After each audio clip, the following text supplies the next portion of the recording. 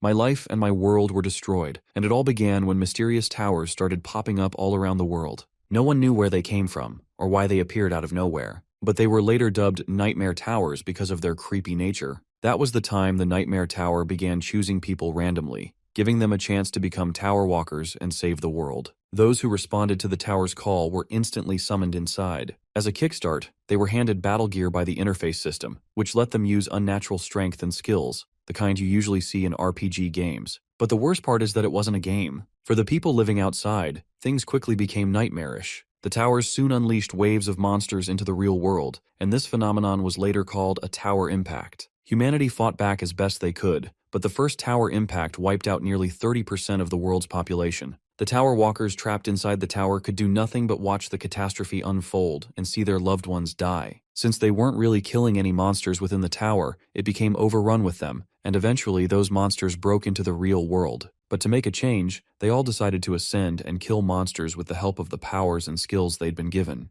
In order to tempt them and steer them off course, the tower cunningly offered an opportunity like no other. They were given an object known as the Regression Stone. As the name suggests, it allowed tower walkers to go back in time, to the moment before the tower impact happened. Their memories and experiences would remain intact after regression. Some didn't hesitate for a second and cashed in on this chance, while others felt suspicious of the stone. Turns out the folks who used it didn't actually travel back in time. Instead, they were transferred to a parallel universe with a different timeline. So basically, those who returned to the past weren't fixing anything for this current world. They simply abandoned it. As they kept ascending the tower, things only got worse, especially after the second tower impact. So instead of dying a pathetic death at the hands of monsters, many decided to abandon their world and regress. The fate of this world was left only to the brave souls who resisted the temptation of the Regression Stone. But little did they know, what awaited them was death on the 98th floor, the Chamber of Hellfire. Jaewon was utterly defeated along with his comrades, yet they didn't give up, fighting until their last breath. Eventually, our boy managed to slay the Tower Guardian at the cost of his friends' lives. His one and only friend, the one he cherished most, also chose to abandon this reality with his final breath. It broke Jaewon's heart to see his friend make such a pitiful choice.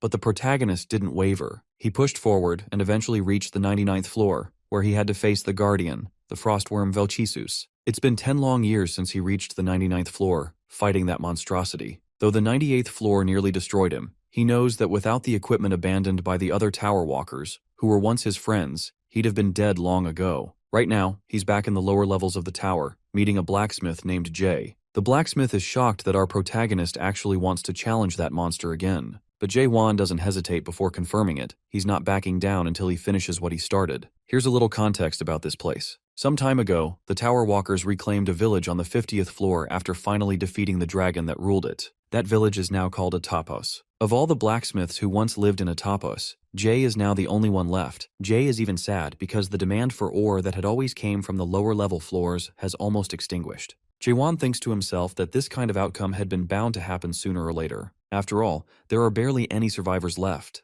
Jay pauses for a moment and then asks if he's noticed anything strange during his recent travels through the tower, and Jaewon recalls the place where the Stone of Regression had been found. Strange markings carved into its surface in letters he couldn't read, though when Jay asks, he only says he didn't see anything. His mind drifts briefly to Hyren, the old woman who disappeared only yesterday, leaving Jay and her as the last remaining supporters in Atopos until now. Jaewon then asks directly to be taught smithing. The sudden request causes the smith to freeze mid-swing. Once again, our boy is back on the 98th floor, taking another shot at defeating this arrogant dragon. The monster commends the brave Tower Walker, acknowledging him as the pioneer who managed to reach the 99th floor all on his own. The dragon may have a tough exterior, but our boy has already begun chipping away at its hardened scales. No matter how many times it takes, he's prepared to return endlessly until the monster finally falls. During one of his runs, an attempt ends with him being completely crushed, leaving him battered and bruised. At this point, even the mighty dragon can't help but acknowledge the resolve burning within this young man. Jaewon carries an unyielding desire, a singular obsession, an obsession to defeat this monster and make his friend's sacrifice truly meaningful. However, the dragon believes defeat is inevitable, and failure is the only fate awaiting Jaewon. But our boy lunges forth after breaking free from the ice, fully prepared to prove the monster wrong. He takes his stance once more, relying on the only technique he knows, which is piercing. The dragon even finds it funny that the kid keeps charging in with the same old trick. You see, Jaewon wasn't as fortunate as other tower walkers who started their careers much earlier, giving them opportunities to obtain unique skills and hidden classes. Jaewon had nothing to his name. so he poured everything he had into one simple yet devastating technique, the art of piercing. He pierced his targets relentlessly, repeating the motion tens of millions of times. This refined mastery even earned him several nicknames. His piercing only grew faster, stronger, and more precise, eventually evolving into something comparable to a hidden class skill. And because it isn't an actual skill, Jaehwan can use it endlessly without consuming spiritual energy, unlike hidden abilities. Even so, not even hundreds of thousands of jabs were enough to deal truly significant damage. Then Jaehwan notices something. The monster's weakness lies in its jaw. The moment the dragon opens its maw to unleash a massive icy roar, Jaehwan seizes the opportunity. He pierces upward from within, obliterating one of its eyes and shattering half its jaw. Even after pouring everything he had into that strike, it still wasn't enough to completely destroy the monster's maw. Deciding to get serious, the dragon takes to the skies and unleashes a relentless barrage of ice. Jaehwan narrowly avoids the attacks at first, but eventually becomes overwhelmed. Seeing this, the dragon boasts about its strength, convinced that a mere tower walker could never bring down a beast of its caliber. Maybe things might have been different if more fighters like Jaehwan had worked together. That's precisely why the dragon feels satisfied knowing the foolish humans fell for the allure of the nightmare stones. Hearing this, Jaehwan is startled and demands the dragon explain more about these nightmare stones. Instead of answering, the monster begins crushing everything beneath its massive paws, leaving Jaehwan no choice but to retreat for now. Jaehwan is left with barely any HP, and a single swipe would have been enough to finish him off. Still, he is curious more than ever. He needs to learn more about the nightmare stones and what that dragon truly knows. To get the answers he seeks, he spends half a decade fighting the monster. At last his efforts bore fruit. The nightmare of the 99th floor is defeated, and the victor sits right over the monster's devastated body. Now, before the monster's life extinguishes, Jaehwan demands to know the truth about the nightmare stones. The dragon, however, doesn't give him the satisfaction. He says Jaehwan can only learn the mystery behind them by reaching the last floor. With those final words, the monster dies, and our boy earns the Ice Dragon Sword as a reward. Though honestly, this so-called sword doesn't really look like one. Now comes the moment of truth. The door to the final floor materializes right before him. Jaehwan steps forward without any fear in his heart, even though he knows nothing that lies beyond. Entering the final floor, Jaehwan realizes he's standing in a strange place where countless panels of light float around him, each displaying a different image. From there, he sees the tower's condition in the outside world and a topos as well. Suddenly, a voice comes from somewhere unseen, noting that our protagonist has arrived early and reassuring him there's no need to be tense. The figure sends an important announcement, and a system notification appears in front of him, congratulating our hero for being the very first person to fully clear the tutorial of the game within World 294. The message goes further, declaring that his record will be permanently stored in the Immortal Library, the Akashic Record itself, and the monarchs of the Great Land are allowed to look upon it. Reading this, Jaehwan's mind fills with all the terrible experiences he had in the tower, and now he is learning that it was just a tutorial. The mysterious voice observes how shocked our boy has become, and warns him not to let it bother him too much,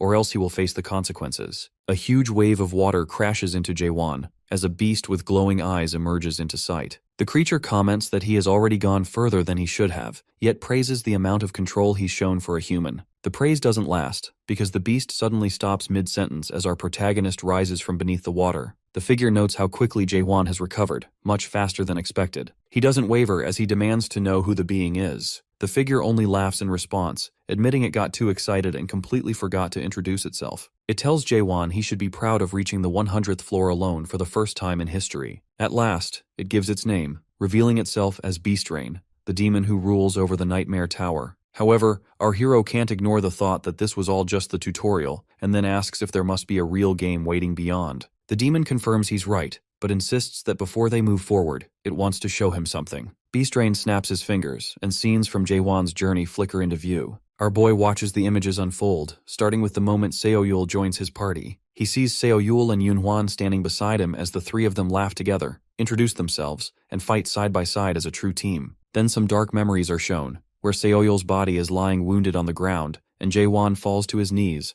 calling her name repeatedly with a trembling voice. Next, the last moments of Yunhwan appear. Meanwhile, Beastrain asks if this rising tide of sadness is stirring emotions Jaehwan thought he had buried. The demon calls those feelings a waste, yet offers something cruelly tempting, a chance to go back and start again from the very beginning, only this time keeping every memory exactly as it is. Beastrain's grin widens as our protagonist realizes more clearly that this is not the end of the path at all, but the prompt glowing in front of him isn't a gift either. It's nothing more than a trap, since he thought he could save the world if he climbed the tower. He recalls the system window that named him as the chosen Tower Walker, supposedly destined to save the world. From the very beginning, there was no way to stop the tower impact, and they had been tricked into climbing. Saving humanity was their only hope. Jae-hwan rejects the offer instantly, declaring with firm resolve that he will never return to the past. Beast Rain mocks his refusal, claiming that no one can cling to what's already gone, because regression is impossible in both the tower and the Great Land. The name Stone of Regression flickers across our boy's thoughts, but the demon shatters the illusion right away, explaining that the so-called regression stone was never what people believed it to be. In truth, it's the Nightmare Stone, a cursed gem that drags anyone who touches it into endless dreams woven by a dream demon.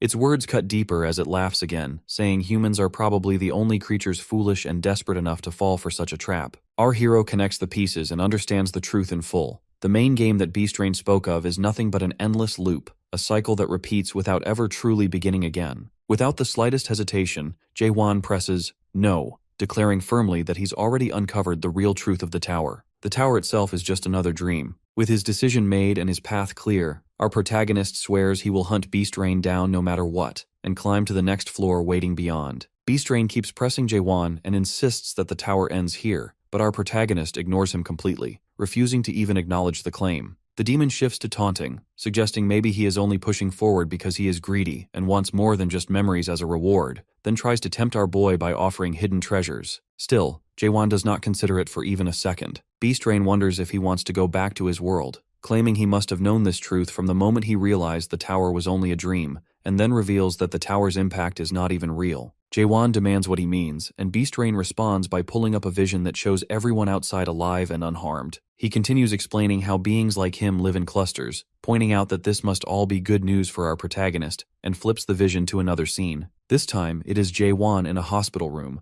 looking at his own unconscious body lying on a hospital bed along with all the other walkers, while Beast Rain explains that although he spent decades inside the tower, only a single month has passed in the real world. The demon starts boasting again, claiming our hero could never hope to defeat him, calling their difference the same as the gap between a dragon and a human. Jae-hwan simply raises his sword and declares that he has already slain a dragon, which makes Beast Rain snarl and call him arrogant. In the next moment, the two crash violently into each other. Later, Jae-hwan steps into a building, calling out for Jae but hearing no response, and his mind drifts back to all his battles with Beast Rain. 72 days have passed, and he never managed to land a killing blow. Yet despite all those fights, the demon never actually killed him either, and now our boy realizes it is because he never intended to. With that in mind, our protagonist swears to keep going no matter how long it takes. Meanwhile, Beast Rain thinks deeply about Jae-hwan as a product worth selling, a seed that refuses to grow the way he wants. Normally the process is simple. Pick out the good seeds during the tutorial, nurture them through the main game, and watch them develop. But this one is the exception, resisting all progress no matter what is done. The demon considers killing him, but the thought of damaging the soul and drawing the attention of the harvesters holds him back. Instead, he decides to raise him carefully and make a fortune, imagining himself rising into the upper ranks and clearing all of his debts, especially since even gods who usually avoid demons have shown interest in Jae-hwan. Suddenly, Jae-hwan attacks him from behind, prompting Beast Rain to ask about his real goal, but our hero just keeps swinging his sword without pausing for even a second. The demon tries to reason with our protagonist, insisting that moving on to the main game would benefit not only him, but also everyone connected to him. Yet Jae-hwan does not show the slightest sign of caring. The fight grows fiercer until Beast Rain slams him into the ground and starts shouting again, offering every hidden skill and item in his possession if Jae-hwan will only agree. However, our boy insists on hunting him down, and with Beast Rain's patience slipping, Jae-hwan finally says he has a question. Later, Beast Rain begins explaining that his universe is made up of more than one dimension, but Jae-hwan cuts in, saying he already knows because theories like that exist on Earth. The demon continues anyway, describing how the Great Land is the main dimension and how countless smaller frontier worlds, including Earth, known as World 294, surround it. He explains that the Nightmare Tower exists, so walkers can gain skills and adapt to the system in order to travel across these different worlds, and demons like him are responsible for helping the walkers in the games. But when Jae-hwan asks why they do this, Beast Rain sidesteps the question, and instead wonders aloud why the tower appeared specifically on World 294. He reveals that this world was chosen simply by coincidence.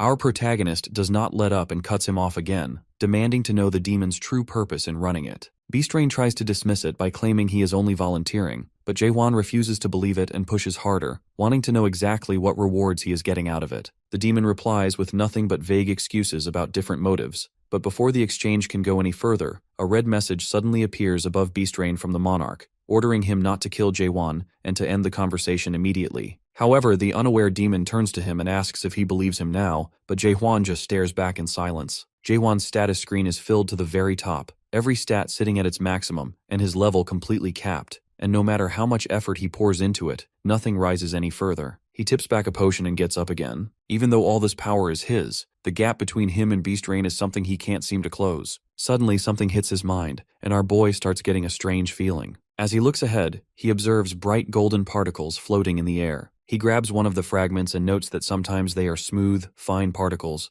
and sometimes they are rough, blocky pieces like sugar cubes. In that moment, our protagonist understands this is the truth. The raw particles that make up the very essence of this world. Now standing in front of Beast Rain, Jaewon wonders out loud what exactly a monarch is, guessing it's nothing more than a title for a king. Beast Rain notices his interest and explains that monarchs rule over the great land, and anyone who clears the main game earns a recommendation from one of them. Then, our curious boy asks what the recommendation actually means, and Beast Rain replies that his entire fate depends on whichever monarch he chooses. He adds that if Jaewon just trusts him, he'll make sure he ends up serving under the best monarch possible. Beast Rain even stakes his own honor on it, promising to guide him into the main game if our hero agrees. The swordsman, after thinking a bit, remarks that Beast Rain sounds more like some insurance salesman than anything else. Still, Jaewon agrees to go along with it, adding that in exactly 10 days, he'll leave this place. 9 days later, our protagonist is training with concentration, while Beast Rain watches from his screen, remarking that he's been repeating the same thing all day and pointing out that the time is almost here. His thoughts drift bitterly toward the way the dream demons tricked him into buying this low-quality tower. He growls under his breath, cursing those swindlers, remembering how quickly he jumped on the deal just because he heard it was built by an expert-level demon. Later, the truth stung hard as it was nothing but a first-generation antique with no production year recorded. If it had been a third-generation tower, Beast Rain could have ended the tutorial by force without damaging the product, but this outdated relic demands the consent of its product in order to close the game. The demon believes that his only crime was being too broke to buy better. Still, it works, and with tomorrow coming fast, he hopes it will all finally end. The next day arrives, as the system flashes tips about the main game, speaking of the Tree of Illusion and the Great Land, before another message appears from the Game Master, offering to return Jaewon to World 294 with every memory intact. Beast Rain asks if he memorized the data, and our boy confirms that he has. Then the demon urges him to hurry up and press accept. He sheds tears of joy as his long-awaited moment has arrived, but to his surprise, Jaewon suddenly swings his sword. Beast Rain freezes in shock and demands to know what he thinks he's doing. Our protagonist's grip on his sword tightens as he tells him he should already know the answer, as he'll be hunting him down. Ever since Jaewon observed those particles, his pierce technique has felt unstable, and he can sense something off. He feels like something has awakened inside him. Pressure builds as a massive claw comes crashing down towards our hero, and his strike slices forward in response. Beast Rain admits he's never seen anyone like this before,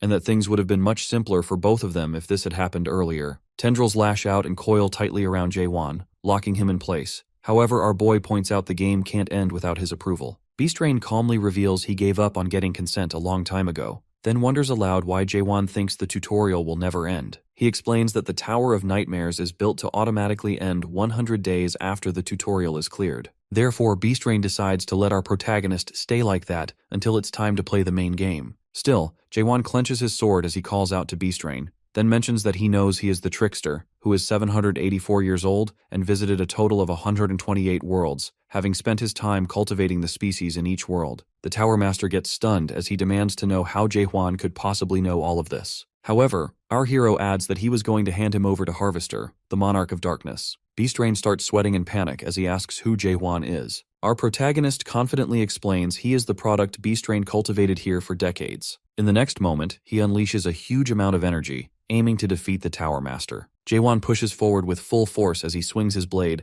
striking Beast Rain directly and pushing him backwards. Then both clash with their forces. As a result, our boy skids back, while Beast Rain's shoulder is injured. This leaves the demon confused, and then something hits his mind. Meanwhile, our protagonist prepares his sword, while Beast Rain wonders if he is an over-adapted player. Our boy recalls that ever since he reached the 100th floor, he wondered if the demon could even kill him. Reality itself began to break down. He finally understood stabbing when he had no doubt left. He strikes the shield of his opponent, breaking it completely. The system notifies about the lifting of the sync limitation. Then the demon transforms his body to counter Jaewon with his full strength, trying to make him surrender. As Beast Rain strikes, he admits he is impressed seeing our hero reach the second stage of adaptation after just completing the tutorial. but he believes a human can't defeat a demon, as he unleashes a high number of spikes. The spikes hit Jaewon and his blood flows, but still, our protagonist clenches his sword and decides to stab his opponent no matter what. He keeps stabbing as the count climbs higher and higher until it finally reaches 10 billion times. Finally, Jaehwan manages to land a powerful blow towards the demon,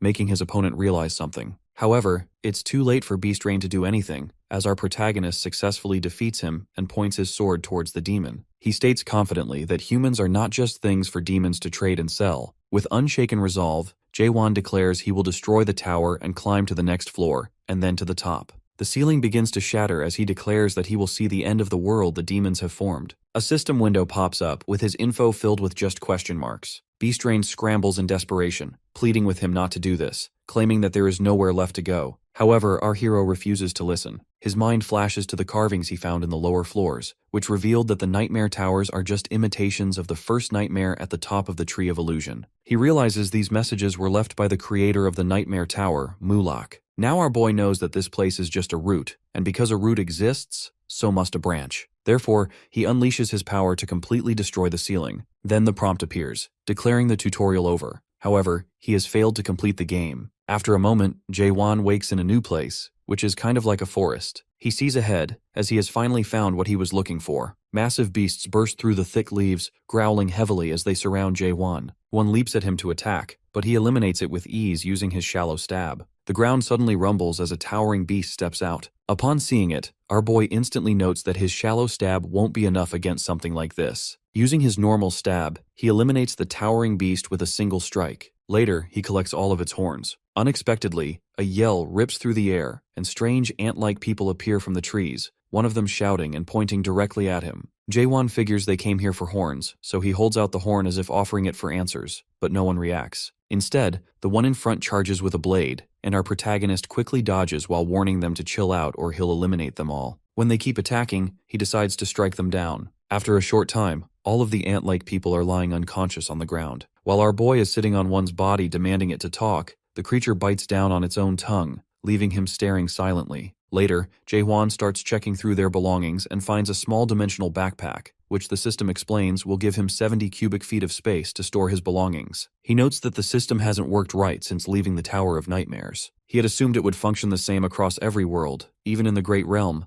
but that clearly isn't the case. While searching, our protagonist also finds some odd, colorful stones they carried, and it turns out they're soul stones that enhance spiritual power, which he gets to know through suspicion. Every enemy he eliminated had one, making him wonder if these people were jewelers or something, but he just shoves the loot into the backpack without bothering to figure it out. After that, his sword opens its jaws and eats all the dead bodies. Meanwhile, he comes across an old scroll, and even though it doesn't look like much, something about it makes him pause. When Jaewon unrolls it, he sees the words Tree of Imagery, Chaos, and recalls that he didn't come across this information from the files Beast Rain sent him. Somewhere else, the ground shakes as fanged beasts come crashing out. Surprisingly, a girl with wild red hair, along with other people, is running away from the chaos. She hurls a weapon that misses the monsters entirely, and instead slams into the knee of a tall, red-haired guy, making him stumble as he tries to laugh it off, and wonders how she even managed a shot like that. She gives a quick apology, but then shouts sorry again. This time not to him, but because there's a two-horned beast barreling up right behind her. She's sprinting toward two guys who yell for her to stop, but she just keeps running forward. Up above,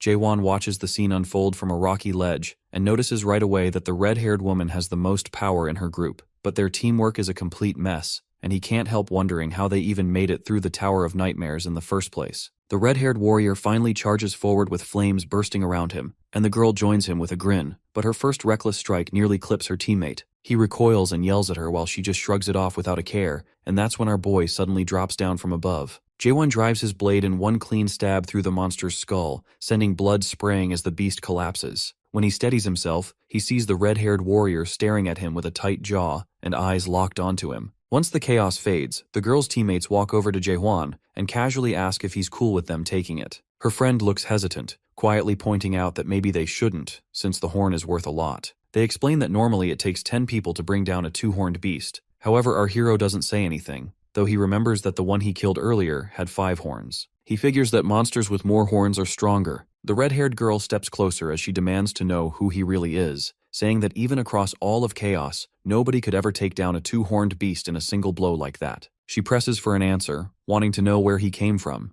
and Jaewon looks her straight in the eye, asking what chaos is. The girl freezes on the fact that he doesn't know what chaos is. The red-haired warrior stares directly at Jaewon and immediately starts firing off questions, asking for his name, why he's even here, and how he's somehow able to speak with them. However, Jaewon only gives short replies in return by nodding and shaking his head. They mutter among themselves that it's unusual to even run into a language barrier these days. When the red-haired man asks if he's fine with them taking the Bihorn corpse, our boy agrees without complaint. Meanwhile, the red-haired lady notes that his fight was strange since he showed no real skill and killed the beast with a single stab. After that, she tries to use her ability on him, but the system instantly throws back a message saying it failed. She learns his spiritual power is no higher than a non-adapter's. Demanding to know who he is, she presses him to state his identity and why he is here in Chaos as an adapted player. When our protagonist repeats the single word, chaos, and questions what that's supposed to mean, the woman accuses him of messing around, saying his words make no sense, asking if he is having trouble understanding her.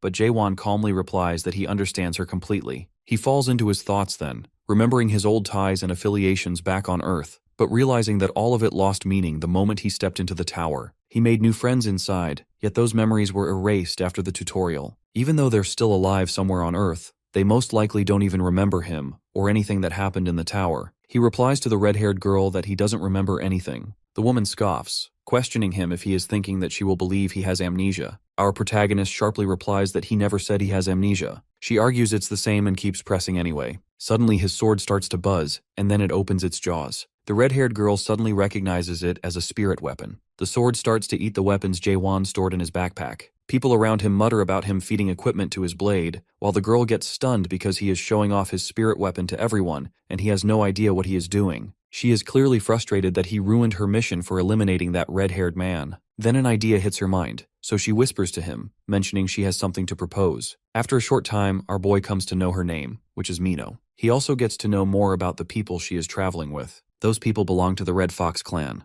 Jaehwan immediately realizes her so-called proposal is for him to wipe out that clan, as she has warned him that they'll come after him too. Later at night, the red-haired man suggests they should camp for the night to avoid attracting horned beasts. Later, our protagonist notes that the village isn't far. Through his second stage of awakening, understanding, he has overheard the conversation of the Red Fox clan people, agreeing his two-horned kill was just because of the spirit weapon. They claim such weapons can only be found in the abyss, also called the branches of the Tree of Illusion. However, our hero knows they're mistaken since his weapon came from the roots. Although the demon told him that the gear in the tower isn't very good, he never thought anyone would want that thing. Anyway, he has realized that this place isn't a great realm after all. After a short time, the enemy begins to move. Mino pops out to warn our protagonist and tells him to use the sword that had eaten other weapons to eliminate the enemies. Unexpectedly, he replies that he doesn't have it anymore since he lent it out for inspection, and she gets pissed off, calling him careless. At that moment, members of the Red Fox clan appear. The red-haired man thanks Jaewon for his weapon,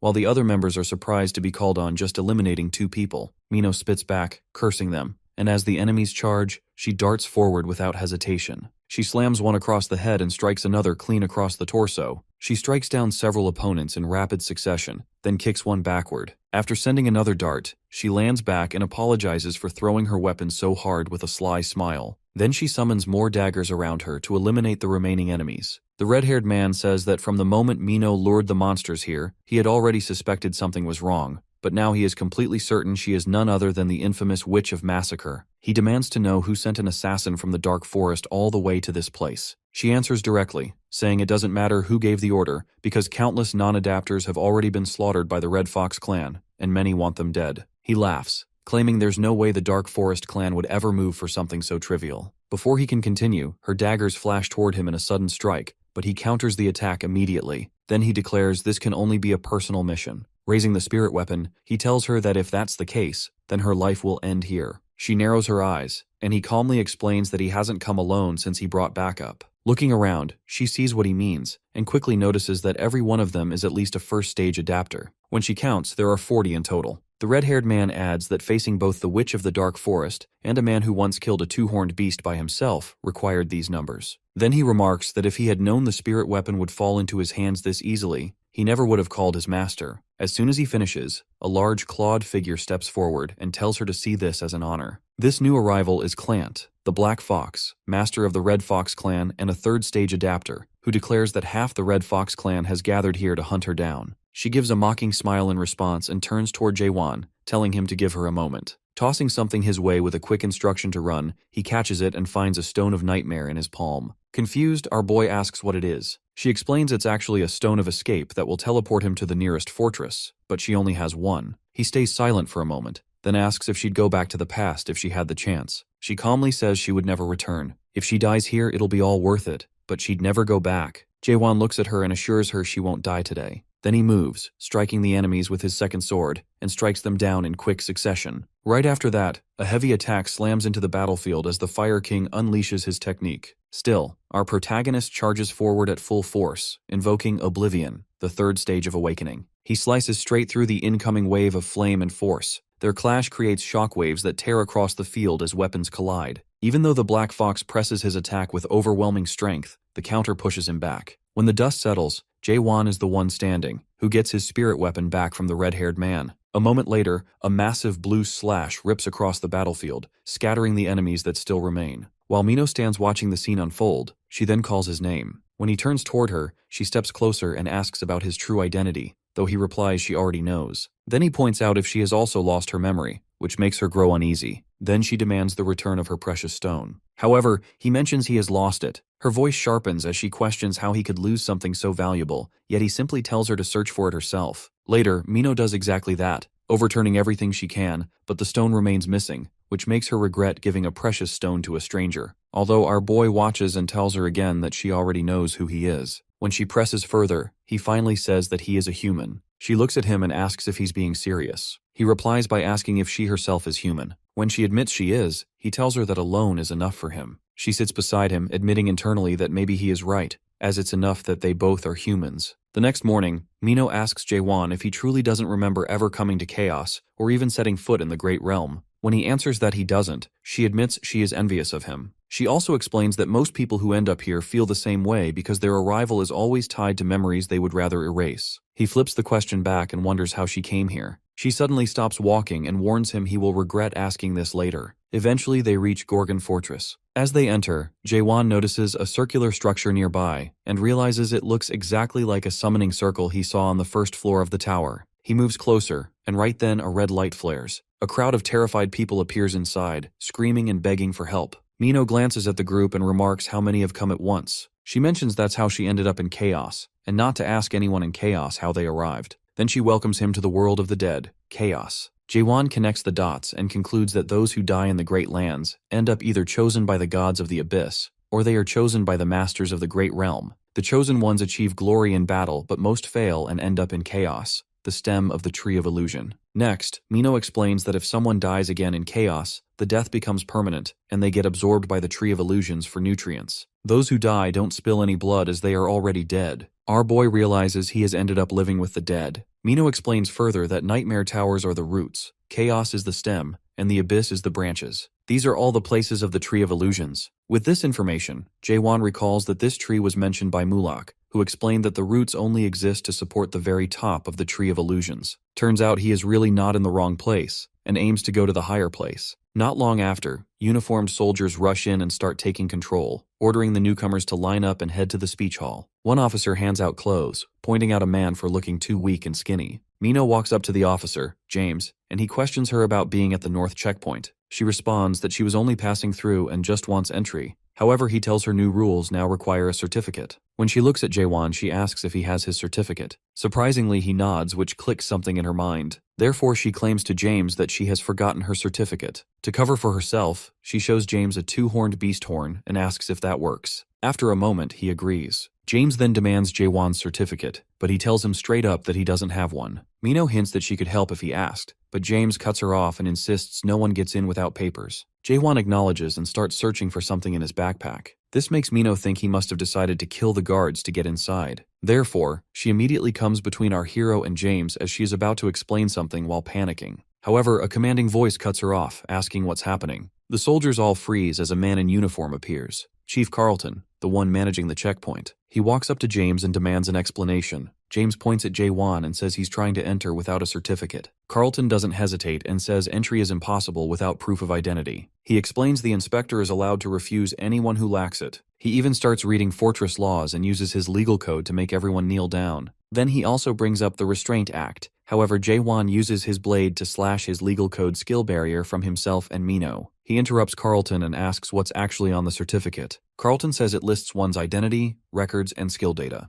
Jae-won replies that he doesn't need one because he refuses to show him anything about himself. The chief is confused as his legal code isn't working on our protagonist. Therefore, he decides to detain him under the law and summons chains using a skill called Silver Restraint. The chains move forward and try to coil around Jae-won, but our boy resists until they snap apart. Every guard freezes in shock. Carlton demands to know how that was possible. After that, our hero decides to do the same thing as Mino, which makes her recall that she bribed James using the horn. On the other hand, James goes pale as he was the one who accepted a bribe. Jae-won reaches into his things, pulls something out, and hands it to Carlton. Meanwhile, James yells for an execution, but Carlton silences him and asks Jae-won directly if that's his name. When Jae-won says yes, Carlton looks at him and declares that he is the messenger of the Greens. The device sweeps over Mino and gives off a warning that her soul corruption has passed the safe limit, telling her she needs to take medicine. Carlton glances her way and tells her she's pushing things way too far. Jae-won tilts his head and wonders what soul corruption even means. While eating her medicine, Mino explains that it's a chronic sickness everyone in Chaos carries,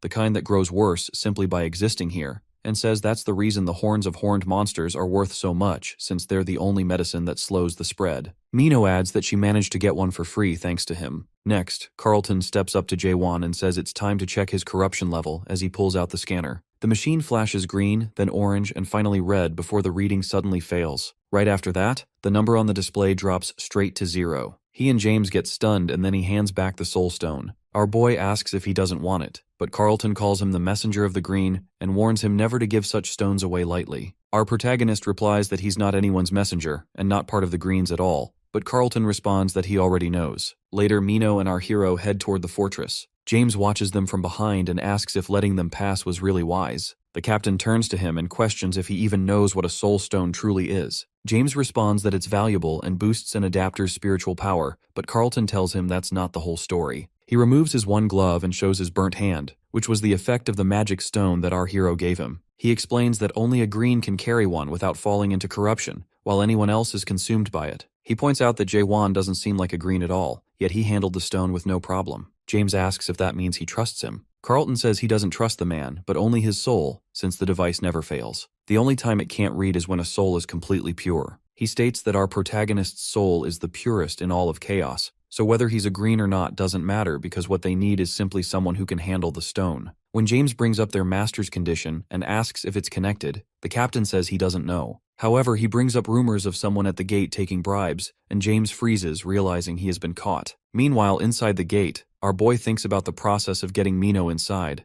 remembering how Carlton listed out the regulations and told her he'd let her go only because Jae-won asked. He warned her never to try bribery again. He then tells Jae-won that she'll recover soon. When they reach a bridge, our hero asks someone if they know a blacksmith skilled enough to handle his spirit sword, but that stranger says they doubt there is anyone that skilled. While showing his spirit sword, someone sees him beneath the bridge with a sly smile. Later, Mino finally recovers as she notices they're already deep in town by this point. Then Jae-won tells her to go her own way. She stops in surprise and demands to know what he means. She yells at him to wait and accuses him of ditching her, and runs after our protagonist to ask if he's still upset about her trying to leave him at the gate. He tells her that just getting him to the fortress was enough, and that she'll only slow him down from here. He states she and he are different. However, Mino chases after him, insisting that he doesn't know the town and will end up in trouble. He replies that he can just ask for directions, but she yells that he should be asking her since she knows the way around here better than anyone. That's when our boy finally tells her that he's looking for a dream demon. Mino quickly says she might know where the dream demon is and offers to guide him. Our protagonist agrees, but explains that they need to deal with something else first. Up ahead, a group of men come into view, and one of them points out that they've found their targets. They ask about the spirit sword, but Mino warns them to leave before things get messy. The men mock her, saying their youngest will be 12 this year and claim foul language is bad for a child. They demand the spirit sword as a toll, or they'll let the youngest deal with it. However, our hero shuts them up with a plain face. The enemy leader warns that surrendering the sword is the only way to avoid harm,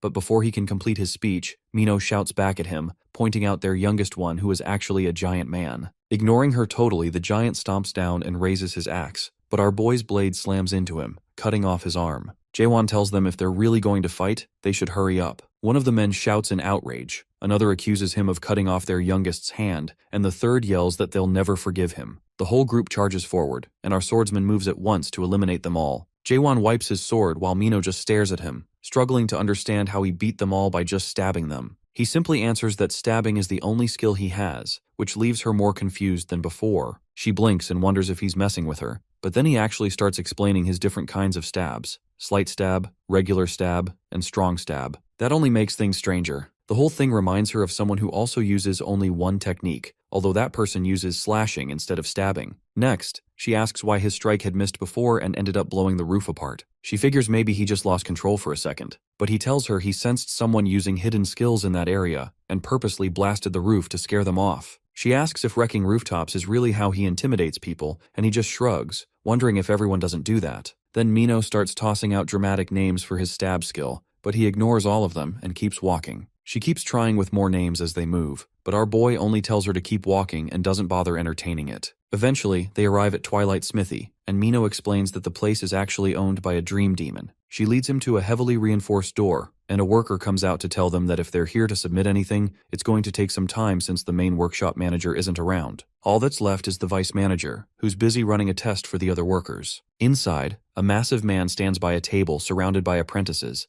and sitting on it is a sword made from a quadhorn's horn. The man, Michael Garnard, is the vice manager of the shop, and explains the blade is complete, but they still need to drill a hole through the hilt to finish it properly. The apprentices all jump at the chance to prove themselves, but he warns them straight away that it's nearly impossible to even leave a mark. He promises that whoever manages to do it can act as vice manager for the day. They each step up one by one, but none succeed, and one even ends up breaking his tool. Michael mocks the group, calling them weak and tearing into them for being useless. The attempts keep going until a worker who is greeted outside steps up to try, but right as he does, Jaewon slips quietly inside. The worker immediately starts yelling that no one's allowed to just walk in like that. Michael looks over and sees Jaewon. Our protagonist steps forward saying he wants to give it a try, and the workers start whispering, wondering if maybe he's some wandering blacksmith. Michael doesn't care who he is and insists he's going to fail, assuming he only feels confident because the others did so badly. Jaewon simply asks if he should go ahead and make the hole or not, but the vice manager starts lecturing again about how incredibly tough quadhorn horns are, and how it isn't that his workers are bad, it's just that he's on another level. Before he even finishes, Jaewon taps the blade once with a finger, and it immediately cracks and falls apart. Everyone freezes in shock, and Michael starts shouting furiously that he's insane for destroying something so valuable and demands what he's supposed to tell the client. Jaewon replies that he went easy, saying that breaking it fully would have been even easier, and then casually shrugs and apologizes. The vice manager doesn't calm down at all and yells that a sorry isn't going to fix anything, especially when the quadhorn horn was irreplaceable. That's when Jaewon pulls another horn out from his backpack, and everyone recognizes it instantly as a pentahorn. Michael studies it more closely and realizes it's from a granok. The room goes quiet, and when Jaewon asks if it's good enough, Michael just nods. With things flipped around, our boy asks if he can use his smithy for a bit, and Michael orders the workers to shut the doors. Meanwhile, Mino decides to leave him to it and dips out, while Michael begins giving a full tour of Twilight Smithy. He even grants Jaewon the title of vice manager for the day and tells him he's free to use whatever he needs. Our protagonist nods and raises the granok horn, and the man, still curious, asks where he got it. Jaewon answers plainly that he hunted the pentahorn alone and took it himself, which Michael doesn't buy for a second. Jaewon then asks for help since it's his first time making a sheath. The vice manager, confused, asks if he's really planning to use that material for a sheath, but Jaewon pulls out his weapon, and Michael's eyes widen. It looks like a frost dragon sword replica, but when he tries to grab the granok horn, the sword reacts violently, releasing a burst of energy and absorbing the horn entirely. Michael realizes on the spot that it's actually a spirit weapon, and the aura inside belongs to a high-tier race. The weapon begins changing shape right in front of everyone as it evolves, and once it finishes, all the material is gone. Our boy simply says he's got another and hands over a second horn. Michael sees clearly that this one is from a 5-horn beast, and Jaewon asks what he should do next as the temporary vice manager, saying he wants to watch Michael's smithing style. The man asks if he has a design in mind, but Jaewon tells him to decide. Michael finally introduces himself properly and promises to show him his best work. Jurgen Cheever, the Prime Minister of Gorgon, sits back with a drink in hand, his eyes fixed on the man kneeling before him. The man tries to explain himself, saying that after the massacre of the backstreet gangsters, he somehow lost the target. Jurgen squints, questioning how someone like that could simply vanish, and the man admits he has no idea. He describes how one moment everything was normal, then suddenly everything went black. When he regained consciousness, he found himself on a rooftop with no memory of what happened in between. Jurgen asks if the target saw him, and something clicks. Whoever this person is, they must have seen through a master-level stealth skill, which means they are not dealing with a weak opponent. Jurgen concludes that the target must be at least a 5th-stage adapter. With this in mind, he orders a citywide search, demanding more people, more vigilance, and no mistakes. The hooded man bows, murmurs his agreement, and quickly leaves, while the Prime Minister remains seated for a moment longer. A low rumble shakes the ground as his grip tightens around the glass, and he mutters for his lord to wait. Meanwhile, in a noisy tavern, a floating screen shows Siren hosting the top 10. She announces it's time for the final video. The footage rolls. It's that famous solo clear of the 99th floor, with a lone figure moving so fast he's just a blur. One patron wonders aloud whatever happened to that guy, while another jokes about the lords all loving him. Someone else jumps in with the latest gossip. The entire cultivation system in the tower has been shut down because the demon running it was caught trying to rig the outcome. His friend laughs, saying the demon abandoned everything and ran, and now many believe the video is a fake. They start arguing over why anyone would trash a first-generation tower built with borrowed loans. One insists the demon must be spoiled, while the other jokes he would have just sold it at a discount. He calls out for more beer, and the bartender starts pouring, but the room falls silent when the door slams open. All eyes turn as Mino enters. Tall and fiery, she strides straight to the counter. She takes a seat, and before anyone can speak, a man approaches, complimenting her looks. He tries to flirt, but she isn't interested. With a glare and a surge of dark energy, she tells him to leave, and he quickly backs off. Still seething, Mino mutters about feeling awful and tosses a gold piece on the counter, demanding enough alcohol to knock her out. Later, she suddenly starts shouting about Jaewon, venting about how full of himself he is. Our boy's name keeps coming up as she rants until the bartender sighs, mentioning that everyone's heard enough about him already. That's when Claire, the tavern owner, steps in. She asks why Mino is being so dramatic when she isn't even drunk yet, and questions why she sticks around someone she claims to hate. Mino snaps that it isn't like that, but admits that every time she sees Jaewon, something inside her ignites. She recalls how our protagonist walked straight into chaos, sword swinging, destroying everything in his path with no hesitation. She can't shake the memory of how he looked at her, repeating his words that they are different. Mino points out that everyone else, including Claire, works hard just to survive, but this guy arrived out of nowhere. She remembers asking what he'd do if he ever encountered a nightmare, and all Jaewon said was, there was no use explaining because she wouldn't understand. She complains that he always brushes her off and looks down on everyone. Claire sighs, resting a hand on her head, and says our hero is just immature. She warns Mino to keep her distance. Mino tries to argue, but Claire's expression hardens as she says staying around someone like that isn't brave, it's reckless. If Mino keeps playing with fire, she's bound to get burned. Before Mino can respond, the doorway flares with light. A blazing streak slices through the air, heading for the counter. She spins just in time to catch a glowing golden bird, which drops a sealed letter into her hands. Mino glances at the wax seal and recognizes it as a letter from Carlton Javier,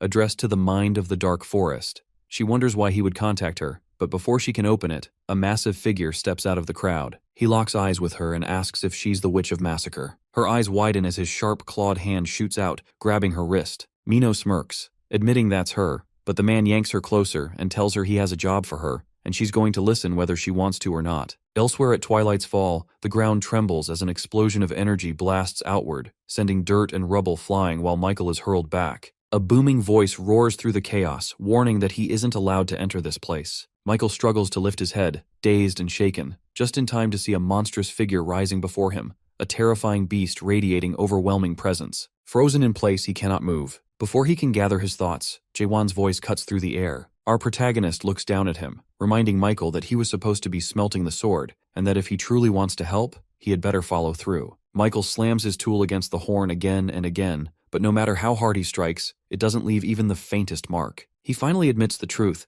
that the item's level is far beyond what he can manage. Jaewon shakes his head and tells him it isn't about level at all. Before the craftsman can even react, our boy grabs hold of his head and forces the first stage of awakening to ignite, the one called doubt. Then, without pause, he drives him into the second stage, understanding, which opens Michael's eyes to what really stands before him. The horn in front of them suddenly begins leaking an unnatural matter, and Michael stumbles back as black mist spills upward until it floods the air. Out of the darkness, a pentahorn slowly emerges. It suddenly crashes into the ground with a force so great the earth splits and bursts around both Michael and our protagonist. The fighter shouts at him, demanding he pull himself together and actually fight if he plans to do anything at all. He stares at the beast, realizing in shock that this is its true form, and starts questioning why he has wasted all his time using such small and meaningless skills against something like this. It feels too unreal, and he convinces himself it must all be a dream, so if he just wakes up, then everything will disappear. Muttering under his breath, he bolts for the door, but the massive shadow of the pentahorn combined with the sound of our boy's voice makes his legs lock and freeze him on the spot. Jaewon exhales, ready to move, and in a sudden blur, Michael bursts through the doorway instead, yelling for help, only to stop cold when he sees an endless flood of undead creatures calling him vice manager, standing in the hall. A giant eye appears, fixing its gaze directly on him while telling him he is not even qualified to look at this place. Then the ground suddenly splits apart, throwing him backward and leaving him stunned and disoriented. Our protagonist doesn't let him recover. Grabbing Michael's hammer, he charges forward and smashes down against the pentahorn's horn, using the opening to surge closer. He darts into striking range, slipping past the snapping jaws, and when the beast lunges again, he is already there, driving his fist forward with all his strength toward its face. The battle explodes in noise, and Michael's roar joins the chaos as the struggle rages on. Later, outside, Michael asks if Jaewon is simply going to walk away, and the other responds that his role here is complete. Michael offers to name the sword, calling it Doc Bull, and when our hero asks if that means the lone hero, Michael insists it is the perfect name before turning to leave. The others bid him farewell, but suddenly Michael calls out again, demanding to know what he looks like in Jaewon's world. Our boy turns back, and with a simple answer, he tells him that he looks human. As Jaewon walks ahead, he notices Mino following him. She wonders aloud if he's worried she might be plotting something. When he bluntly asks if she is, she replies directly that her plan is to kill him. He doesn't flinch, and only questions what she expects to gain from it. As she steps closer, she hands him a small bundle, explaining that it's clothing,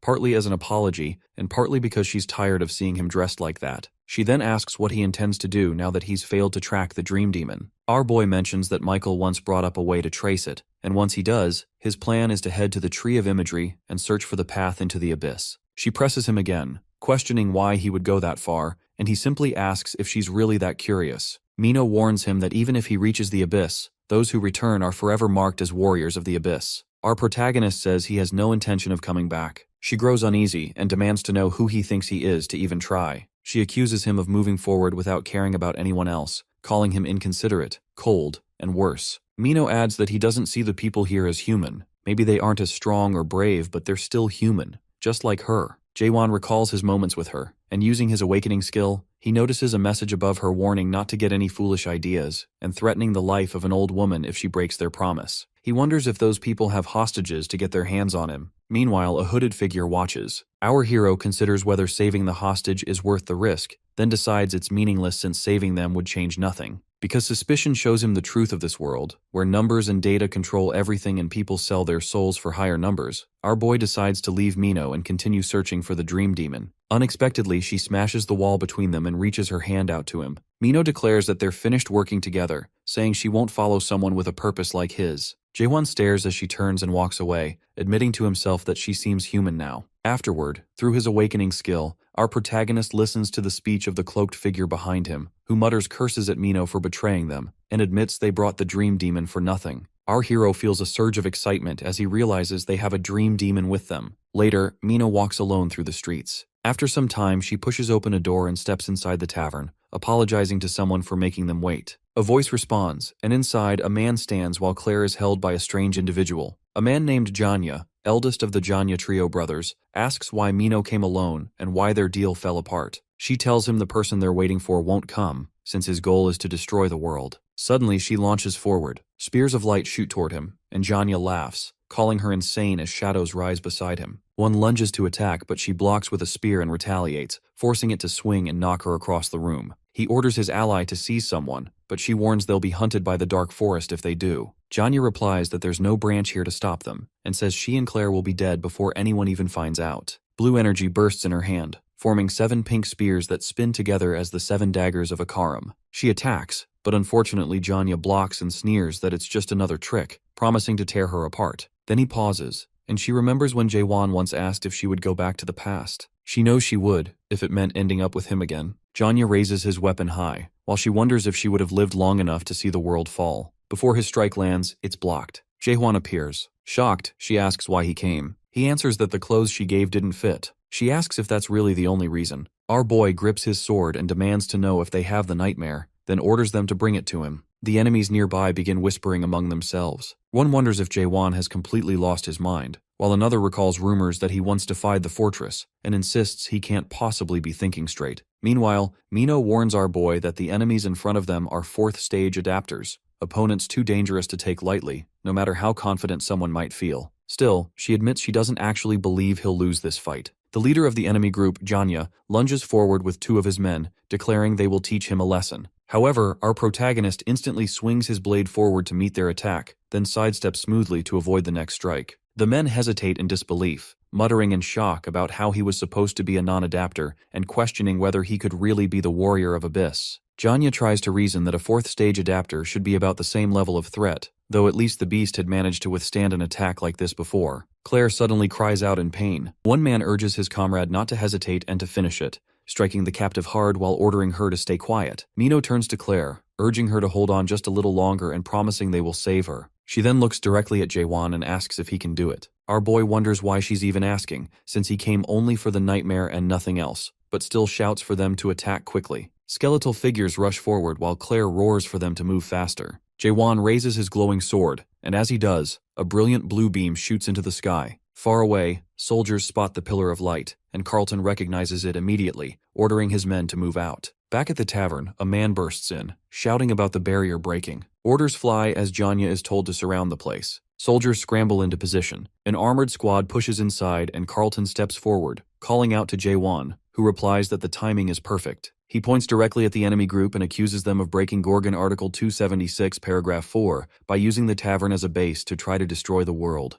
Janya quickly counters with an accusation of his own, but Carlton sides with the restrictor, citing Gorgon Articles 174 and 124, and declares that for the crimes of illegal property destruction and kidnapping of a citizen, the accused are placed under emergency restriction. Chains suddenly wrap around the enemy squad, and Carlton warns that resistance is pointless. Janya charges forward anyway, and weapons clash until a sharp crack splits through the knight's weapon as Carlton pushes him back. He leaps away, shouts to his ally, and swings his weapon down again, but more chains whip out, wrapping tightly around him and slamming him into the ground. Breathless, he admits he will surrender, and Carlton calls it a wise choice. Janya smirks and calls him naive, then tosses out a black sphere that explodes into thick, choking smoke. Outside, a purple-haired man watches silently. Another calls out to him, warning that the youngest has already breathed in some of the black clouds. A masked man holds an injured companion, scolding him for not wearing his mask properly and telling him to hold on, since maybe a small amount can still be survived. Another masked figure turns in anger, accusing him of releasing the black clouds without Ark's permission and demanding to know if the Witch of Massacre was really worth such a dangerous risk. Black Serlang, the elder of Gumchenbang, asks if she is truly so dangerous, but the man shakes his head and replies that it isn't her but Carlton who is the real problem. Serlang responds with excitement that breathing in the black cloud serves him right. He then points toward our hero, asking who that might be as Jaewon emerges from the tavern supporting Mino. Meanwhile, Janya stares at him, baffled at how anyone could walk away unharmed from the black clouds. He admits he has never seen someone from the Greens without antennas. Their group approaches our boy, making our protagonist uneasy as he draws his sword. Our boy, with his sheath, channels Garnak's power and sends a powerful energy aura toward his enemies. This forces some of them to stumble backward, while others are struck so hard they're thrown aside. With that surge, our hero unleashes his attacks, striking several opponents and knocking them to the ground, dead. Witnessing the situation, Serlang flees, shouting at Janya to deal with him. Janya curses at Serlang, then glances at his fallen comrades. Jaewon steps forward, closing the distance and giving only one choice, demanding that Janya reveal the Dream Demon's location. Hearing the name, Janya's eyes darken, and he gives a chilling warning, telling him that if it's discovered he leaked the information, he'll wish he had died. With no other option, Janya takes a stone of fallen souls. Our protagonist has seen stones like this before, clutched by townsfolk. The very stones Mino once explained weren't drugs, but a method to slow the creeping corruption that eats away at the soul. However, Janya's body convulses violently as the unleashed power rips through him, twisting his flesh and reshaping his bones until something monstrous stands in his place. What rises is an undead beast, charging through the streets with wild strength and eliminating people in its path. Now Janya, transformed into that monster, can see the truth of the world he lives in. As he observes, he wonders what he was so afraid of, now that he can do anything he wants. He sends his tentacles to attack our boy, but when he sees Jaehwan as human, he questions how a human can exist in this world. Meanwhile, our hero isn't able to see Janya's true nature, even with suspicion. Still, he ignores that and focuses on his enemy. Using his spirit sword, he instantly strikes down Janya. In his final moments, Janya suddenly glimpses his past life before his body disperses into the air, leaving our protagonist hoping to find the whereabouts of the dream demon from those remaining at the tavern. Mino warns Jae-hwan not to come closer, but he just stares back and notices she's been sick. Before either can say more, a masked man suddenly bursts into the room and calls out to Carlton, who, from the ground, immediately orders him to alert the inner forces. Meanwhile, Mino quickly turns to our boy and tells him to kill her. She repeats herself, insisting he kill her while she's still herself. Our protagonist looks at her, noting she is human,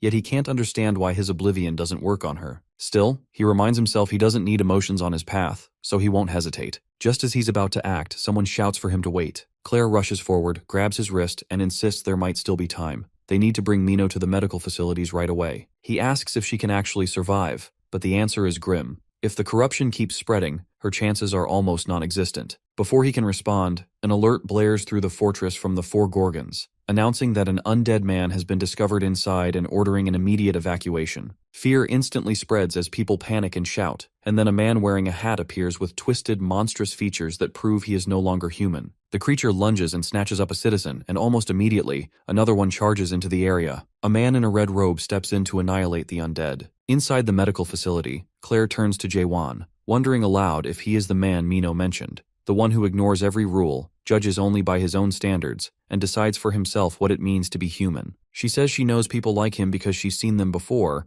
then explains that the people here have not adapted because they never had the choice. Our hero answers that it is because they lack courage, but when she presses and asks, "Courage for what?" he says nothing. Instead, she tells him there is one thing he has to do and warns that he should leave, because it will be dangerous for those around him, and she can't stand people like him. This causes our boy to recall past hardships. While this is happening, a guard asks how much medicine is left for Carlton, and another admits most of it has already been used just to calm him down, leaving almost nothing. James instantly demands that every last bit be brought to him, so the medics rush to prepare it. Jae-hwan watches as the medicine is administered, but even though the medic works quickly, it does nothing to purify the chief, and they can only beg him desperately to hold on. Our protagonist then demands to know if there is any way to bring someone back after turning into an undead man. But James snaps that if he had the answer, he wouldn't be wasting his time here doing this. Ignoring the anger, Jae-hwan grabs Carlton and tells him to wake up because there's something he needs to ask, not stopping even when James shouts at him. Surprisingly, Carlton stirs slightly, looks up,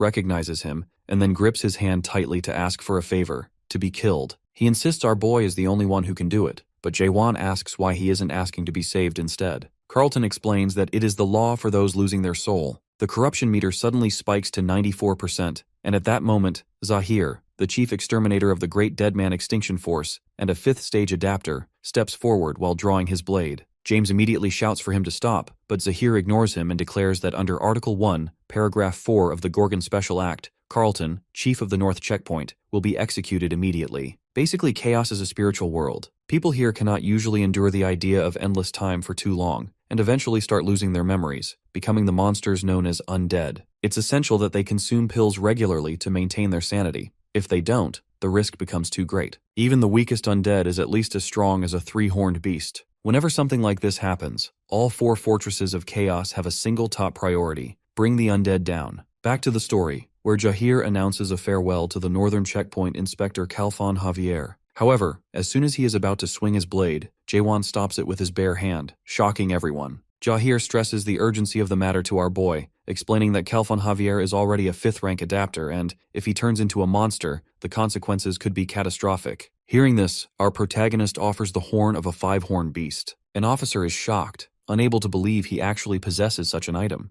Not missing the chance to be savage, our hero crushes the supposedly indestructible horn with his hand and feeds it directly to Cartlon and Mino. Everyone watches in disbelief. James is nearly brought to tears, seeing the contamination being managed at last. However, Mino's body is too weak to stop the process, and she will become an undead despite the medicine. Her contamination rises to 95%. Because of this, Jahir decides to eliminate her at once. Claire protests, insisting they should wait for the doctor who can perform the undead slash. Jae-hwan isn't sure what that is. A guard mentions the doctor is occupied with the fortress master, and that they can't call the divine physician for a smaller matter like this. As Jahir moves in to eliminate Mino, our boy blocks his way, stating that he's the one who should kill her since he was the one she asked. After Jahir steps aside, Jae-hwan uses his suspicion technique. Suddenly, he's enveloped by immense light and transported to another realm, an infinite white background. He sees Mino on the bed, being observed by a little old man. That man wonders aloud who could have done this to good old Mino. The old man notices Jae-won standing behind him and is stunned someone could access this realm. He senses the purity but pettiness in our hero's soul, yet Jae-won is unable to use suspicion to see the man's true nature. He can't even rule out that this might be the source of Mino's contamination. Our protagonist attacks, and the little man retaliates with a slash of his own. Both are astonished when the other blocks the attack. In the next moment, Jae-won's strike breaks the old man's blade, a sword crafted from the crown of a four-horned beast. Both return to chaos from that strange realm.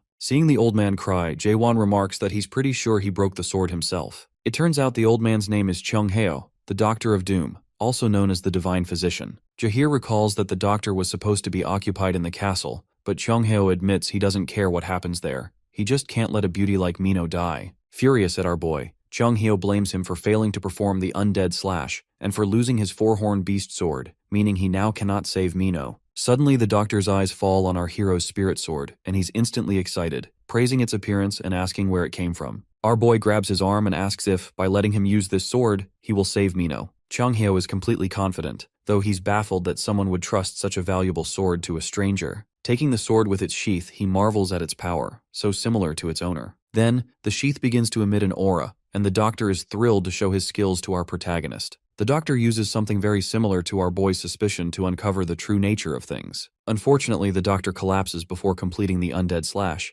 admitting that he doesn't have enough mana. The sadness on his face reveals what this means, and it gets worse as the realm they're in begins to collapse, indicating they're almost out of time. The doctor's sketch of Mino starts fading away. However, our protagonist grips his blade, making Chung-heo uneasy as he's certain no one can copy his undead slash. Our hero ignores him and decides to try his best, even if it's only an imitation. Still, the doctor tells him it's useless. One can't just mimic the spell after seeing it once. He scolds our boy for attempting something the average person cannot even imagine. Jae-won isn't skilled at slashes or anything of that sort, but he believes the old man is simply being loud for no reason. He tells him to be quiet so he can concentrate. He focuses on every feature of good old Mino to draw her sketch. Moving across the vast canvas, he thinks about her mischievousness, her warmth, her trusting gaze, and every impression she's left on him. He skillfully draws her, even adding the mole beneath her eye. Suddenly, a familiar voice tells him she's grateful he got her mole right. It's Mino smiling at him from the bed. They're all back in the real world now. Her contamination is dropping, and the undead transformation has stopped. Claire anxiously asks Mino if she's all right. Chung-heo then observes that some of our boy's petty energy has faded, though he still feels like a 10-year-old. He demands to know who Jae-won is and where he learned the undead slash. Meanwhile, Jahir remains doubtful that someone like our protagonist could have replicated the physician's technique, but the old man confirms it. He explains that not everyone can adapt and learn something like the undead slash. One must be awakened like himself. The awakened are those unaffected by the system's rules, and their actions can disrupt the balance within chaos. Only a handful of players in the Great Realm have achieved that state. Next, Jahir wants confirmation that Jae-hwan is truly an awakened player, since based on what they discussed earlier, this means there's hope for saving the Fortress Master. They agree this is now the top priority. Suddenly, men authorized by the Inner Circle enter the tent, led by the captain of the Dark Soul Unit, a 5th-stage adapter and head of the Guardians of the Prime Minister. Jahir grows confused, as the Dark Soul Unit has nothing to do with the undead or their cure. Unexpectedly, the Dark Soul captain kneels before our hero, calling him the messenger of the Greens and introducing himself. The doctor and Jahir are both puzzled, since Jae-won doesn't look like any messenger of Nakmyang. However, the Dark Soul captain asks him to go with them to the castle. Later, at the castle, the Prime Minister Jurgen greets our swordsman and introduces himself. Jae-hwan only gives his first name, which makes the Prime Minister chuckle, finding our boy as reserved as Chung-heo. He then asks if our protagonist is truly a representative of the Greens. Our hero shakes his head without hesitation, stunning the Dark Soul captain. Meanwhile, the doctor points out that our boy can handle stones of the fallen souls,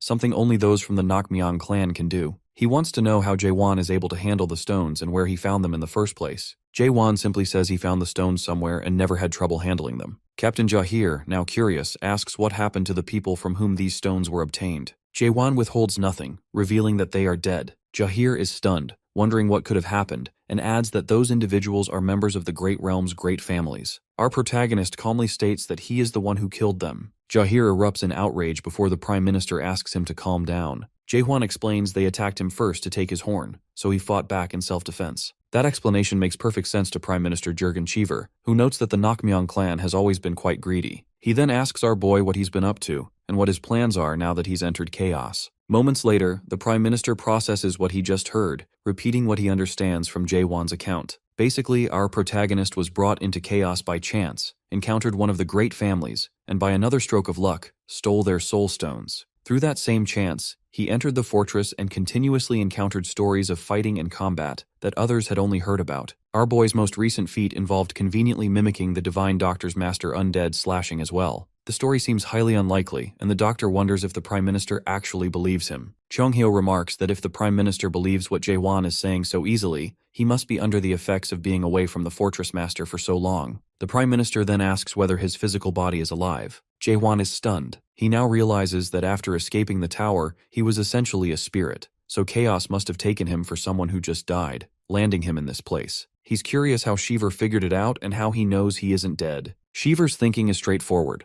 Nobody arriving in chaos describes their death the way our hero described it, being brought here by something out of his control. Shiver understands that Jae-won feels threatened by someone, although he doesn't reveal that directly. He simply presents it as uncertainty. Then Shiver apologizes for the spies he placed to gather information. However, our protagonist was already aware of every one of these attempts. Shiver praises him for being so skilled. Based on his surveillance, he reveals that our boy is ranked with a SS danger rating and unknown power. By their calculations, his potential damage is estimated at about 380 million horns. Then Shiver asks if he knows what people call someone like that. Chung-hyo abruptly answers that such a person is crazy, while Jahir speculates whether Jae-hwan is a hero or some madman. Shiver explains that some call him a hero and others a madman. He personally calls people like Jae-hwan protagonists, because they all share something in common. They are famous. Jae-hwan grows confused, and Shiver points out that he isn't famous at all. This means someone is stopping information about our protagonist from spreading. Whoever is keeping his information hidden isn't doing it out of kindness, since he wouldn't have had so much trouble getting into the fortress because of a trivial certificate. Shiver continues, saying Jae-won is a protagonist who ended up here by chance. It's as if our hero is on the run from someone powerful, though he doesn't know who. He wonders if it could be the Master of Darkness or one of the 12 Masters of the Great Realm. Next, Shiver proposes that Gorgon is willing to offer asylum and won't ask any questions. However,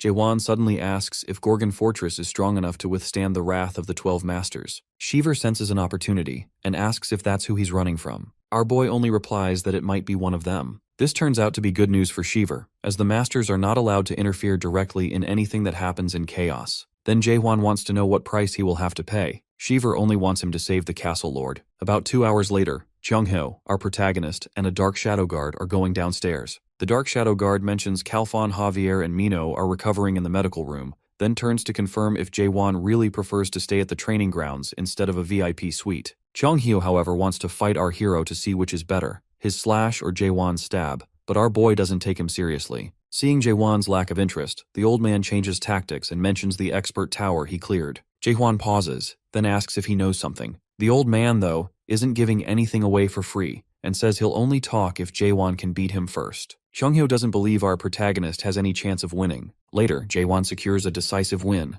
The doctor, however, demands another round. Jae-won glances over the damaged training hall, which is the direct result of their fight. He believes the fight is already over, but the old man tries to intrigue him by claiming he has a finishing move that could even kill Jae-won, a move he has been holding back. The doctor, speaking from within a hole, asks Jae-won how old he is. Our protagonist replies he is around 60, and the doctor yells, insisting he should pay some respect, as Chung-hyo is at least 1,000 years old. He says Jae-won should at least consider that he's been practicing his slash for nearly 1,000 years compared to Jae-won's 60 years of stabbing. Still, our boy says it doesn't even seem like the doctor has practiced for 10 years. This angers Chung-hyo, who then comes at him with another powerful slash, emerging from the hole and leaping up high. His attack barrels toward Jae-won like a beast, but our hero braces himself to counter the attack. Jae-won counters Chung-hyo's attack with his normal stab, and both of them skid back after the clash. The doctor praises the move, while our protagonist is stunned to see just how strong his opponent has become, considering he even survived the normal stab.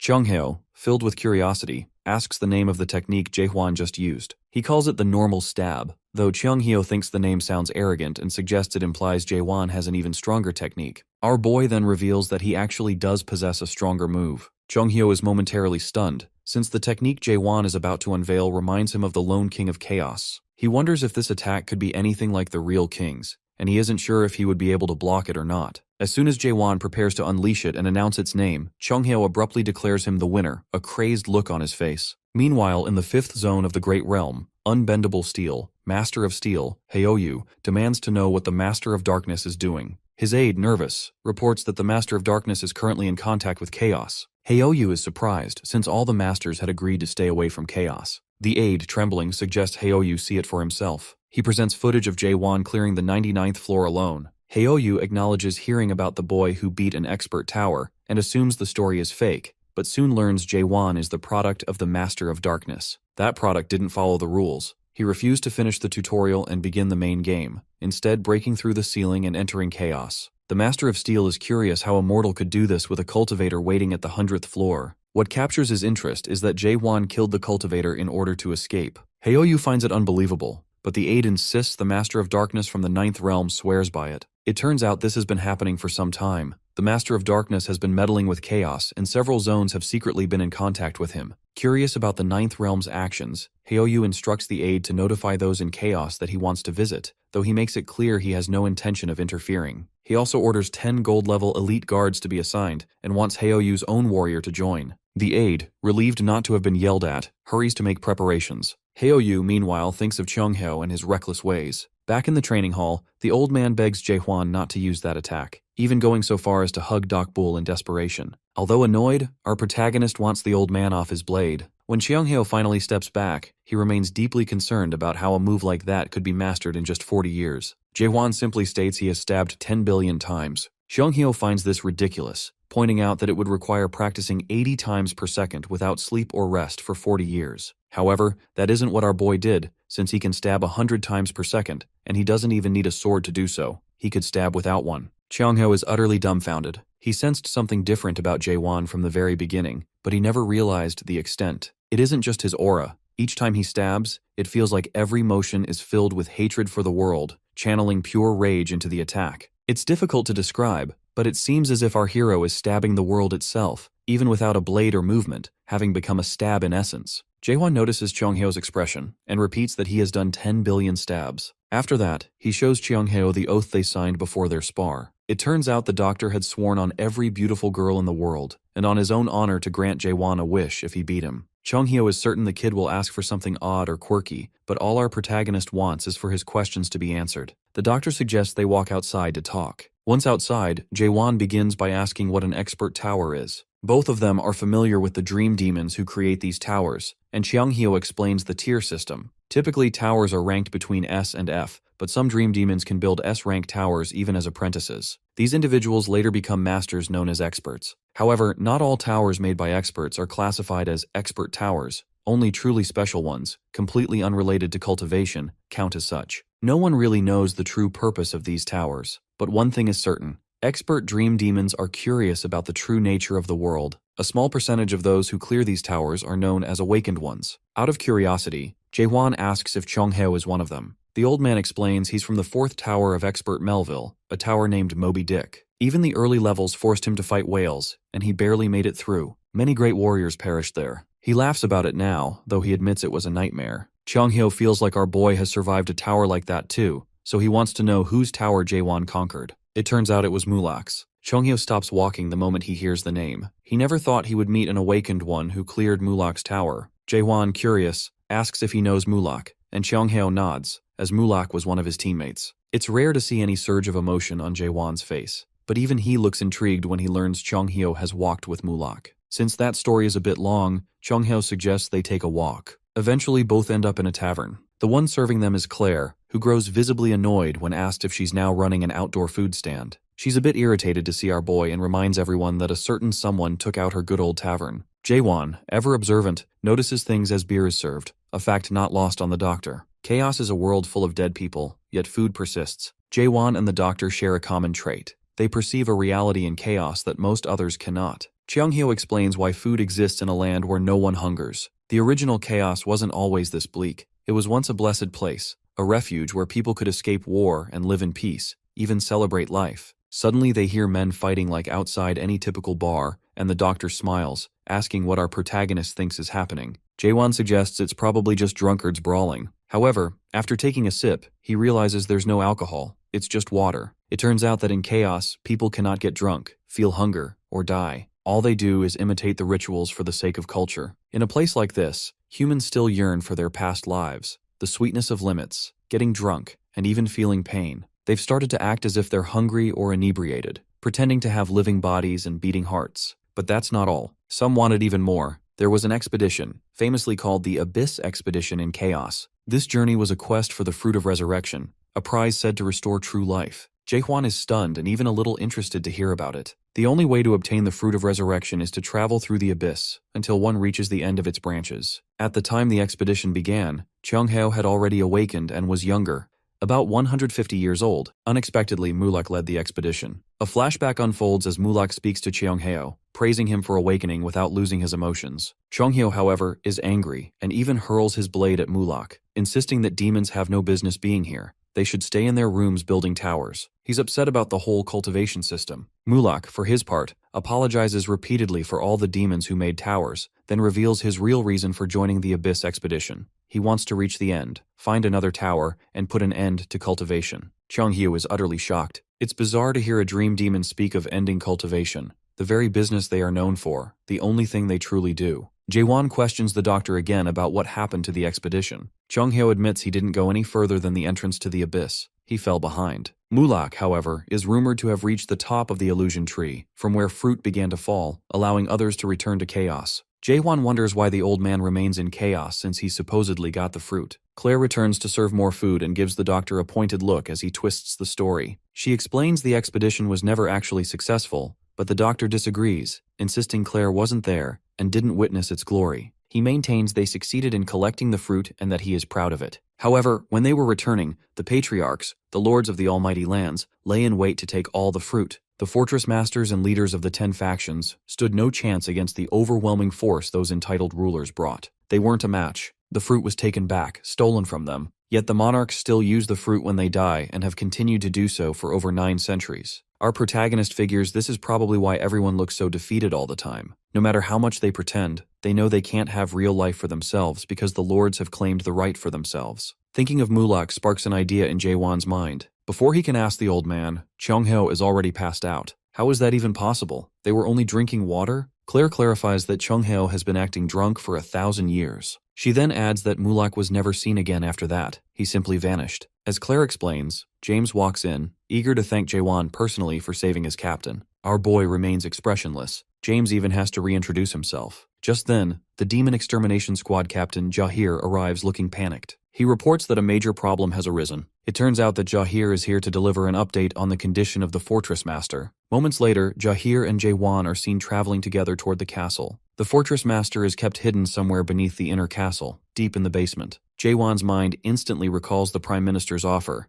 Gorgon will serve as a safe haven for him, with no repercussions for the damage he's caused, provided he does Gorgon the favor of helping the Lord. Jahir explains that the Lord has gone critical far too many times lately, usually losing control about once a week. But this time, the situation is different. Our protagonist already suspects the fortress master is turning into an undead. Jahir goes on to explain that the Lord is a good man, and also a survivor from the Abyss expedition. He is worried because Cheongheo still isn't waking up, and our boy is expected to perform the undead slash. However, all Jaehwan has done so far is mimic the old man, nothing more. As soon as they reach the castle, they begin to feel tremors beneath their feet. Jahir immediately recognizes this as the fortress master's doing. Suddenly they spot 2 tower captains standing ahead, blocking their way. Jahir tries to explain the situation as briefly as he can, but the tower captain insists they have orders and cannot allow anyone to pass. Jahir finds this odd and starts to consider whose orders they might be following, eventually realizing that the 2 intend to go against the wishes of the heavens. To them, the only heaven is the forbidden heaven. The captains then wonder aloud if Jaehwan is the one capable of performing the undead slash. Both captains prepare to attack, but before they can strike, Jahir pushes our hero aside to protect him. Jahir alone manages to handle the 2 captains, which even impresses our boy. Meanwhile, Jahir realizes that the Golden Sky clan has managed to extend its nefarious influence inside the castle. These 2 captains are essentially representing the Forbidden Heaven clan, people he hadn't known were within the fortress. He bluntly refers to them as outer fortress people. Jahir tries to intimidate them, reminding them of his own status, but the captains insist they have grown stronger. Still, Jahir urges them to pledge allegiance to the castle lord again, assuring them that forgiveness will be granted. They mock him, questioning the worth of the fortress master he's defending. According to them, whatever is locked inside the heart of the castle isn't a fortress master, but an abomination, someone who cannot control his own powers, and thus cannot control Gorgon. They challenge the idea that Jahir keeps linking a man who doesn't even understand good to the wishes of heaven. If that's the case, maybe heaven is not the heaven they were promised. Jahir, however, has faith that the Lord will return, which enrages one of the captains, prompting a sudden ambush. After taking a hit, Jahir notes that 2 4-stage adapters shouldn't be able to compete with a 5-stage adapter like him. Somehow, though, they continue to put up a fight. They speak of their own growth, but Jahir knows it's not normal progress. Suddenly, our protagonist tosses a drunken Chongheo onto Jahir. The captains then want to confirm if Jaewon is truly the one who can perform the undead slash. Using his awakened skill, our hero listens in on their inner thoughts. They doubt him, thinking he doesn't look like an adapter. His body is smaller than theirs, and he doesn't appear to have any special skills. The mystery, in their minds, is whether he can actually perform the slash. One even speculates that Jaehwan probably can't land a single punch. Just to make a point, our boy asks if the next punch will suffice, then delivers a devastating uppercut, nearly taking off the bulky captain's head. Afterward, he turns and punches the masked captain, damaging his mask. The masked captain retaliates, but our protagonist dodges easily, noticing the strong energy his opponent is emitting. He considers a few possibilities. Maybe they're fueled by revenge, or perhaps there's some kind of transformation happening. Yet when he looks into their eyes, he sees only fear. For an instant, our hero wonders how these traitors could be so easily frightened. It's almost pathetic. He finally addresses their unspoken question about whether he can perform the slash or save the Lord. He admits he has no idea, since saving lives has never been his specialty. That's Cheonghae's job. When it comes to taking lives, though, that's a different matter entirely. Meanwhile, in the castle basement, the Prime Minister and a special operative discuss how it hasn't even been a day since the last slash, and the Lord is already on another rampage. The man with Shiver is the outer administrator, Myhan Keldergran. The fortress master is shown restrained to the walls with pillars, his head and face shrouded by long hair. Earlier that morning, it had been confirmed that the undead energy was finally lowered. In a flashback, Chongheo is seen talking to Shiver, explaining that while Jaehwan is quite talented, he lacks the experience to carry out this technique. Mino's condition was very different from the master's. The Lord is still holding on because of sheer willpower. Chongheo said that our protagonist's undead slash might be strong enough in a month. Since knowing him, it might just be possible. Now Shiver suspects there's a traitor among them ever since that day. He recalls an earlier conversation with the Lord. At the time, there were rumors about people appearing who could control corruption. People definitely not from the Nakmyeon clan. This was something entirely new. The master insisted on checking things out himself. The Prime Minister did his best to warn him, but the Lord wanted faith placed in him. He didn't want the captains involved, feeling this was something only he could handle despite the risks. He was a truly great man, and he knew he had survived the battlefield longer than anyone, even though he lost the battle for the fruit. Still, he felt responsible for Gorgon's well-being. One moment, the Lord's face is proud and glowing. The next, it is dreadful, consumed by corruption. The outer administrator had been there with him the whole time, making Shiver wonder if Myhan had done something to the Lord. Back in the present, Myhan advises everyone to brace themselves, calling it a critical juncture. Shiver insists on waiting for the doctor's return, but Myhan has other plans, thinking there isn't enough time left. Shiver suddenly feels Myhan is implying they should kill the fortress master. Instead of letting that comment pass, Myhan tries to reason that they won't be able to stop the Lord if he goes full undead. Shiver's eyes widen when Myhan suggests using the undead seal. The Prime Minister is completely against it. This is a last resort, only to be used after the Divine Doctor arrives. However, Myhan believes that at least the Master's spirit power could be preserved through the undead seal. Otherwise, things will spiral out of control. Shiver remains reluctant, pointing out that they don't even have the soul stones necessary for the ritual. Myhan, however, reveals he knows the truth and tells Shiver to stop pretending. Suddenly, the Dark Soul Squad captain enters with the soul stone. Shiver can't believe it, since the Dark Soul Squad is supposed to work for the Prime Minister's office. He realizes he's been betrayed. The outer administrator argues that the future is at stake and Gorgon needs this. The Dark Captain presents the Soulstone box, Jaehwan's Soulstone box. Myhan stresses the necessity of restraining the Master now, before he becomes an undead they cannot contain. If they fail, it would mean Gorgon's end at its own Lord's hands. The pressure now falls squarely on Shiver. He remembers the devastation a mid-sized undead once caused, and the thought of an even larger one is terrifying. There's nothing he can do. The Master does have that potential, and the Divine Physician isn't here. Shiver tries one last time to argue, noting that only the Nakmyeon clan can perform the Dead Seal, and they have no chance of doing it perfectly alone. But Myhan has already prepared for this, as if he's been planning it for a long time. Suddenly, volunteers in shady robes and faces covered in bandages appear, ready to perform the undead seal. They don't look like Nakmyeon people, but Myhan reassures Shiver not to worry, saying these people know how to perform the ritual. There's something utterly eerie and wrong about all this. Not just the bandaged people, but also the speed with which they intend to lock the Lord's Spirit into the Spirit Stone. With no clear successor to Chaos, anyone who wields the Soul Stone could become the next Fortress Master of Gorgon. Shiver notices these bandaged individuals handling the Spirit Stone just as Jaehwan and Nokmyong members do. He grows tense, wondering who they really are. Abruptly, he remembers his final conversation with the Master, those who can control soul contamination. Now he realizes everything happening isn't due to the Divine Physician's delay. It's been in the works for at least a year and a half, since the Master's soul was corrupted. Until now, it's all been Maihan's plan. With this realization, Shiver orders his men to arrest Maihan. To his dismay, they ignore him, revealing their loyalties have shifted as well. The Prime Minister understands he has been part of a conspiracy all along. Within moments, Shiver finds himself on his knees, apologizing to the Lord, filled with regret that he couldn't do anything.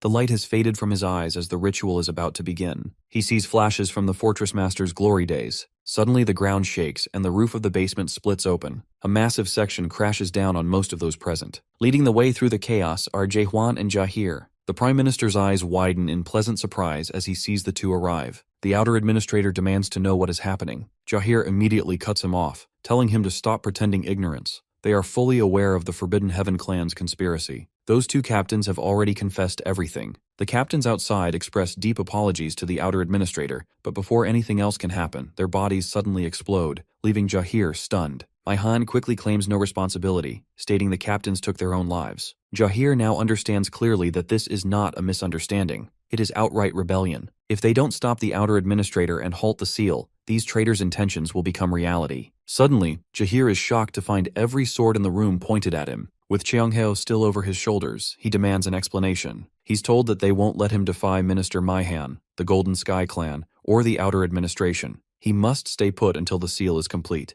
Jaehwan, meanwhile, remains composed, labeling these men traitors. Even now, our boy calmly considers his original instructions. He turns to the Prime Minister, pointing out that Shiver hasn't kept his end of the agreement. The supposed safe haven inside the fortress is anything but safe for him. He insists on renegotiating their terms. The Prime Minister is in disbelief at this turn, but Jaehwan promises to eliminate all the traitors and restrain the outer administrator if Shiver will hand over Cheongheo so he can resume the Abyss expedition. His words leave everyone stunned. Maihan Keldergran recognizes that this must be the man who's become notorious around Gorgon lately, the one who killed an undead with a single strike. Maihan wants to witness Jaehwan's strength firsthand, so he orders all the guards to restrain him. Our protagonist's eyes glint for a moment before he snaps into focus, stabbing rapidly, his blade finding targets in every direction. Even the Dark Shadow captain struggles to keep up with the multitude of simultaneous thrusts Jaehwan can manage. The numbers are overwhelming, but for now he holds them at bay. As the crowd presses in, our hero pauses, centers himself, and transitions from shallow stabbings to his normal stab, an upgrade that immediately shifts the tide. For the first time, everyone witnesses the true force of his destructive stabs. He targets Maihan, who narrowly dodges the attack. Maihan realizes that if he hadn't moved, he would have been killed on the spot. Blocking might have saved him, but he was seconds away from death. Still, these people are nothing but scum in our boy's eyes. Listening in, our protagonist catches the whispered conversation of Maihan's men as they consider switching to Plan B, releasing the Black Cloud, even at the cost of killing everyone in Gorgon. Jaehwan exhales heavily. He says to Maihan Keldergran that he likes people like him because they make his goal of destroying this world much easier. Without warning, he raises his sword to the sky, and a beam of light shoots upward, illuminating the night. Everyone, even the Prime Minister, who has just gotten back on his feet, feels hope. Shiver recalls the Fortress Master's last words about the people of Gorgon needing a symbol of hope. Jurgen Shiver realizes this must be the moment the Lord meant, and even he feels that hope, though the irony isn't lost on him since it comes from someone determined to destroy the world. Moments later, Maihan Keldergran's face is shown.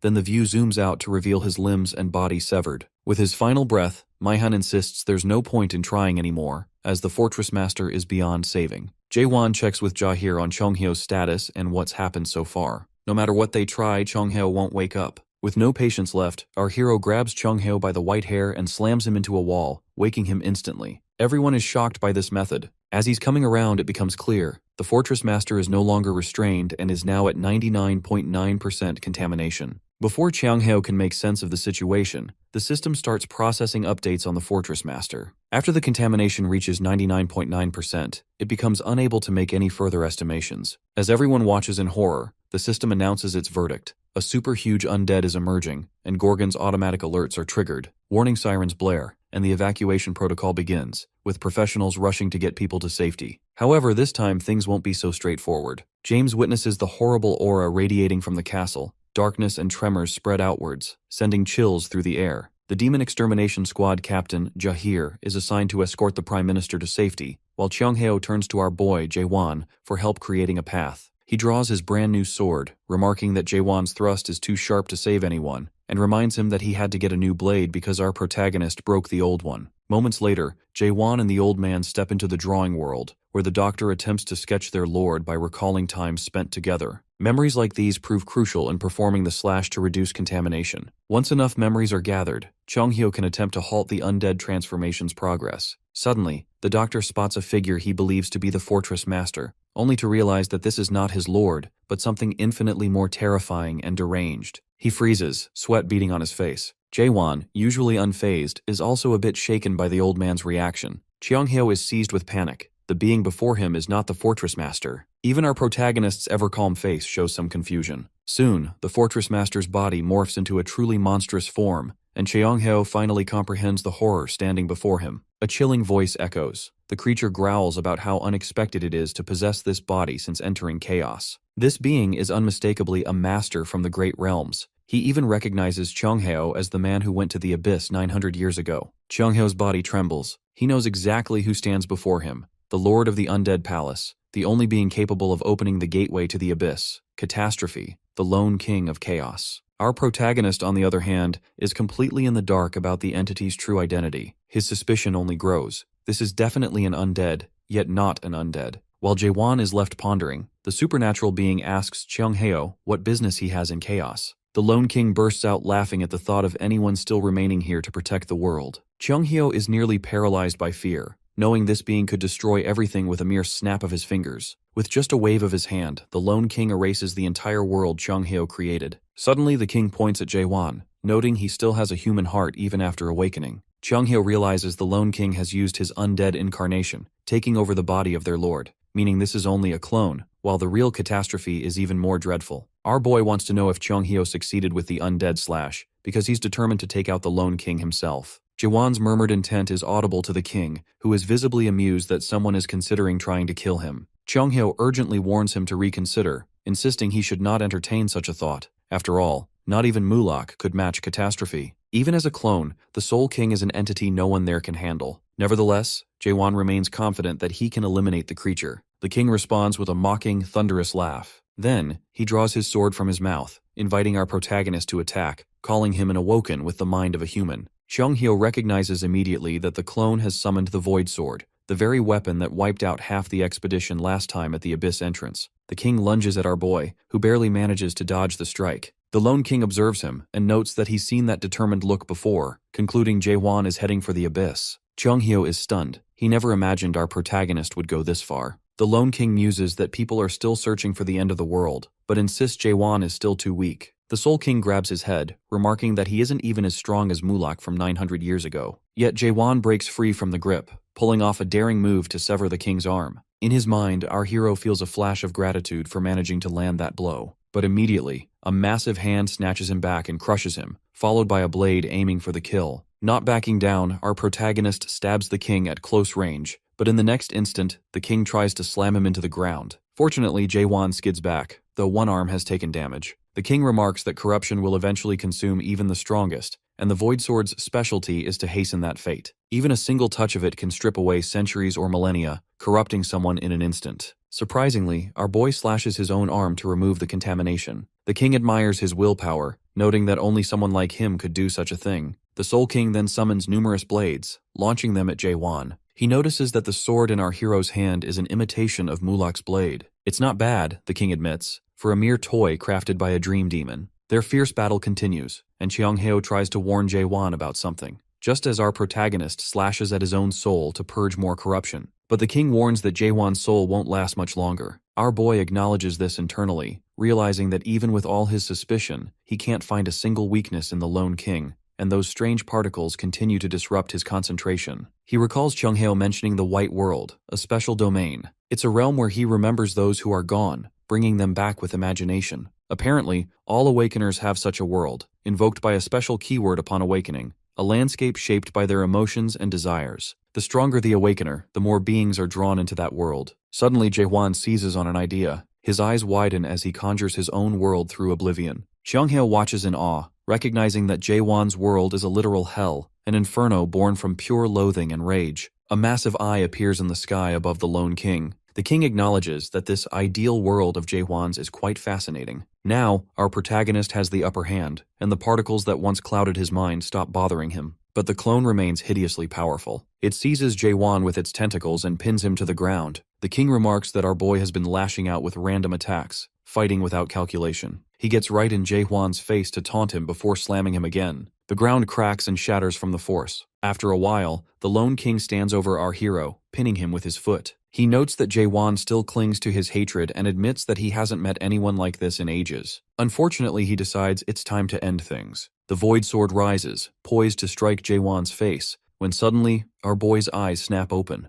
In a sudden twist, Jae-hwan manages to deliver one of his most effective attacks yet, swinging his sword and nearly cleaving the king in half. Rising to his feet, our protagonist announces that he's not ready for things to end just yet. This declaration only enrages the king further. No matter how decisive a blow Jae-hwan lands, the king always manages to metamorphose into something even more terrifying. After being split in two, the monstrous figure mutates further, growing even larger. For a time, our boy is dominated, barely surviving as he wields his sword and fights back, clinging to the edge of destruction. The king now wants details. He asks why Jae-hwan is so determined to reach the abyss. At his core, the Soul King is curious about the boy's purpose. He's seen countless people climb higher to create their own heavens, to build a better world, or simply to satisfy curiosity. For some reason, the king is fixated on uncovering Jae-hwan's question. Amidst the relentless assault, with our hero struggling to his feet over and over, this one question lingers in the air. When the king launches a void strike that Jae-hwan manages to block, the king seems to catch on. Maybe, he muses, Jae-hwan's very question is the world itself. The king presses on, trying to dig deeper, wondering what truly drives our boy. Is it destruction, annihilation, extermination? These would be good guesses, especially given the nature of his ideal moonlight world. Yet, Jae-hwan appears to be someone seeking the end, someone who needs to understand why something like the Tree of Illusion even deserves to exist. Our protagonist, however, claims ignorance. He has no clue what the clone is rambling about. The clone is left confused, realizing Jae-hwan doesn't seem to be chasing any particular question. Our boy, meanwhile, recognizes something familiar about this scenario, recalling his fight with Beastrain. Suddenly, something clicks. The king is merely a clone occupying the Fortress Master's body. Acting on this realization, Jae-hwan drives the king back and slams him into the ground. The clone emerges again, never showing fatigue despite the lone king's madness. Soon, though, Jae-hwan focuses on the strange particles, and with the help of his suspicion technique, he figures out his next move. As he leaps upward, he notices a thread connecting to the king's main body. Seizing the moment, he lands his strike. The king recognizes the move, Fissure technique. Finally, our boy targets the monster's weak point and lands a decisive blow into the main body, eliminating his opponent. In his final moments, the Soul King promises to meet Jae-hwan at the entrance to the abyss. After the battle, our protagonist finds himself leaning against a broken wall, while the Fortress Master's body rests quietly in the water. Jae-hwan is left incapacitated, thinking to himself that he must become stronger. His thrusts and stabbing have proven successful against weaker opponents, but when facing a single powerful being, he's unable to gain the upper hand with just his thrust.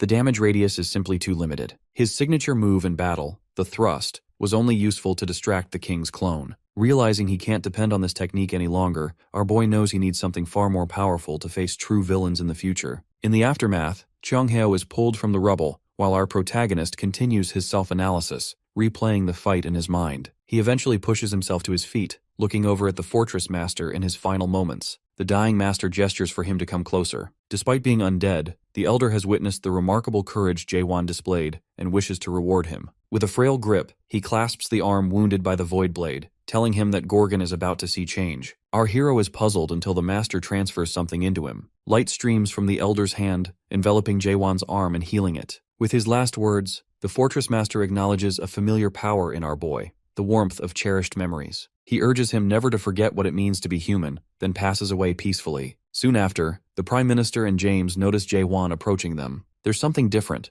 They see the spiky dragon pattern now etched on his arm. As our protagonist returns, blade in hand, those waiting for him instinctively kneel. Shiver, accepting this as the old master's will, kneels last. All acknowledge Jae-hwan as the new Gorgon Fortress Master. 2 days later, the castle's battered sections are being rebuilt. In his new office, Jae-hwan sits at the main desk, speaking on the phone with the Prime Minister, who now addresses him as Fortress Master. It's clear he wants nothing to do with the role, but Jurgen Schiever has a workaround. He presents the terms of the promise they signed, showing that our boy is bound by contract. Jae-hwan can scarcely believe it, wondering if he must really take responsibility for the former master's death. Though the elder is gone and a new one has survived, that should have closed the chapter. Yet, our hero must now abide by the contract, protecting himself as Fortress Master. He asks Jurgen whether he can delegate the responsibilities or hand the title to someone else, since he's determined to climb the abyss and reach the top of the Tree of Illusion. Schiever explains it's not possible. Gorgon wouldn't accept such a move. Jae-won realizes he's referring to the tattoo on his arm.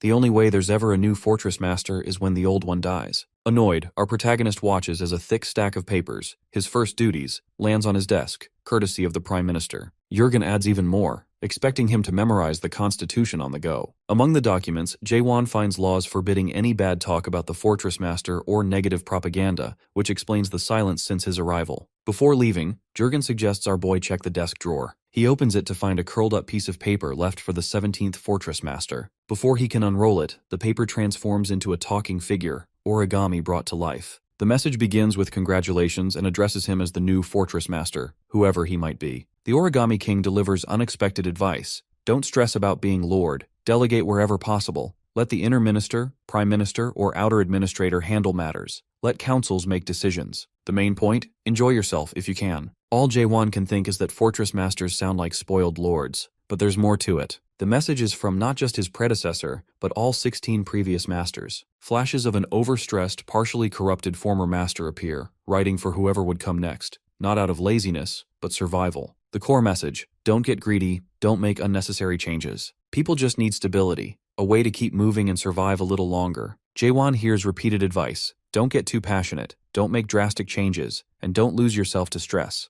The job of Fortress Master isn't to create a world for the few, but to let the majority keep living. Suddenly our boy stomps the paper, infused with the spirits of past masters. He realizes their collective purpose has been only to maintain life as it is, never to hope for more. Just a supervisor keeping things the same. But that's not his plan. He calls for Jurgen. The minister, curious, asks what he's thinking. The answer stuns him. Jae-won wants to eliminate the Fortress Master position altogether. Jurgen is baffled, so our protagonist asks what the fortress means to him. Jurgen answers honestly, it's a military fort that protects its people. Exactly, says Jae-won. But what if there were no more enemies? The idea makes no sense to Jurgen. There are always enemies of Gorgon. Yet our hero proposes a world where the fortress no longer needs to exist. Jurgen can't grasp it. The thought seems impossible. But our protagonist believes otherwise. As the new Fortress Master, he's determined to unite chaos. There are no funerals in chaos. Instead, goodbyes are called soul farewell processions. The ritual is meant to send off those who are no longer among them. Unlike funerals that categorically remember the dead, this farewell is designed to erase the dead. It's an event where they gather, discuss everything about the soul of the departed, and then make a point never to think of them again. The Prime Minister soon mentions the name Aimal Grachesk,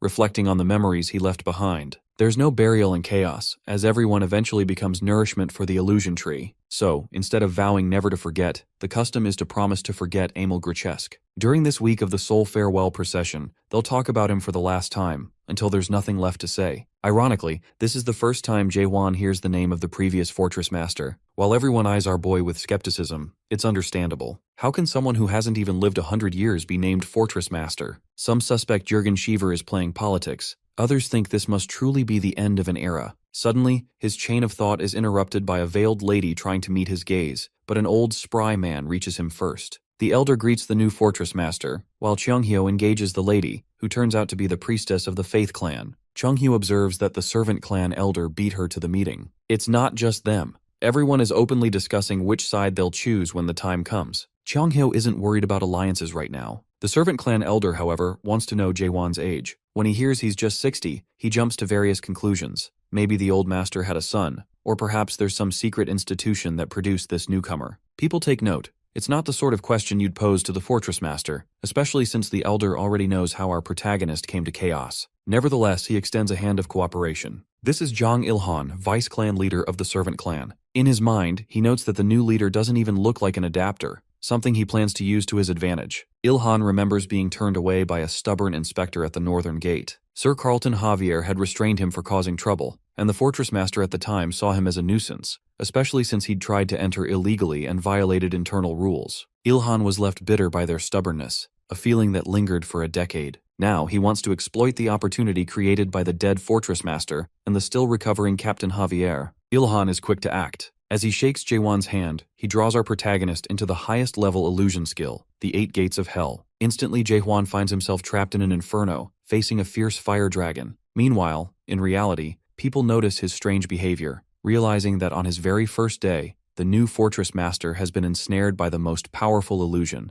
courtesy of Ilhan, who doesn't care about Jaewon's youth. Yet before Ilhan can even construct his dream palace, it shatters. As he waits for Jaewon to go berserk, hoping to force negotiations for his help, our boy simply jokes about how weird handshakes and chaos are. The old man is left speechless. Having tolerated enough, Jaewon calmly announces it's his turn to greet Ilhan, grabs his hand, and drags him into the Moon Eye world. In seconds, Ilhan is on his knees screaming, as if he's seen hell itself, while the rest look on in confusion. Jaewon could easily have him executed, but lets him go for now so he can reflect on his actions. Chunghyo is disappointed. He wanted to see some real action. The priestess, the onlookers, and the crowd are left with no idea what to think of this new fortress master. Soon it's time for the inaugural speech. The Prime Minister sets up the rostrum, amplifying Jaewon's voice with magic. It's his turn to address the masses. He starts strong, admitting he doesn't know who Emil Grotesque was, what he accomplished, or if he was a good master. He confesses he isn't their guy. No spiritual energy, no experience, nothing to recommend him except luck. He clarifies that it wasn't even his intention to take the role. They don't want him as leader, and conveniently, he doesn't want to be one either. He explains that after 30 seconds thought, he decided on a solution. Anyone who can defeat him in combat gets the Fortress Master title. Some in the crowd are instantly energized by this, especially Kaiman, leader of the Southern Sea Clan. But there's a catch.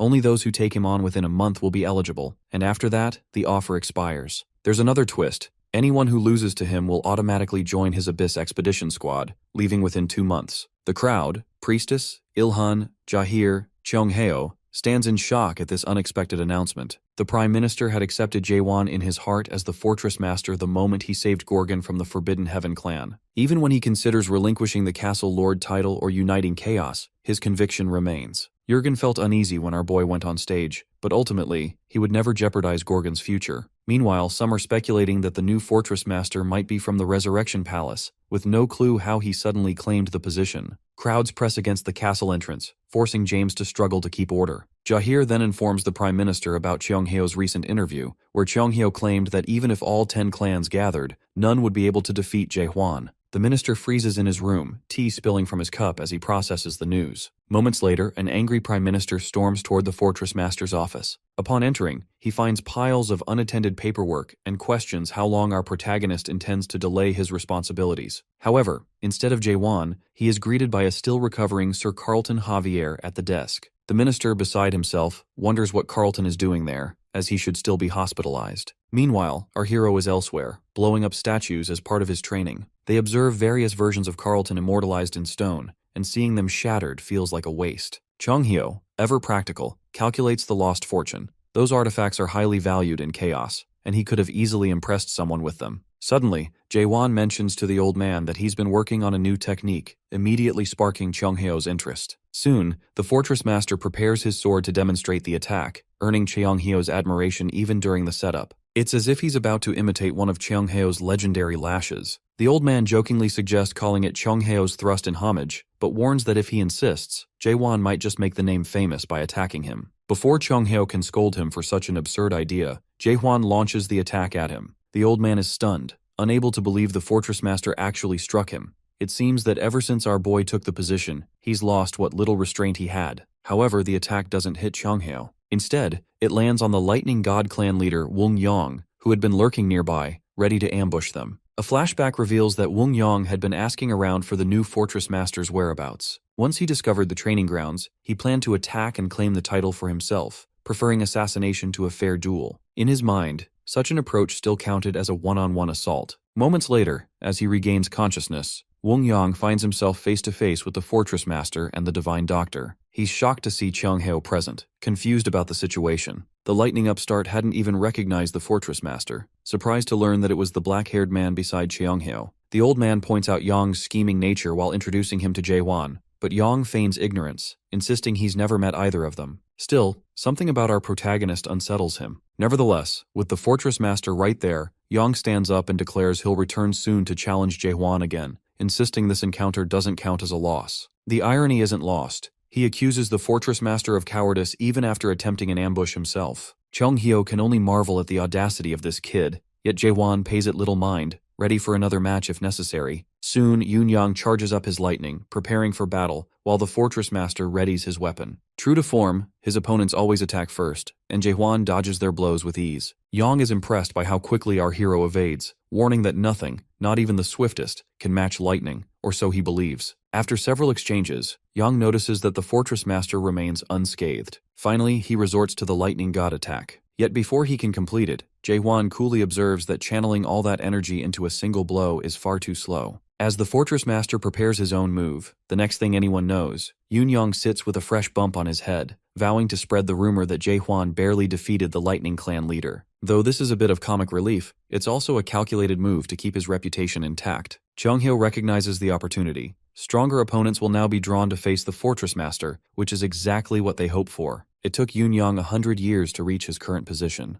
The Yoo-eun family, one of the 5 great families of the realm, counted him among its members, but only as a slave. Yang was one of those unfortunate souls who cleared a tower, only to remain a slave for life. Most of his friends weren't as fortunate. Many were sold, died on the battlefield, or perished as slaves. Yet somehow he survived for a century. Eventually, he was promoted to servant, but that wasn't enough. This wasn't the life he envisioned for himself. After demonstrating loyalty for 100 years, Yang chose betrayal. He sold his trust, raiding the Yuan family's tome library. That was where he acquired the lightning god's art. Later, the price for using the lightning god's secret knowledge freely became clear. He was hunted for 20 years, eventually killed as a traitor. Even so, the expressions Yang wears now, even in chaos, are far happier than those he wore as a slave. It seems all the hardship was worth it. Upon his summoning to chaos, he rose to become the 9th of the 10 clans. For him it was a sweet deal. Yet the frustration of seeing someone not even 100 years old become fortress master is real. The scene returns to Yang, who protests that none of this makes sense. How could Jae-won possibly become the fortress master? Chung Hyo agrees. It does seem absurd, and Yang's confusion is understandable. He's even more baffled to see Chung Hyo, a veteran of the Great Expedition, taking it all in stride. How can an old-timer like him just stand there, smiling at such a situation? Chung Hyo, however, is more interested in congratulating Yang for meeting our protagonist before despair could get to him. He acknowledges that Yang's skepticism is justified, but quickly points out that if Yang wants to understand, he should know the Golden Sky clan attacked Gorgon just a week before Yang's arrival. That revelation finally captures our boy's undivided attention. Chung Hyo describes how, during the attack, the clan's own personnel turned against them. At that critical moment, with the Soul King descending into Emil Grotesque's body, it seemed like all hope was lost. Jae-won was the one who saved them. Yang is stunned, utterly embarrassed that he didn't know this before attempting an assassination. It's a bold admission coming from someone who just tried to strike from the shadows. As they speak, someone bursts onto the training ground, eager to challenge the fortress master. It's the formidable Fire King clan leader, Kang Hwang, accompanied by Kaiman, leader of the Southern Sea clan, both contenders for the title of fortress master. Kang Hwang insists on going first, but our hero doesn't want to disappoint either of them. Why argue over who goes first? He invites both to attack together. It's a classic first impression from the fortress master. Still, he urges them to hurry. He's eager to resume practice on his new technique. Chung Hyo, watching from the sidelines, can only facepalm, anticipating a chaotic day ahead. Kang Hwang charges in alone. The resulting fire show is spectacular, and the Fire King's skill is undeniable, but he can't land a single hit. Soon after, Chung Hyo's frustration is evident as he surveys the now charred training ground, silently blaming Jae-won for the mess. The duel's highlight comes when their swords clash. Kang Hwang is convinced our protagonist fears his blade, but Jae-won thinks the fiery clan leader should be more concerned about himself. With a grin, the fortress master launches a powerful thrust, jokingly asking if Kang Hwang is afraid of his own move. The attack is overkill. Kang Hwang is sent crashing into the wall, breaking it. This spells trouble for Chung Hyo, who will now have to explain the disaster to the Prime Minister. The fortress master himself isn't pleased, having specifically asked both Kang Hwang and Kaiman to attack together. But that doesn't align with a warrior's sense of honor, and besides, Kaiman hates the heat. Talk about coincidences. Jae-won's day began with a lightning wielder, then moved on to a fire-type warrior, and now he's facing a water-type. But our boy senses he's a cut above the rest. For once, he's the one to make the first move, which isn't usually his style. Kaiman blocks the attack directly, remaining calm,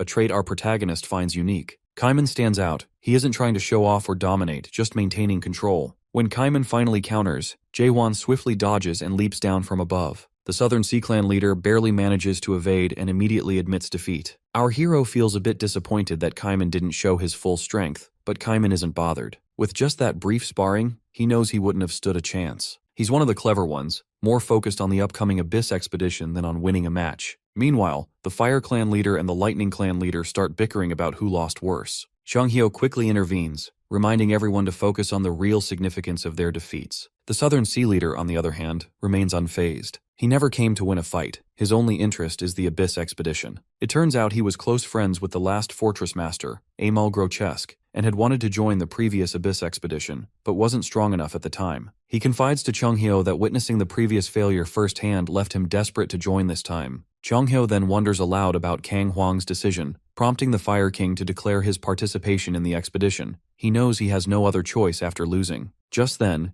Yoon Yang dashes over to our protagonist, only for Changhyo to start scolding him. As our boy raises his blade, Yoon unexpectedly kneels and swears loyalty. Jaehwan finds it a bit unsettling and tells him to relax, but Yoon Yang continues his declaration of absolute devotion, even if it costs him his, already ended, life. The irony isn't lost, considering he's already dead. Unable to argue, Yoon simply begs to be accepted, even as a captain, promising not to steal any skills and pleading for a place. Changhyo then asks what will happen to his clan, and Yoon replies that the Thunder God clan no longer exists in chaos. Only 7 members remain, including himself. Just a week ago, his entire clan was wiped out. Yoon mentions that his clan was defeated just a week ago. Changhyo wants to clarify the situation. The Lightning God clan was wiped out. Yoon fled to Gorgon, and by coincidence, the Fortress Master announced an open challenge for the title. Yoon decided to fight, lost miserably, and now that he's powerless, he wants acceptance from the Fortress Master? Yoon nods brightly in response. Changhyo, however, is puzzled. He wonders how such critical news arrived so late, especially since Manticore and Gorgon are not that far apart.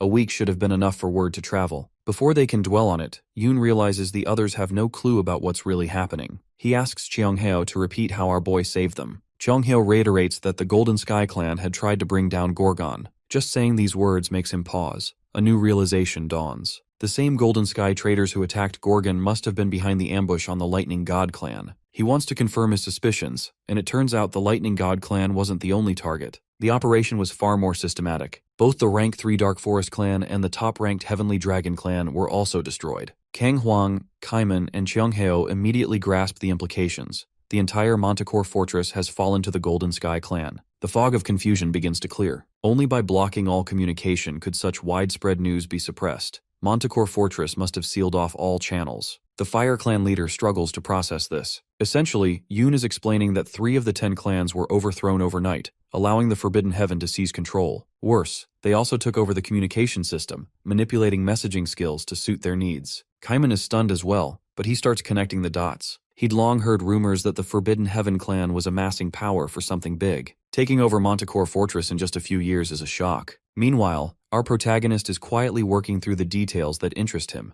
particularly the connection between clan rank and strength. He notes that the lower the clan's rank number, the stronger they are. Yoon, unimpressed, comments that it took the Fortress Master this long to figure it out. Realizing his mistake, he quickly bows an apology, hoping not to offend Jaehwan. Changhyo can only marvel at how any of them have survived so long. The workings of the fortresses become clearer. There are 4, Gorgon, Manticore, Dryad, and Garuda, each ruled by the 10 clans. Our hero at least knows this much, but Yoon explains that the clans aren't equal. They're ranked from 1 to 10, with rank 1 being strongest and rank 10 the weakest. It's shocking to all that the Lightning God clan, rank 9, Dark Forest clan, rank 3, and especially the Heavenly Dragon clan, rank 1, have all been toppled by Forbidden Heaven, the supposed weakest at rank 10. The unnaturalness of it all makes Yang suspect there's powerful support behind this sudden invasion. As talk turns to Forbidden Heaven's plans, Jaehwan goes deep into thought. Initially, he believed their mischief was limited to kidnapping the Dreamed Even, but now it's clear they've gone much further,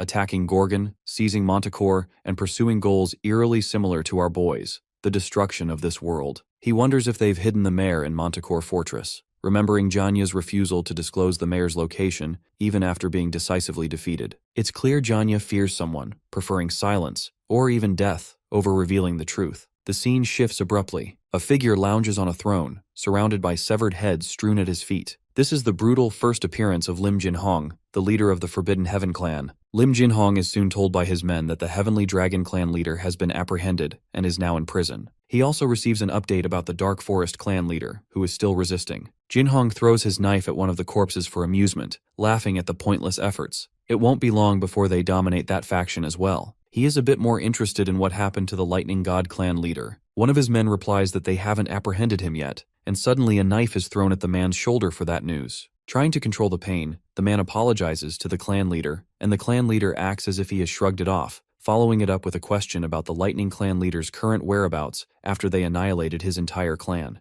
Another man reports about the Gorgon situation. Jin Hong thinks on that for a moment. He has heard of this new castle lord, who decided to hold a contest for the title of castle lord, even piquing interest in ideas such as the expedition to the abyss. He remarks how crazy it is that someone still likes to talk about the expedition even now in chaos. He also talks about how the clan leaders might have joined joint forces after the fall of Manticore. Although this doesn't scare him as much, since they were always in small numbers even while bringing down Manticore, the big loss is that of Myhan Keldregran, who had put in a lot of effort to gather the foundation stones, and now he is gone. Even someone like Jin Hong knows that taking on the responsibilities that the First Elder had on his shoulders, such as probably meeting the Master of Darkness, the Pitch Darkness Monarch, are no joke. It's hard to believe that someone so fresh could take down Keldregran. Jin Hong gets his screen working and looks up this new Fortress Master of Gorgon. Upon a closer look, he does find his face a bit familiar. As he learns that the new Fortress Master's name is Jae-Wan, all of a sudden, the screen has a giant message on it. He almost goes into a frenzy when he receives a message on that screen from the Master of Darkness. The Master wants him to look for the runaway product. Jin Hong thinks it's stupid. If someone like a Master couldn't handle this runaway product, how can those in chaos do so? Still, he orders his men to relay back the message that they will keep looking for the product. After thinking a bit, he comments how weird it is that a product could run away from a tutorial, something unheard of, not to mention that the product actually killed a cultivator while still being in the tutorial. Then he throws another dagger at the face of the guy he had already injured, killing him. Jin Hong asks his other informer if this makes sense to him. The informer shakes his head. Then he asks what they should do about the Lord of the Thunder God clan. Jin Hong couldn't care less.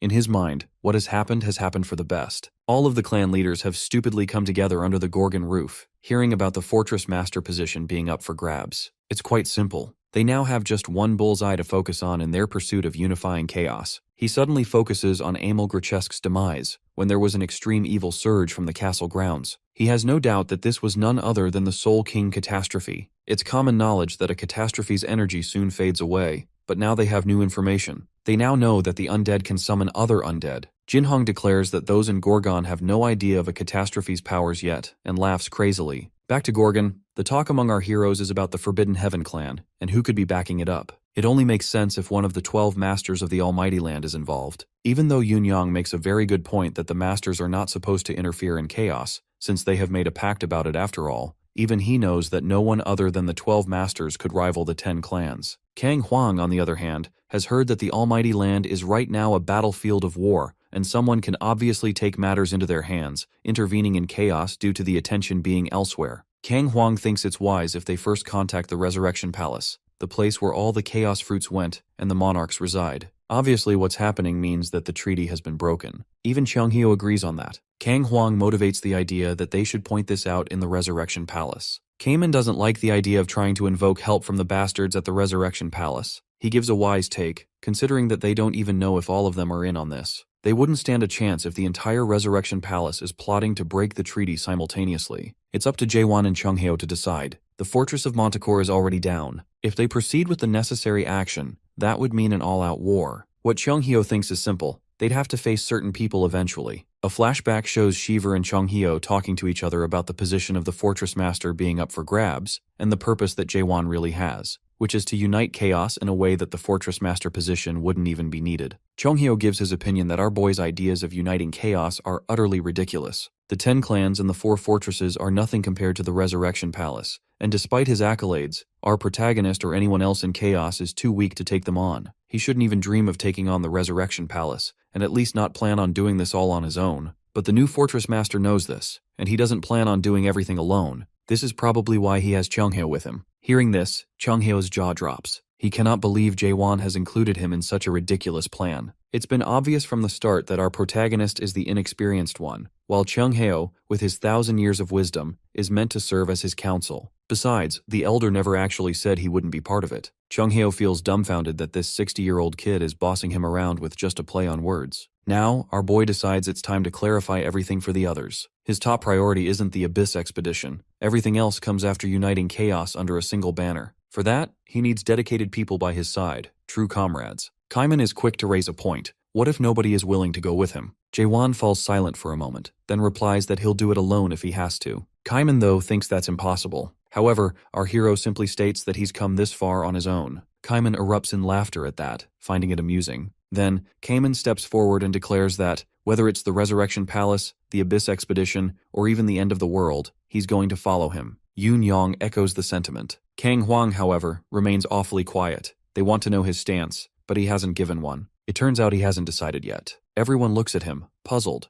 but he explains that he's the only rational one among them. To Kang Hwang, joining Jae-hwan right now is a sign of being ill-informed. They barely know the man, and yet are so quick to pledge their loyalty. In his mind, Kang Hwang honestly doesn't think our protagonist is guaranteed to lead the greatest expedition. He watches the situation unfold and proposes a solution. If the other 3 leaders in Gorgon right now acknowledge Jae-won as their leader, he's willing to follow suit. It's only fair. Jae-won at least agrees with Kang Hwang's logic. However, he has a condition of his own. If he is to receive their recognition, then each of them must also be acknowledged by him. The others don't quite understand what our boy means and ask him to elaborate. He reveals his plan. He wants a tournament, with their clan leader titles on the line. If they make it to the quarterfinals, he'll acknowledge them. But that's not all. He also intends to test them after granting that recognition. Kang Hwang doesn't look very convinced, but Kaiman understands the reasoning. Being a leader among the 10 great clans doesn't automatically make someone the strongest in chaos. It's perfectly reasonable for the Fortress Master to screen out those most worthy to stand beside him. Suddenly, the doors to the training grounds swing open, and a dark shadow with a commanding aura steps in. It's just the furious Prime Minister, holding scrolls. With that, it's clear the plan is already in motion, and the document in his hands announces that the preliminaries for the Gorgon tournaments begin at 6 o'clock. The Prime Minister is tense and angry, knowing that regardless of the Fortress Master's ambitions, the current situation has spiraled into something far more chaotic for Gorgon's people. The outer fortress is already packed. All the strong-willed contenders have gathered, believing themselves worthy. James is struggling mightily with identity checks, which has become one of the most challenging tasks lately. Shortly after, the Inner Council convenes. Sir Carlton Javier muses that the Prime Minister can't be pleased with recent developments. In truth, Jurgen doesn't even hate the idea itself. It's just that everything happening now flies in the face of tradition. Sir Carlton suggests that, in times when the majority sides with them, perhaps decisions can be made without formal meetings. Ironically, the majority is already backing the Fortress Master. It makes sense. Among the inner circle, 3 of 5 members are newcomers, since 4 of the 5 tower leaders were killed during the Forbidden Heaven clan's attack, and the lone survivor was left handicapped. The new appointees are younger and fresher. Claire for Finance Tower, Jahir for Security Tower, and Sir Carlton Javier now leading Law Tower. The proposal passed by default because of this shift. The Prime Minister finds it baffling that a pub owner, who's just a second-stage adapted player, could serve as Finance Minister. Claire responds, pointing out she hardly expects the Prime Minister to approve of the Lord's policies, but those policies are generating value. Shiver seems confused, prompting Claire to ask if he looks down on her for running a pub. He quickly denies it, but she explains her reasoning. The more people who enter Gorgon, the more cash will flow in. Claire then notes that the tournament will be held at the northern outer fortress, which was devastated by the Golden Sky, or Forbidden Heaven, clan's attack. Yet, the damage has been mitigated through the Fortress Master's foresight. He hired the very people who lived there to rebuild the infrastructure while preparing for the tournament. Her final point, which she calls the nail in the coffin,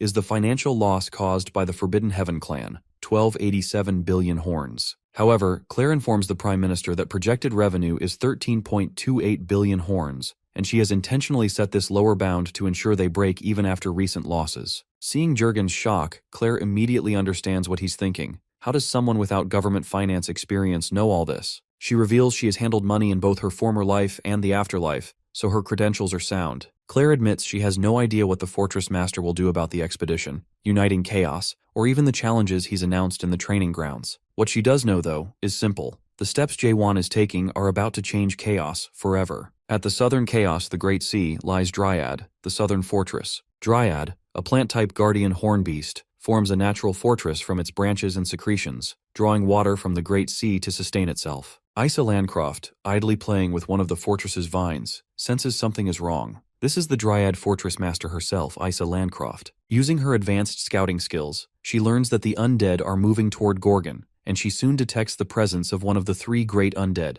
the backward-walking Magritte, a colossal undead creature, making its way toward Gorgon. The monster's massive red eyes make even Isa flinch, breaking her concentration. She knows she must alert the Gorgon Fortress Master immediately. Within seconds, an owl messenger is dispatched to Gorgon. Meanwhile, back in Gorgon, the tournament is officially underway in a Coliseum arena. In just 3 days, the competition has reached the quarterfinals. Among the particularly intrigued spectators is Shin Muguk, the Limitless clan leader. This tournament has proven to be fast-paced and thoroughly entertaining. Chung-ho, appearing in the background, remarks that the speed is due to the participants' high level of competence. Evidently, these two have a history together. Suddenly, Chung-hyo's eyes widen as he looks at Shin. The clan leader seems much stronger than he was during their last encounter. Shin notices the same about him. What Chung-hyo can't understand is why Shin didn't participate, given his strength. Shin explains that he sees these as mere dogfights and prefers proper matches. Chung-ho scoffs, pointing out that a clan leader like Kang Hwang is already competing. The scene shifts to Kang, who is performing impressively, with flames nearly engulfing his opponent. Suddenly, his robed, armored adversary pounces from above, defeating him. The onlookers are stunned,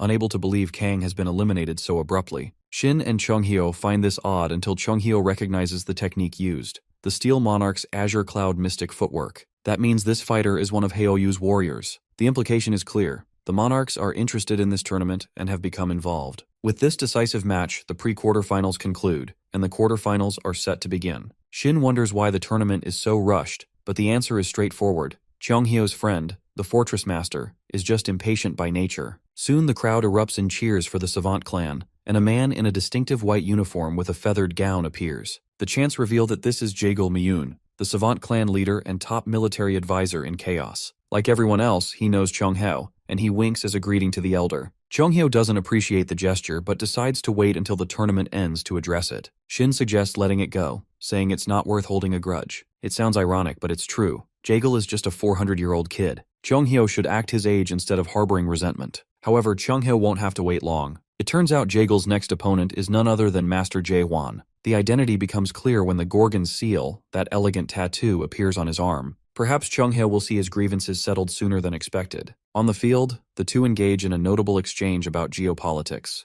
The military advisor states that Jae-hwan's ideals are crystal clear, but don't make practical sense. In the front row, Shin voices doubt that our protagonist can defeat someone as decorated as Jaegul. Still, he senses something different. Though it's his first time seeing our boy, Shin remarks that Jae-hwan's energy is reminiscent of Chung-hyo's. If he had to guess, he'd wager Jae-hwan is Chung-hyo's student. The old man laughs at that. How could a monster like our hero be one of his pupils? The difference is obvious when, with a single move, Jae-hwan sends Jaegal crashing into the wall without effort. Jaegul Miyun remembers that he had no opponent in the quarterfinals, so Jae-hwan allowed him to face the Fortress Master directly. The reason he entered the tournament was to offer the Lord some advice. Many before him have come to Chaos as Fortress Masters, offering hope to the people, and it never ended well for them. He's thinking especially of the Abyss expedition. That hope, left unfulfilled, always ended up turning into even greater despair. His purpose here is simple. He wants to crush that hope before it can take root. For 400 years, he has never admitted defeat, and he isn't about to start now. Rising to his feet, Jaegul asks Jae-hwan if he really believes he's been beaten. He reminds our protagonist that he mentioned a one-on-one battle, but never specified the type.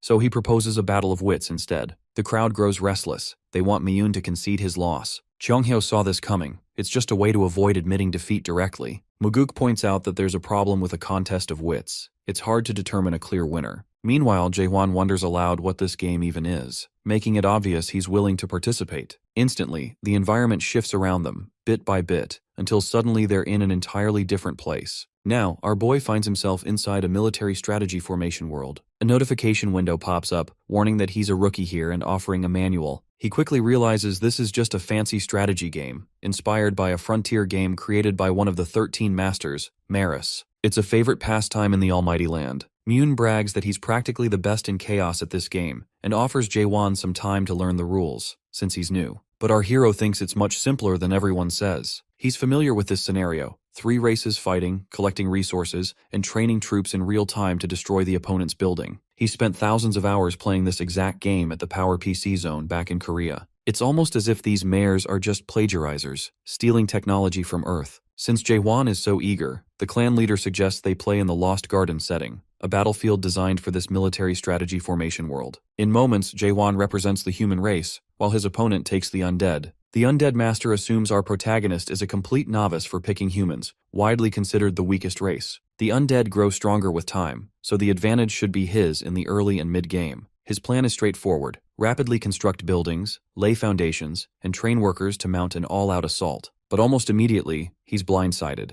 Human troops are already inside his base, hacking undead heads, and even his artillery is being cut down. He can't figure out why Jae-won attacked so early, or how watchtowers have popped up right inside his own camp. Moments later, the reason becomes clear. The hidden watchtowers are attacking his troops from within. If he tries to destroy them, he'll have to send his soldiers out, where Jae-won's farmers will eliminate them. But if he doesn't, he can't gather resources for his build. Regardless, he decides to push forward with his original plan. Unlike his opponent, our boy comes from modern-day Korea, where this technique is well known and often used, even if it's considered a nuisance by many. The audience quickly realizes that Jae-won has completely taken over the game. It was arrogant of the Savant clan leader to assume the Fortress Master was a rookie. He tries to protest, saying it's an unspoken rule not to attack for the first 10 minutes so both sides can gather resources, but Jae-won simply points out there's no actual rule about that. Miyun insists it's tradition, but our protagonist doesn't care. No rule means no restriction. Soon the clan leader is left on the ground, teeth clenched, wondering who Jae-won even is.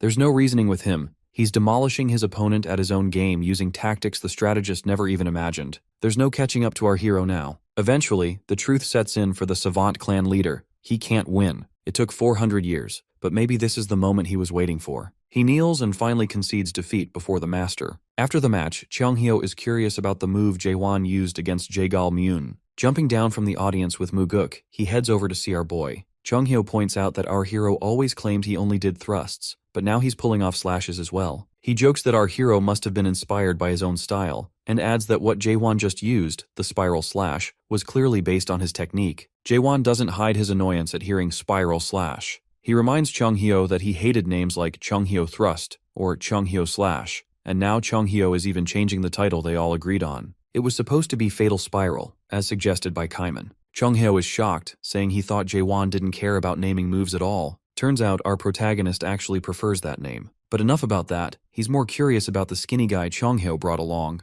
This man looks strong, stronger than most, and Jae-won wants to ask him for a spar. Shin Muguk finally believes Cheonghyo. He realizes our boy is not one of those polite types who stick to protocol during introductions. Cheonghyo doesn't miss the chance to point out how this kid attacks the elderly instead of respecting them, but Jae-won just makes a face and says that, around here, the older folks are the strongest, so there's no point in going easy. Muguk notes how animated Cheonghyo is in this conversation, tossing out comebacks so quickly. He hasn't seen the elder this excited since the Abyss expedition, 900 years ago. What's more, Cheonghyo reminds Muguk of Mulak, the one who once gave hope to the people of Chaos. Yet even that name carries the shadow of despair, the despair of the Abyss expedition. Mulak was the captain all those centuries ago. The question on Muguk's mind is whether Jae-hwan can truly fill Mulak's shoes, given his performance and the remarkable fact that he's just 60. The potential is there, and it's possible our boy could even surpass Mulak. However, Muguk senses none of the moral righteousness in Jae-won that Mulak had. In fact, the two are total opposites. Where Mulak was measured and mature, our protagonist gives off a distinct sense of bloodlust instead. Suddenly Muguk's eyes widen as he spots the moon world symbol, realizing he can now see from Jae-won's world. That can only mean one thing. He's already awakened.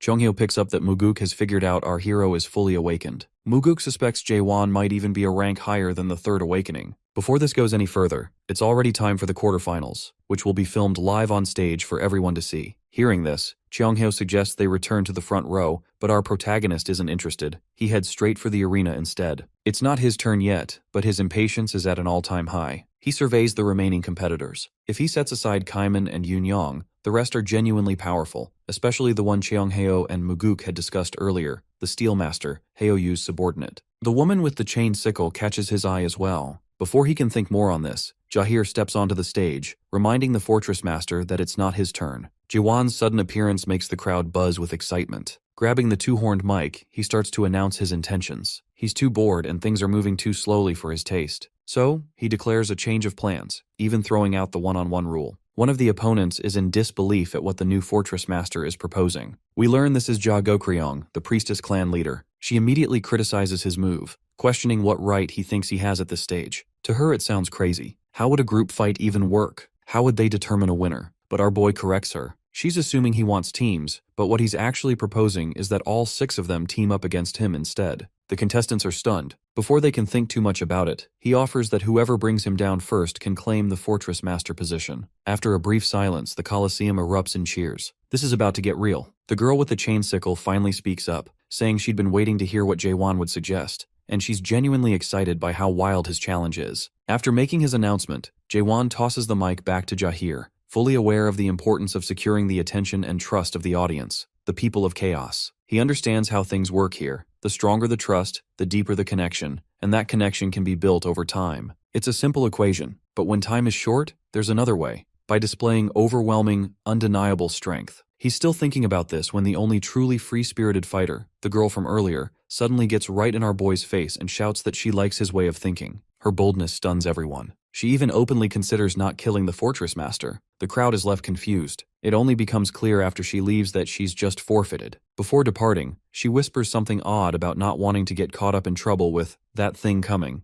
However, our protagonist doesn't really understand what she means. Out of nowhere, Yoon Young speaks up as well. He declares that he too is forfeiting, admitting he can't beat the fortress master at his current strength. Technically, he hasn't lost until the quarterfinals, so he still keeps his title as leader of the Lightning God clan. Kaiman, disappointingly, follows suit, also forfeiting and excusing himself with similar words, even praising our hero in the process. That leaves only 3 opponents left. Jaewon had wanted to display unmatched power. Now, even if he defeats these 3, it won't be the dramatic display he envisioned. Still, if all 3 attack at once, maybe he can show something phenomenal enough to cement himself as irresistible. Ja Go-Kryong points out that things aren't exactly going according to plan. Jaehwan decides to fight the remaining 3. After that, the Priestess clan's vice-clan leader, seeing how confident he is, suggests the clan leaders should teach him a lesson. However, the clan leader politely shuts her down, reminding her they didn't come here to fight some over-ambitious, hot-headed fortress master. Haoyu's warrior is there too, the one Lord Haoyu specially requested earlier. The 2 clan ladies ask him what he's after. His approach has been even more effective than she anticipated. She uses the moment to shift the discussion to the Abyss expedition. Since it ended,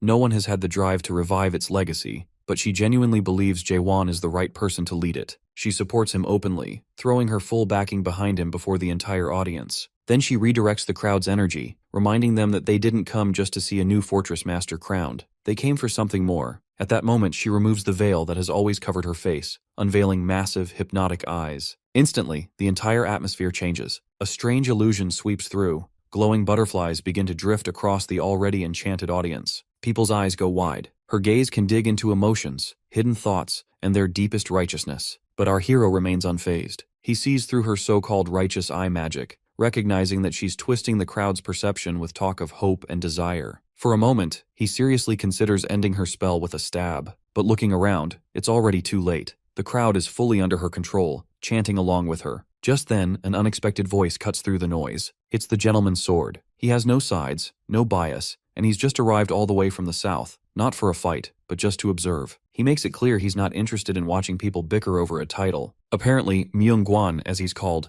is considered on par with one of the 10 clan leaders. Sir Carlton Javier strolls through the hallway, swinging open the door to one of the offices, only to find a messenger bird waiting inside. That's when the news drops. A group of undead is on the move, and not just any group. There's a massive, mega undead leading the way, heading straight for Gorgon Fortress. The message is from Isa Landcroft, Fortress Master of Dryad Fortress. This shakes Carlton badly. Meanwhile, back in the arena, things take a turn. The sky has been slowly turning pitch black. Fortress Master Jaewon remains cool and expressionless as always, but even he knows something is off. The Priestess clan leader steps up and announces that there's no need for more internal fighting, and the tournament should come to a stop. She addresses the audience, saying that a proper expedition needs a captain everyone can trust. Cheonghyo and Shin Muguk, with all their experience, see right through her. They know she's up to something, using one of her top-tier righteous eye illusion techniques. Cheonghyo is already on edge, wondering what sneaky trick she'll pull next. Counterintuitively, she throws Jaehwan's name into the ring, saying it makes sense for someone of his strength and standing to lead.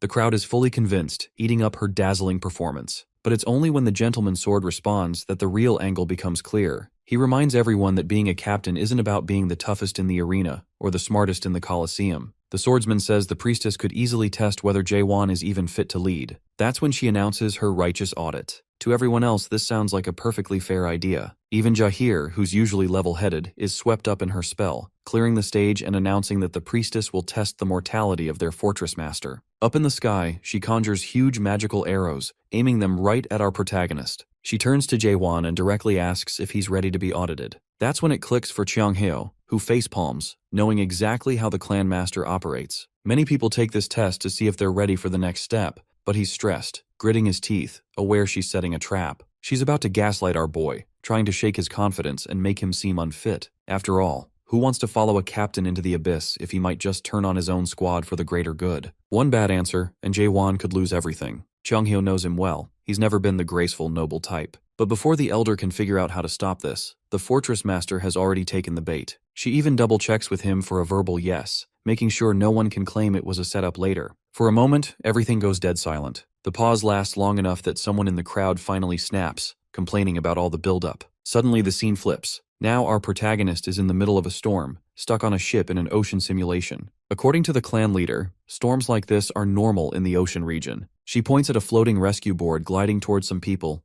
Someone is drowning out in the waves. It's a classic moral choice dilemma. Play it safe or take a risk. Our boy reaches down and grabs one of the drowning people, pulling him toward the board. But here's the twist. The rescue boat has a limit of 10 people. If he brings one more aboard, the whole boat will sink. Then comes the notification, like a prompt straight out of a game. Does Jae-won play by the rules and save the majority by letting the one go? Or does he risk everyone for the chance to save this last person too? There's no middle ground. He's got to decide, and quickly. The priestess turns to him and asks what he wants, what he would choose. It's clear what will happen if he lets the drowning man go. People will throw a tantrum at our boy. If he pulls the man aboard, everyone will criticize his poor judgment. But what the priestess doesn't realize is that Jae-won doesn't play by the rules. He refuses to choose option 1 or 2. Despite all her attempts to prove he isn't fit to be expedition captain, he picks a third path. She is utterly stunned, not expecting him to find the hidden choice, the one that only appears if someone truly thinks outside the box. Unfortunately for the clan leader, the notification board suddenly reveals that same hidden option.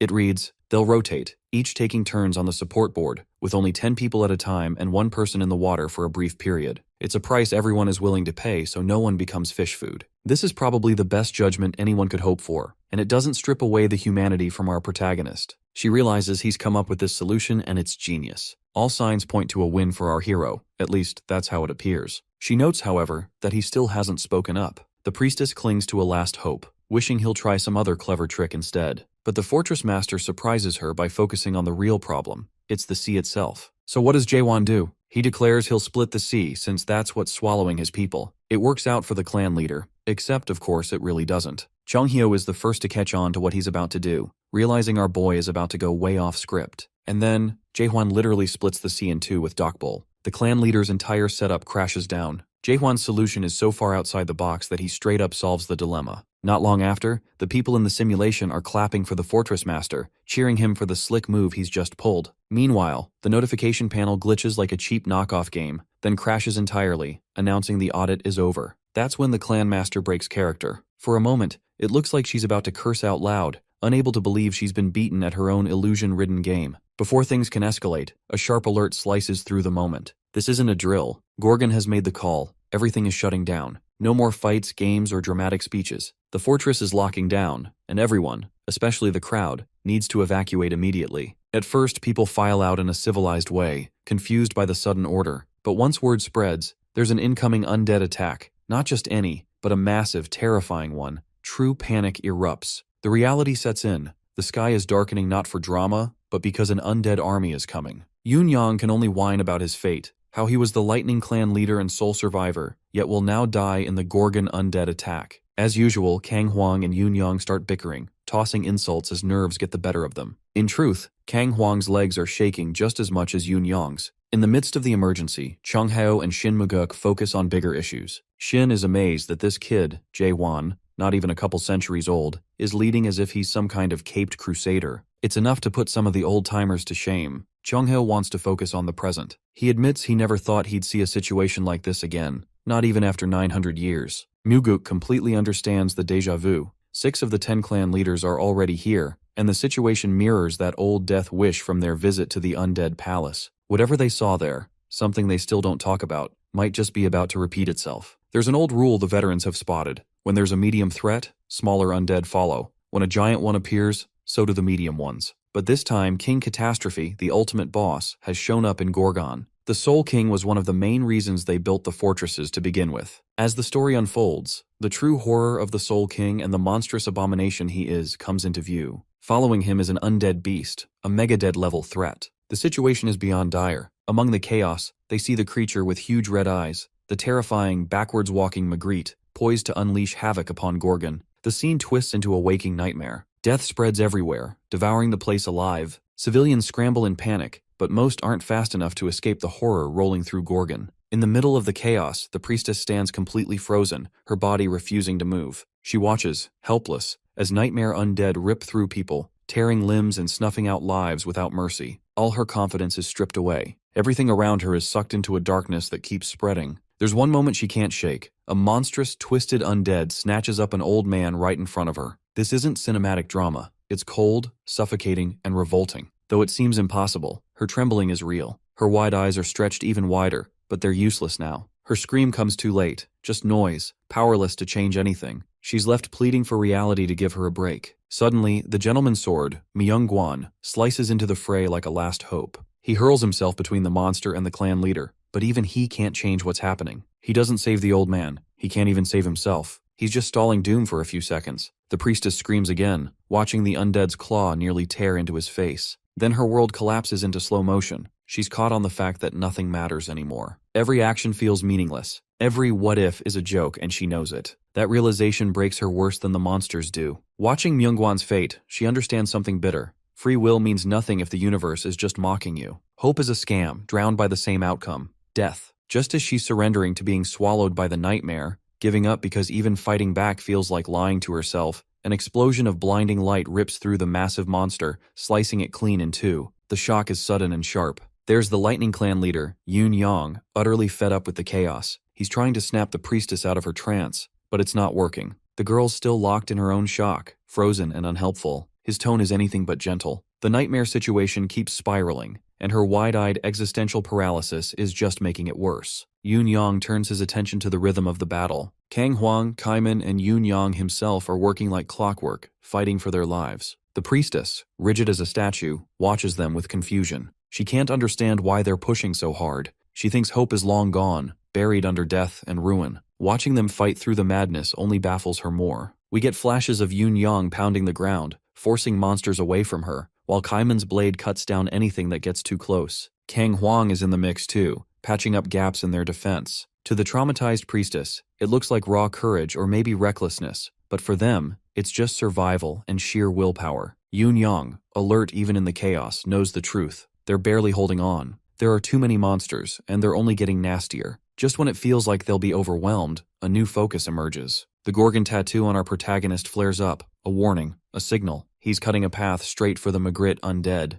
No distractions, no side fights, just him versus the biggest nightmare in the room. The thing isn't just a monster, it's a death sentence. 3 cold eyes, jagged teeth, wicked spikes, and claws that promise instant agony. But Jaewon doesn't flinch. He dispatches lesser monsters like they're nothing. His moves are clean, fast, and ruthless. One moment he's thrusting, the next he's slicing, but he keeps his composure, never going full berserk. He knows this enemy is different. The monster bites at anything nearby, turning anyone not quick enough into instant carnage. So our hero keeps his distance, watching, measuring, waiting for the perfect opening. This isn't just a fight anymore. It's a test of survival and strategy. Jaewon, ever the one to bend the rules, knows his best bet is to back up and go long range. That's the plan. Create space, strike from afar, stay alive. But the Magritte isn't brainless. It has its own long-range attack, and it doesn't hesitate. Whatever it's about to unleash is anything but pretty. Our boy barely dodges, scraping by as destruction explodes behind him. The monster readies itself for another round, charging up again. That's when he makes the bold move. Instead of dodging, he braces himself, ready to block the attack, almost as if he's daring to test the very depth of hell. The battlefield goes quiet as the Magritte loads its main mouth for a devastating strike. Cut to Cheongheo, fighting his own monsters on a different part of the battlefield. He's far from panicked like the priestess, but his hands tremble, not from exhaustion, but from memory. The last time something like this happened, the aftermath was a graveyard, and he remembers every loss in excruciating detail. Even with all his experience, he senses the unwinnable nature of this fight. The word hope echoes in his mind, bringing back a memory of Aimul Grochesk,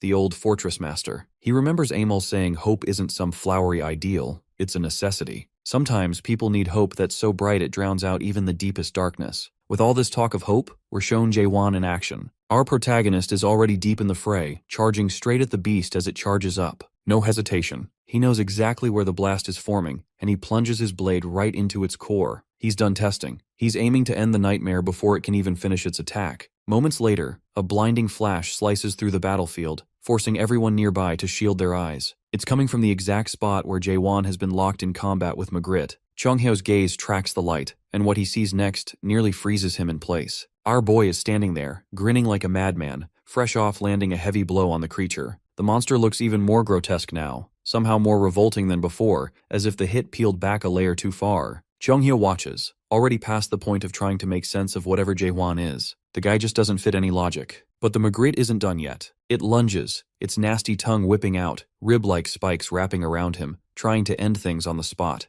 The jaws clamp down like a bear trap. Even so, our protagonist doesn't panic. He blasts his way out of the creature's grip, not giving it a moment to savor its catch. Then it starts, the glow in his eyes, his blade poised to give the monster a taste of real pain. Cheonghyo recognizes what's coming and gets déjà vu from Jae-hwan splitting the sea earlier. It's the same move, the signature strike. He's charging it up, ready to cleave the Magritte in two. Meanwhile, Shin Muguk, watching all of it unfold, finally gets it. He turns to Cheonghyo and says what everyone's thinking. Jae-hwan is the most reckless person he's ever seen. Cheonghyo just grins. Reckless? Sure, but that's exactly what makes him who he is. He'd protect that madness with everything he's got if it came to it. Suddenly everyone else is fired up too. Shin Muguk's ready to leap into action. Even the traumatized priestess clan leader, who'd been frozen like a statue, starts to come around. Maybe that's what was missing. Jae-hwan, undeniable hope incarnate. Even the savant clan leader decides to show his face, which irritates Cheonghyo given his timing. Where was he when things were falling apart? Much as Cheonghyo and the others might rally, it's no time for optimism. The three big undeads are still running wild. Even so, the squad's giving them hell. Yunyang tries to throw shade at Kang Huang, joking about how impressive it feels to be throwing lightning compared to Kang's fire, but it falls flat. He just wants a chill moment to brag about taking down abominations, but Huang's too exhausted to care. He's still hacking through monsters and slinging fire like the Fire King he is,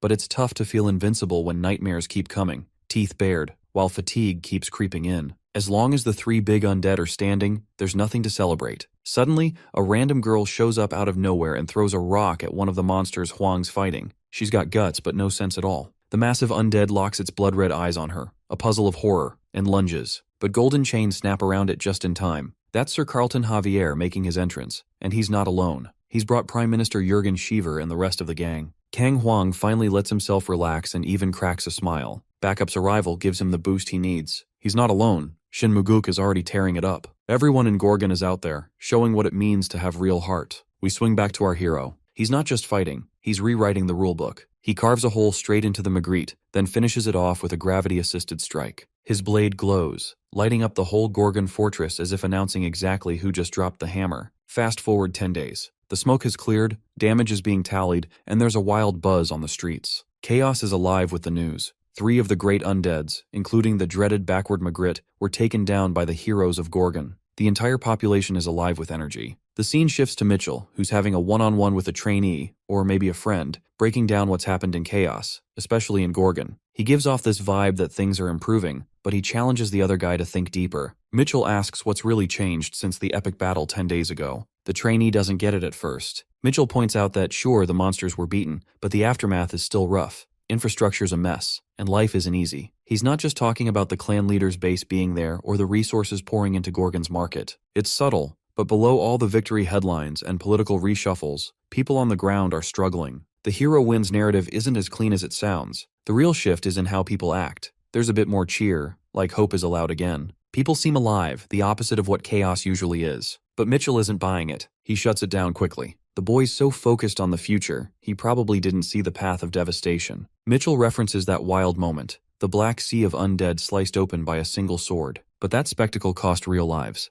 Many of them. Mitchell doesn't fully understand what went down either, but he's piecing it together. Everyone was there. People's eyes were full of hope that night, for real. They're clinging to the half-truth that Gorgon's doing better now, which, in his opinion, is kind of foolish. What really bothers him is that people actually think they can live normal lives in chaos now. Suddenly, a massive explosion-like sound shatters the calm. The trainee flinches, looking around as if they've been dropped into a bombing run. Mitchell, calm as ever with his great horn slung over his shoulder, doesn't blink. He tells him it's nothing new. It's been happening for 10 days straight. The younger guy, wide-eyed, speculates it must be because the 10 clans moved their headquarters there. He gets even more spooked as he realizes that could mean war is coming, or has already started. Mitchell doesn't confirm or deny it. Whatever's going on, it feels like war. Meanwhile, up at the training grounds, we see what Jae-hwan's been up to. He's not relaxing. The blade wielder has been grinding the clan leaders, training them hard, making sure when the expedition comes, they'll all be ready. A sudden glass-shattering sound hits the scene like a bomb, and Lim Jinhong's face freezes in sheer disbelief. The man looks like someone just told him the sky's purple. He literally has to ask his subordinates to repeat themselves, word for word, because he cannot accept what he just heard. Apparently, some guys just took out a mega undead.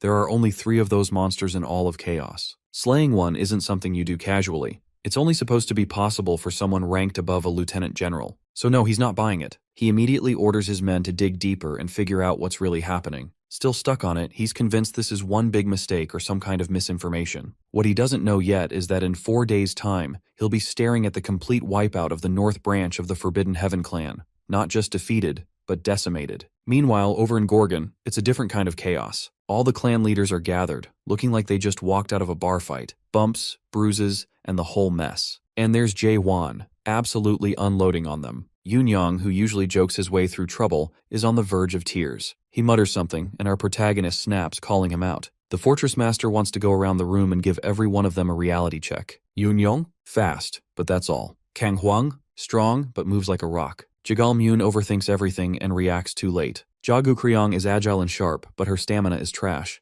Kaiman, though, stands out as the best among them. Solid fundamentals and no glaring weakness. But that's where it ends. He's just the king of average, with no killer edge. To our boy, it's obvious. These folks have been cruising on easy mode for way too long, living off what's been handed to them instead of truly earning it. Chong-heo, who usually laughs things off, actually loves that take. He sticks close to Shin Muguk, agreeing wholeheartedly. But Jae-won doesn't spare him either, calling Chong-heo out for being too weak. Considering these people have lived for 1,000 years or more, it stings. Chong-heo is pissed, but he knows Jae-won isn't wrong. His memories stretch back 900 years, when the 10 clan leaders were monsters, minimum 7th stage adapters. No joke. Leading the Heavenly Dragon clan, top dog even then, was a 9th stage powerhouse. But even with all those heavy hitters, the one who made them look like amateurs was Mulak, the mayor. That guy was on a different level. Yet even with all that power, the Abyss still chewed through them, because the Abyss doesn't care who you are. It's built to break the best. Our hero isn't impressed with what just went down. He straight up shames the current group for getting this banged up just by wiping out a single branch of the Forbidden Heaven clan.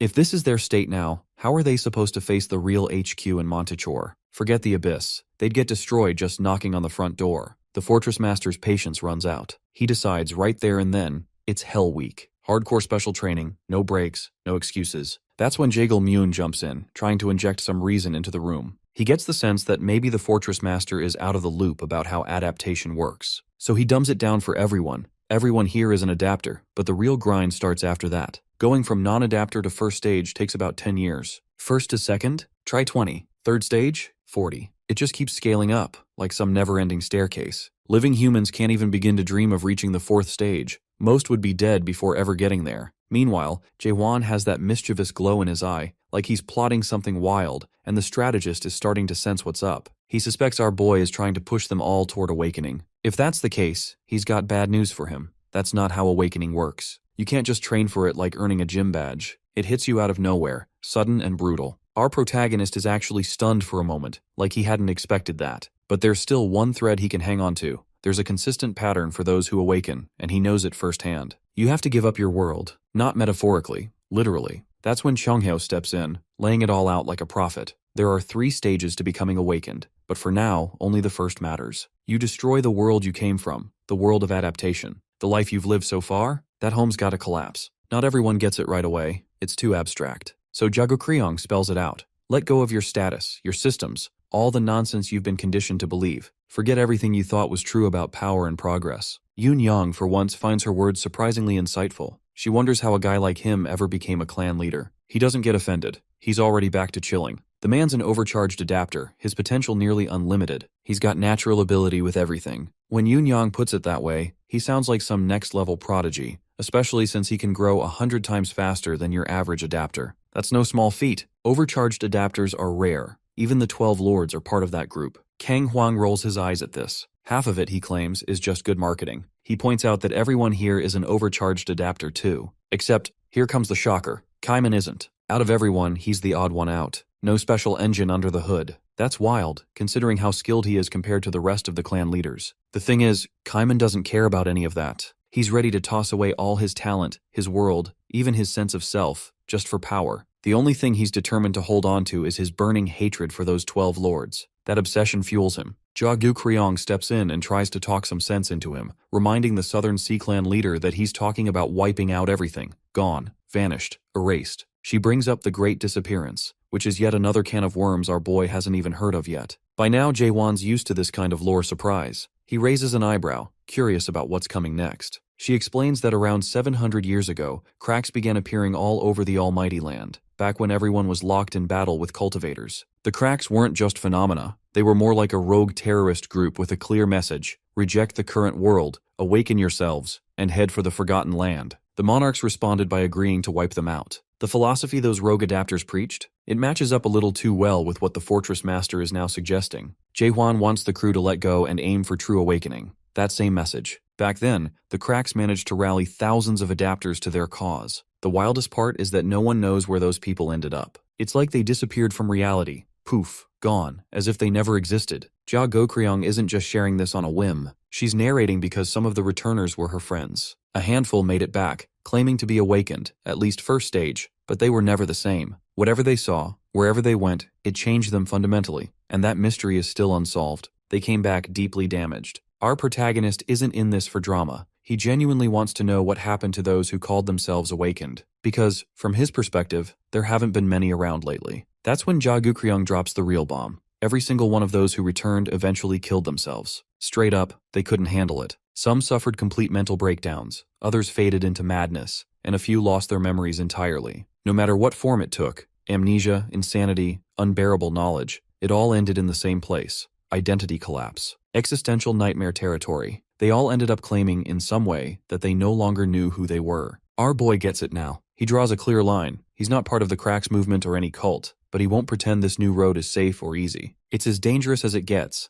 and Jia Gukryong is right to be wary. That's why he won't force anyone. He only wants volunteers, not blind loyalists, but people willing to face whatever this is head on. So there's just one more question to answer. What's he going to do with the ones who don't volunteer? Jaehwan's never been the type to leave anyone behind. He's not going to toss them aside. He'll help them grow in their own way too. Even if Jia Gukryong still thinks this is another setup for disaster, he sincerely wants everyone to grow stronger, to adapt and evolve beyond anything they've known. She facepalms at hearing his evolving spiel again. The Fortress Master still acts like he couldn't care less about the full context. He basically ignored Jaegil-myun's explanation that constant training isn't going to magically leap them up the adaptation ranks in a week. But it seems our protagonist has a workaround. Next, everyone follows him to a strange building none of them have seen before. Mitchell is already there, standing like a proud mechanic, letting Jaewon know everything's ready to go. Yoon-young's the first to notice it. The entire building is built from the horns of horned beasts, elite-level craftsmanship. The Fortress Master makes sure no one is left in the dark. He wants every single one of them to understand exactly what kind of hell they're signing up for. Suddenly, their notification panels light up.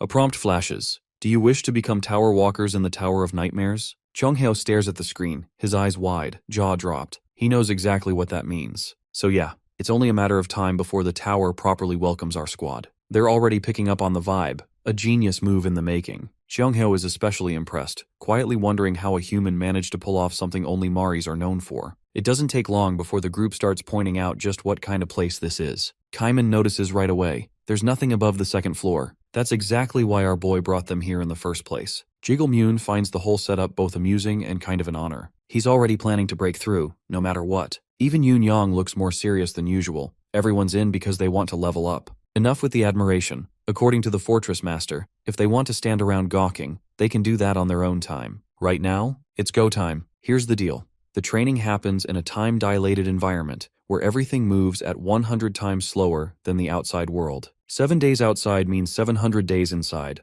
almost 2 years of non-stop grinding. But there's a catch. The squad needs to watch out for soul corruption. The denser the time, the higher the fatigue. When they push through brutal routines, the risk of corruption can spike past 80%. If that happens, it's instant logout. The loudmouth points out how Jaewon actually cares about them. Jia Gukryong just stares at him like he's some big shot. Our protagonist's annoyed face says it all. Now comes the split. He already knows some of them aren't down for the awakening process, so he divides them into 2 groups with different training paths. After the split, it's clear Kaiman's the only one gutsy enough to put himself through hell. The others? They pick the alternate adapter route. With that decided, it's rumble time. Yoon-young can't go 5 minutes without irritating someone, showing off his speed by dodging all of Gukryong's moves. She can't stand his smug attitude, feels like he's looking down on her using his lightning god clan skills. That's when Kang Hwang storms in, going full fire mode, blasting flames everywhere and yelling that destruction beats speed any day. In his mind, smashing faces is far more satisfying than running from a brawl. The Savant clan leader is probably the most full of himself in the group. He throws out the usual condescending remarks, claiming they're all weak and haven't made an inch of real progress. Meanwhile, Shin Mugok just watches silently as 3 of the 4 clan leaders go at it like it's a grudge match. But before we dive too deep into the chaos, we flash back to moments earlier, seeing how the squad planned this whole thing.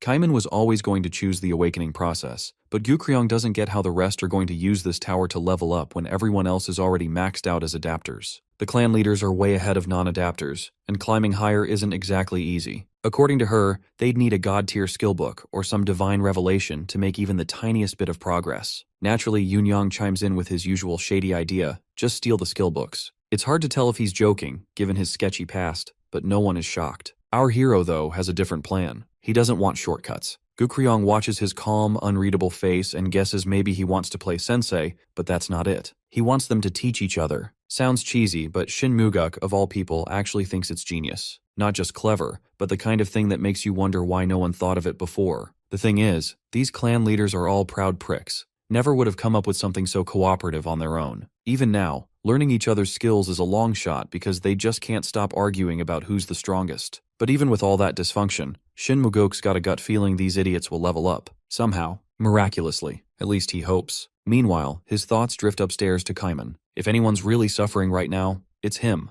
Cut to the swordsman, drenched in sweat, swinging his blade. He's lost all sense of count. Could be 10,000 swings, 100,000, maybe 1,000,000 by now. His arms are running on pure muscle memory, waging war against himself. Even now, the fortress master treats him like a rookie, reminding him to breathe between slashes, calling him out for skipping beats, saying he'll never hit real strength unless he fixes it. Kaiman keeps questioning the process. Is this really how you awaken? Is this what it takes? But Jaewon shuts down that kind of thinking quick. No room for doubt. They talk about why Kaiman's frustrated. It's just being stuck. The only sound beyond the coaching is the swish of his blade. He's not missing the other adapters. He's not even comparing himself to them. He just thinks he's not that talented, not built for this kind of change. But our hero doesn't buy any of that. He draws a line between Kaiman and the overpowered adapter brats with egos the size of continents. The swordsman's not some cocky clan leader. He's got heart, grit. That matters more. Consistency, purpose, and willpower beat raw talent every time. Awakening isn't for the gifted, it's for those who bleed for it. Just when Kaiman's about to doubt himself, the fortress master gives him a vote of confidence, makes it clear he trusts him, and asks for trust in return. That spark is all it takes.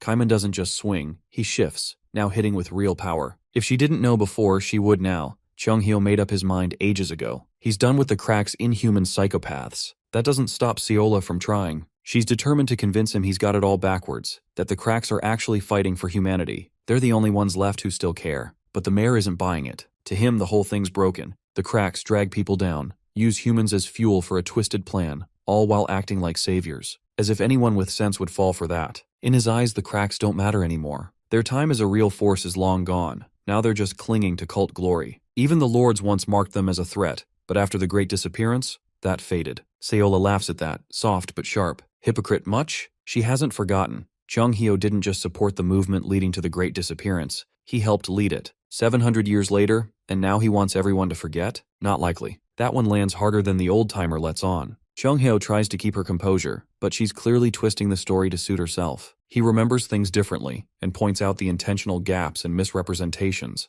yet he still can't bring himself to meet her gaze. Staring at the floor hardly exudes confidence. There's at least a kernel of truth in what she's saying. Seola too doesn't hold back. He saw everything unfold. The Great Disappearance happened right before his eyes, and he didn't intervene. Whatever transpired back then, Seola wouldn't be who she is now if he hadn't played his part. The most disturbing part is that there are still real people in the crack, clinging to his grotesque techniques as if they were gospel. Out there, they're trying to awaken by tearing each other apart, swinging swords, stabbing, dying, and repeating it all in a deranged ritual. Round after round, the violence continues. His past isn't just a lingering shadow, it's still bleeding into the present. Survivors keep swinging their swords, lost in madness. As she pours a glass of wine, harsh flashes of these scenes surface, people killing cultmates in a blood-soaked well. The worst part is that this brutality is the goal. Only a handful survive after slaughtering their comrades to deaden their emotions. They continue, numb, swinging 1,000,000,000 more times without feeling. That numbness, that hollow inside, is built into the process. Awakening requires tearing away what makes you human, just to see what remains. The old man knows this better than anyone. He hasn't met her eyes in ages, dodging a truth he buried deep in avoidance. Suddenly, Sayola brings up how all of that leads only to the first stage of awakening, dismantle. But the moment she says it, something in him snaps. He's furious. That's not the right way, nor the right word. His sword is drawn before he realizes it, reflex taking over. It's ironic, coming from someone not even fully awakened. He pulls her into his white world, the same space glimpsed when he treated Mino, a blank canvas still untouched. That's the irony. The man who chased awakening like a religion is too afraid to create his own world, scared he'll lose whatever soul he has left. She, on the other hand, isn't afraid. Whatever chaos she's conjured on her canvas is deeply disturbing. That's when he realizes times have changed. Sayola is now the second co-captain of Crack. She's not here to show off, though. She attacks, flinging blood-stained sickle chains, each drop telling a story. This is about more than rank. The way she moves, the raw force behind her strikes. She might have reached the third stage of awakening. Then she unleashes her power. The blood on her chains pulls him directly into her unique world, a nightmare landscape. He's frozen, wide-eyed, as if his soul stopped cold. The ground is littered with corpses from cult violence, bodies hacked apart in slaughterhouse fashion. And then it clicks. This is the aftermath of the Great Disappearance. This sea of blood, the stench of massacre, this is her unique world. She gives everything. The dead don't pretend to live, and chaos never changes. Even if neither can say it aloud, the truth remains. Chaos has no hope. Sayola still makes her offer, wanting him back in the Crack. But the old master isn't turning back. He senses the shift she just triggered, faint but undeniable. Change is coming, and he believes it. His expression betrays him. This new fortress master, this unexpected hope, is dragging even the most stubborn veteran into belief. It's remarkable that neither the disaster 900 years ago, nor the massacre 700 years back knocked sense into him. Sayola's anger boils over. Her voice turns bitter. She wants him to fail again, hopes that blood-soaked defeat clings to him like a curse, praying he'll abandon his new allies just as he once left the Crack. Regardless, Crack is watching. They're not finished with him yet. Meanwhile, back at the Nightmare Tower, Kaiman is deep into his awakening arc. Stage 1, the question. He confronts a doppelganger made of his own doubt. Stage 2, understanding the world he just questioned. Stage 3, erasing it all, leaving it blank. He's meditating when Jaewon bursts in, sword drawn, shouting at him for sitting idle. Our boy demands he stop pretending and fight as if his life is on the line. Kaiman feels weak. He knows he can't win. Our protagonist, though, is already on another level. He's not here to coddle anyone. He's tired of excuses. The clash comes fast and hard, existential, as if Jaewon isn't merely attacking Kaiman's body, but ripping through his very core. Judging by the aftermath, he nearly did. Kaiman spirals, wondering if any of it meant real growth, ready to give up. But our protagonist isn't finished. He tells Kaiman to stop letting the world's chains hold him back. Something inside Kaiman snaps. He releases the weight of the world, breaking his shackles. His awakening reaches stage 3. This time, he's ready. Eyes glowing, Kaiman raises his sword, surrounded by razors of water and berserk waves. Without hesitation, the two collide. Jaewon's Moon Eye world spills into reality, colliding with Kaiman's water waves in a display that borders on mythic. After their brutal clash, rain falls as if the sky itself is exhausted.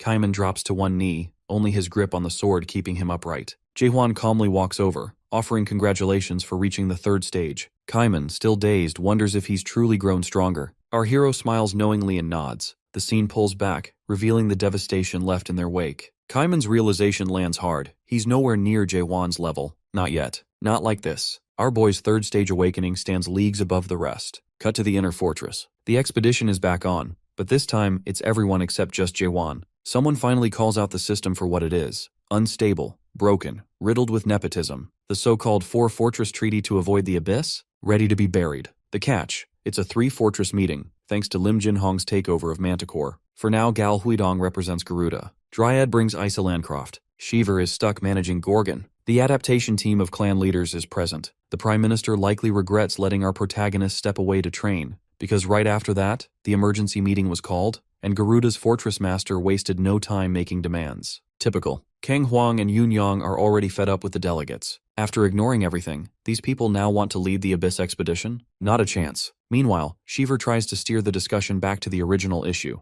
the hidden clans. But the real problem is the missing awakened heroes. Technically, the Prime Minister can fill in, but in matters like this, the Fortress Masters make the decisions. Jaewon, in Gal Huidong's eyes, is still just a 60-year-old kid. The 8th stage adapter says so openly. Putting our boy in charge of the Abyss expedition, to him, is like tossing car keys to a toddler. Yun Yang isn't standing for it. The instant Gal Huidong throws shade, Yun Yang snaps, lightning crackling, fists clenched, ramping up the tension in the room. He warns the Golden Monarch to choose his words carefully. Honestly, his aura just leveled up from sheer audacity. But in true form, Yun didn't think it through. Did he expect the delegates to stay calm while Garuda's fortress master is threatened? No way. At this point, it's beyond politics, it's personal pride. The adapter team has had enough, and with Kang Huang stepping in, it's clear they won't sit this out. Everyone in the room feels it. They won't let Gal Huidong or the so-called Almighty dictate leadership of the expedition. The decision is made. Our protagonist will captain the expedition. End of story. No votes, no debate. Before anyone can blink, our boy Jaewon's ever-loyal lapdog is already out on the training grounds, throwing hands with none other than Garuda's top dog. It's too late to wonder what Yun was thinking. Gal Huidong indulges him with some sparring, not one for talking things out. The kid fires back, suggesting that the fortress master is scared of him, which Huidong finds amusing. He tells Yang to take the first move, a break-a-leg kind of gesture, but Jaehwan's follower isn't waiting around. He's already darting forward, moving too fast to track, only the lightning crackling around him betraying his position, a clear warning. The fortress master tries to compliment Yang's speed, but he doesn't even finish the sentence before the brat's airborne, coming in with a full-on lightning strike. The veteran definitely wasn't expecting that. A Stage 7 adapter pulling a stunt like this is not the infamous lightning-slinging brat from before. Still, the fortress master isn't an easy opponent. Reality sets in. There's only so much a Stage 7 can do against a Stage 8, no matter how flashy the moves are. He takes the hit and shrugs it off without a scratch, then retaliates with the golden meteor chakram, sending a swarm of disc shields at Jaehwan's sidekick. Kang Huang and the rest of the crew are losing it, watching their guy get hammered. Meanwhile, the fortress master is already celebrating, picturing himself in the expedition captain's chair. But the joke's on him. Yang isn't down, not even close. He's back up, lightning still arcing around him, warning everyone that round 2 is about to get wild. The lightning kid points and tells his opponent he's about to see something unforgettable. As the meteor discs power up, he surprises everyone by unleashing a fire technique, one that's way too close to Kang Huang's to be a coincidence. The fortress master isn't giving out gold stars, especially not after Yang follows it up with Jaegilmyoon's notorious 8 invisible traps move. He freezes, catching the implications. Some of these so-called clan leaders must have swallowed their pride. Who trades away a legacy just to get their hands on someone else's technique? It's pathetic, but even the fortress master has to admit that pride doesn't pay the bills. Suddenly Yang, knives in hand, closes the distance and lands a brutal hit. The fortress master's chest shows the dagger wound. That's enough to make him angry. Maybe the lightning brat pushed it too far, because now his opponent isn't holding back. With the meteor chakram accumulating and his aura swelling, Jaehwan's follower realizes he's kicked a hornet's nest. Mayhem erupts. Delegates, security, and even the fortress master's own men scramble for the exits, trying to escape before the spinning discs tear up the training ground and turn it into a rocky sandstorm. The destruction is immediate, but Isa Landcroft and Shin Muguk remain watching. The Garuda Master calls out the lightning brat, taunting him to survive this storm. Catching a bolt of lightning, he suddenly realizes he might have spoken too soon. At the height of the sandstorm, Yang cuts through the rocky tornado, closing the gap with ease. He even gestures mockingly at his opponent, a sarcastic pat-you-on-the-head move. The Storm Slasher counters the Meteor Chakram with the Servant Clan leader's Cloud Dragon series Heavenly Sword attack. In a flash, he's got his knife pointed at the Fortress Master's forehead. Shin Muguk steps in immediately, signaling that things are going too far. The mediator tries to calm the situation, reminding the Fortress Master that this is over. There's no need to summon the Guardian Horn Beast Garuda, an anti-dead god weapon. The Garuda boss pulls back just in time. With disaster averted, the Fortress Master admits defeat and acknowledges that Yang dared to fight like that. Seeing that chaos has been avoided, Muguk announces that since Garuda's master has accepted his loss, he'll be taking on the next challenger for captaincy, and extends the invitation to Isa if she wants in. She wears her timeless tense expression. Then, without warning, Ja Gukryong runs across to the other side. Muguk can't figure out what she's up to, and then she declares she's switching sides, clearly convinced the odds have shifted. A man's voice echoes from the training ground entrance, challenging Muguk. It's the 9th stage adapter, the Jade Mask Golden Monarch Bang Sheonil. Our protagonist knows him in Chaos as Mr. Fruit Stealer Asshole, a prominent figure among the monarchs who snatched the fruits all those centuries ago. Jurgen Shiver and Muguk especially want to hear why he's come to Gorgon after everything he pulled. Sensing the tension, Bang Sheonil insists they should leave the past behind. He says this is about the present and invites Muguk to join him in setting things straight, claiming the Steel Monarch misses him. Shin Muguk can't decide which is more pitiful, Heoyu accepting Bang Sheonil, or Sheonil choosing to serve under the Steel Monarch. The man points out that Lord Heoyu is so forgiving, while Shin is stuck in the past. In the Jade Monarch's view, at least martial artists should stick together. Muguk greets Sheonil with a sword strike, 9 centuries of betrayal burning in his veins. The Jade Monarch blocks the blow with a bare-handed jab, forcing him back. What Shin can't comprehend is how these guys managed to win over the priestess clan leader, the fortress of Garuda, and Dryad. Sheonil just shrugs,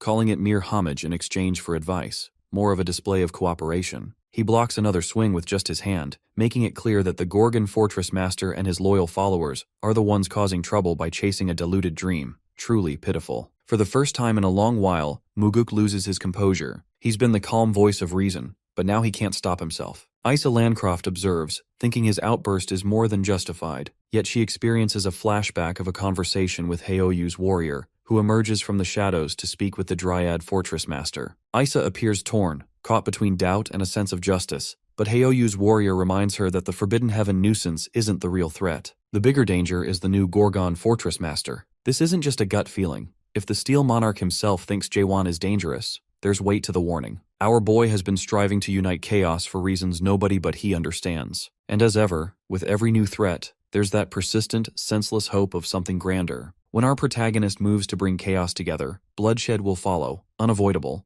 Heoyu's warrior tells Isa she knows this already, and there's no point in turning a blind eye. She has 960 years of experience to weigh his claims. He even brings up something that happened 90 years ago as proof, hoping to clear her doubts. She seems convinced at least enough to keep those past mistakes from repeating. Whatever they plan in that flashback, it's about the upcoming Fortress Summit, just a week away. Back in the present, it's clear that Muguk is struggling against Sheonil. The Jade Monarch, while blocking every attack with his palm, tells the old-timer bluntly to give up. Muguk turns to land the Heavenly Sword attack, but Sheonil's only reaction is amused composure. The Monarch blocks the swing with his clenched fist. The gap between a level 8 and level 9 adapter is undeniable. Sheonil leans in, whispering that Shin should pick up some adapter skills and stage upgrades before trying again. In a flash, Sheonil thrusts his palm into Muguk's chest, knocking the veteran back several feet. Even though the strike is uneventful, it's lights out for Shin. Ja Gokryong can only watch, stunned by how overpowered these monarchs are. What's even more alarming is that this Jade Mask Golden Monarch, ruler of the 12th region, isn't even the Grand Monarch. Above him still sits the Grand Monarch, followed by the Lieutenant General, then the Major General. Sheonil is only a Brigadier General, rank 3. Gokryong realizes they have been planning an Abyss expedition as midgets,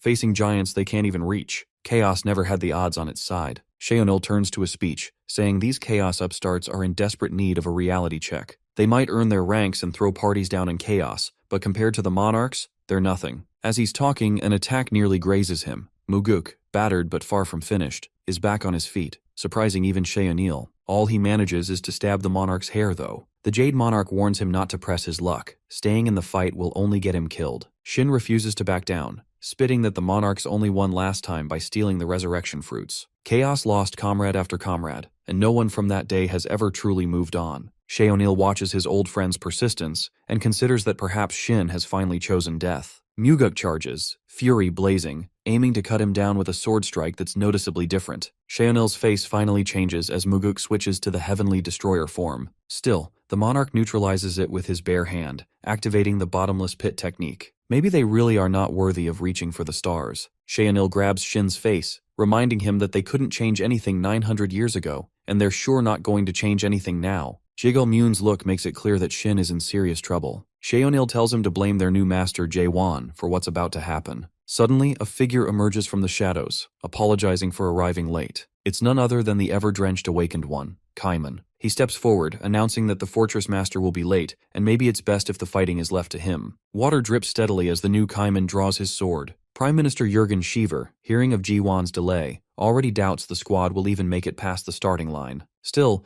Kaiman signals to Shiver that he's got this under control. There's plenty of doubt. After all, even Shin Muguk, with all his grit, couldn't manage to win against Bang Sheonil. Yet Kaiman doesn't even blink. He stands calm, absolutely sure of himself. At the same time, Kaiman tells the other clan leaders to evacuate the rest, get them as far from danger as possible. Jiggle-Moon suggests teaming up against Bang Sheonil might be the smarter move, but Kaiman is clearly working some angle the others don't see. He steps forward, prepared to face the Jade-Face asshole alone. Kaiman knows exactly who the Jade Mask Golden Monarch is. What Bang Sheonil fails to realize, at least at first, is who he's up against. Then it clicks. This is the same weakling from back in the day, the one not strong enough to make the expedition cut. Kaiman gives a nod. Bang Sheonil hopes the kid's improved, because he's done wasting time on the weak. Kaiman welcomes the chance. He'd be more than happy to teach his opponent a lesson. Kaiman pulls his sword against Bang Sheonil, and the monarch's eyes light up. Bang Sheonil tries the same grab-and-push move he used on Shin Muguk, but Cayman reads it like a book, as if it's happening in slow motion. That rattles the monarch just a bit. Bang. Moments later, Bang Xiaonil's hand twitches, like it's been shocked. The Jade Monarch looks more amused than angry. He watches, curious, wanting to know what kind of technique that was. It's not the same as Jaewon's signature thrust, but it's just as strong as any normal one. Cayman makes it clear, he's not holding back. Every thrust from here will be at full power, and Bang Xiaonil better not mistake him for some weakling. Unless, of course, the monarch actually wants to die. That line alone stokes Bang Xiaonil's temper. The nerve of this punk, thinking he can take out a brigadier monarch. He manifests a dark, monstrous claw from his hand, but Cayman doesn't flinch. He pierces the incoming monstrosity like it's tissue. Apparently, Cayman crossed a line. In a heartbeat, those creepy dark claws come at him from every direction, yet he stands composed. Right then, a flashback hits. Our boy Jaewon congratulates Cayman for reaching the third stage of awakening. Even in that moment, Cayman's got doubts. Still that humble guy, wondering if he's worthy. But our protagonist lays it out.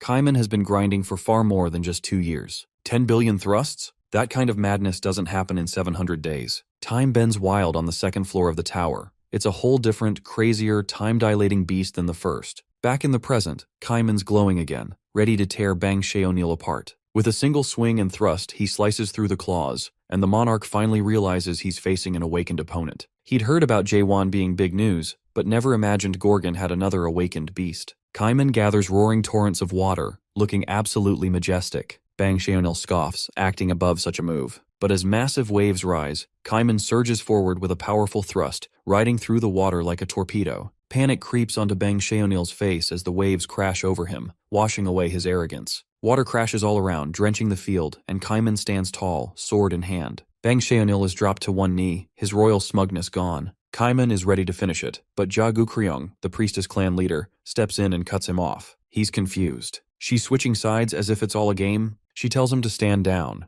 2 years of training isn't enough to face a monarch. If this were the old Cayman, maybe that would have shaken him. Maybe he'd have doubted himself. But this Cayman? Not a chance. It hasn't been just 2 years for him. He's been grinding for 200 years, breaking himself in that tower again and again, becoming something new entirely. Cayman launches a brutal helix death blow aimed to end the Jade Monarch. The attack is wild, leveling everything nearby. Jurgen Shiver and the others stand there, stunned, realizing the monsters they've nurtured. Shin Muguk understands now. Cayman actually did it. He killed the bastard. It all makes sense to the others. Our hero didn't just send Cayman because of a schedule delay. Jaehwan knew they were growing too dependent on him, and that it was time for them to stand on their own feet. Cayman proved just how capable they've become. That showdown was absolute slay. The news is exploding everywhere. Cayman, the Southern Sea Clan leader, didn't just go up against the Jade Monarch. He finished him for good. It's the sort of headline that sends shockwaves across the entire continent. Isa Landcroft is reading about it when Cayman shows up, and she still has that lingering conflict in her gaze. She doesn't hold back her real concerns, though. She's genuinely worried that he might actually be considering teaming up with Jaewon against those at the Regeneration Palace. Taking down the Jade Mask Golden Monarch was huge, yes, but at the end of the day, he was still only a brigadier general. That's entry-level stuff compared to what's coming. The Supreme Monarchs are an entirely different league. From here on, every step means facing monsters who make the last guy look like a warm-up boss. Our boy isn't wavering. He's tired of being held back by the past, trapped in self-doubt and regret. Last time, 9 centuries ago in the Abyss, he froze.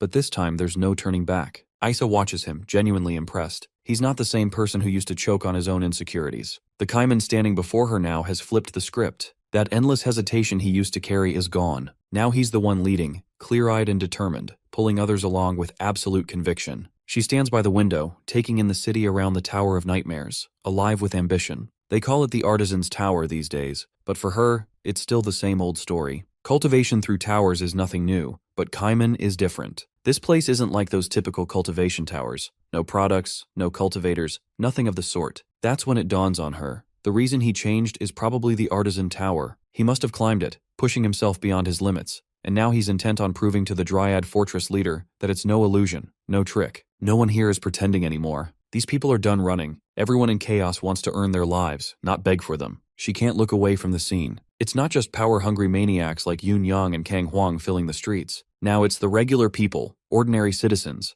and in a strange way, it's beautiful. After 9 centuries living a lie, they're determined to build something real, not taken, not granted, but truly theirs. Meanwhile, Jaewon and Cheonghyo are having a quiet conversation beside a peaceful lake. The 3-fortress summit is probably finished by now, Jaewon notes. Cheonghyo agrees, and the topic shifts to Cayman. Jae-won teases that maybe Kaiman's even stronger than his old friend now, which gets under Cheong-hyo's skin. He might be annoyed, but the truth is, this kid is centuries younger and could probably best him in a fair fight. Then Jae-won gets serious. Why start over from scratch? Cheong-hyo's awakening was brutal, violent, and traumatic. He never made it to the third stage, bailing before he could. Now he wants a new path, a clean awakening, not one bathed in regret. Cheong-hyo slips into memories of his time in the crack, of nights spent crawling out of the mud with nothing but that same cursed word, dismantle. No variation, no freedom, just grotesque survival in a whirl of blood. First came dismantle, then assemble, and finally, self-surrender. A cycle so rigid and cruel it might as well have been carved in bone. We see flashes of him, soaked in blood, repeating the same ritual again and again. He knows it wasn't a profound awakening. It was just a meat grinder with a fancy name. Back then, muttering dismantle every time, there were no questions, just instinct. The assemble stage never brought him pain. There was no space for feeling. But Jae-hwan? That guy's existence is built on questions. Everything in our protagonist's journey is a why. Life, world, purpose. Why? That constant questioning tears him apart. There's even a glimpse of the eerie Moon Eye, our hero walking through a world wrapped in barbed wire, filled with unanswered pain and unresolved questions. Even his so-called unique world is no escape. It's as real as it gets. Then, out of the blue, Cheong-hyo asks how old Jae-won is. It seems random, but he actually heard from Mitchell about the third floor being completed. Mitchell mentioned that the time density on that third floor is insane, much wilder than the second, yet Jae-won was only in there for 2 days. So what's the real number? Turns out it's 1,000 years. He probably made more swings in there than breaths outside. Cheong-hyo is floored by the answer, but he's not about to shower Jae-won with praise. To him, our boy is still just that same punk kid with a fancy title, yet deep down it throws him off. This guy lived through a millennium of hell and doesn't even look satisfied. Who is he really? Then Jae-won suddenly stands up, announcing that it's time to head for the Resurrection Palace, the one place that might finally offer a real challenge. Cheong-hyo suggests waiting until Gorgon has more awakened barracks like Kaiman, but our protagonist has already run the scenarios in his head. He knows the monarchs aren't just waiting for new awakeners. Sit around and they'll strike first. The plan is simple. Make a move before the enemy expects it. He doesn't want to raise the place. Just grab the key pieces in the Resurrection Palace. Cheong-hyo gets it. The real target is the Mayor's Treasure, an artifact that blurs the line between the living and the dead. And then there's the Narrow Gate, a passage into chaos while alive. If they destroy it, the monarchs lose their monopoly. Without hesitation, Jae-hwan and Cheong-hyo make for Manticore, where the path to the Resurrection Palace begins. Cheong-hyo knows this won't be easy. They're walking straight into a trap set up for Jae-hwan, but that's just how it is. And our boy? He walks right up to the gate, throws it open without blinking, and says what he always does. If it comes to that, if chaos comes crashing down, he'll do what he's always done, burn through it. Jae-won charges into Manticore Fortress with zero plans, no sneaking, just full send. Cheong-hyo suggests they could have slipped in quietly through the alley, but our boy's set on doing this loud. They'll need all their strength for what's coming, and Manticore isn't even the final boss. He unleashes his aura, draws Doc Bull, and goes feral, thrusting, swinging, and slashing like a storm. Meanwhile, Lim Jin-hung watches the chaos unfold on his holographic screen. Every rumor about Jae-won? All true. With reports of the Northern Forbidden Heaven base and the Path of Waves, everything finally clicks for him. If only he'd gotten that highlight reel a bit earlier. The irony isn't lost. He's supposed to hunt down this so-called product for the Pitch Darkness Lord, and now here it is, stomping right up to his front door, loud as hell. A female voice cuts in, clearly thrilled to see the battlefield being wiped clean. She's not curious anymore about why the Pitch Darkness Lord wants this product. This is no routine logistics run. Siren dances with excitement as Doc Bull flashes across the screen, grinning wildly. Lim Jin-hong tells her to watch her language, not even pretending to be impressed. She drops onto the throne beside him like it's her personal couch. He's uptight about Miram etiquette and protocol, while she couldn't care less. She's here for the spectacle. Our protagonist is out there erasing people one by one, each dropped with a single blow. Listening to her commentary grates on Lim Jin-hong's nerves, but she didn't show up just to annoy. She came to deliver news. The Jade Mask Golden Monarch, Bang Sheonil, appeared in chaos. He already knew Bang had been stirring up Garuda and Dryad fortresses, trying to sway the fortress masters, and helped wipe out the undead they'd sent there. Brief flashes show the carnage left in his wake, twisted remains of those abominations. What gets under Lim Jin-hong's skin most is how these monarchs treat the treaty to stay out of chaos like a joke. First the Pitch Darkness Monarch, now the Steel Monarch, just another proxy war, a game. It's true, but Siren isn't here for gossip. She brings the real bombshell. Bang Sheonil got himself killed. Lim Jin-hong is stunned, even more so when he finds out it wasn't a monarch or massive army. It was just a clan leader who did it. In his mind, not even all the clan leaders together could have pulled that off. But Jae-hwan didn't assemble pushovers. He built a force. The Southern Sea Clan leader alone proves it. This isn't about clever tactics. These guys are diving straight into madness. Killing the Steel Monarch's Bang Xiaonil? That cocky dog? Brave? Not really. Suicidal. A move like that doesn't go unnoticed. The monarchs all watch each other like hawks in the almighty land. One death and the whole balance shifts. Kaiman just kicked the hornet's nest. Before Lim Jin-hong can spiral too far, Siren snaps him back. Jae-hwan's coming, so what's the play? He barely blinks. He's smug. The plan's simple. Send the demon warriors. Siren's own handcrafted nightmares. If Jae-hwan wants a dramatic entrance, they'll give him a hell of a welcome. Jae-hwan walks with Chung-hyo, roasting him for wondering how a bunch of nobodies wound up steering the Forbidden Heavens world domination plot. Our boy admits he has a point. Then the bandaged figures appear.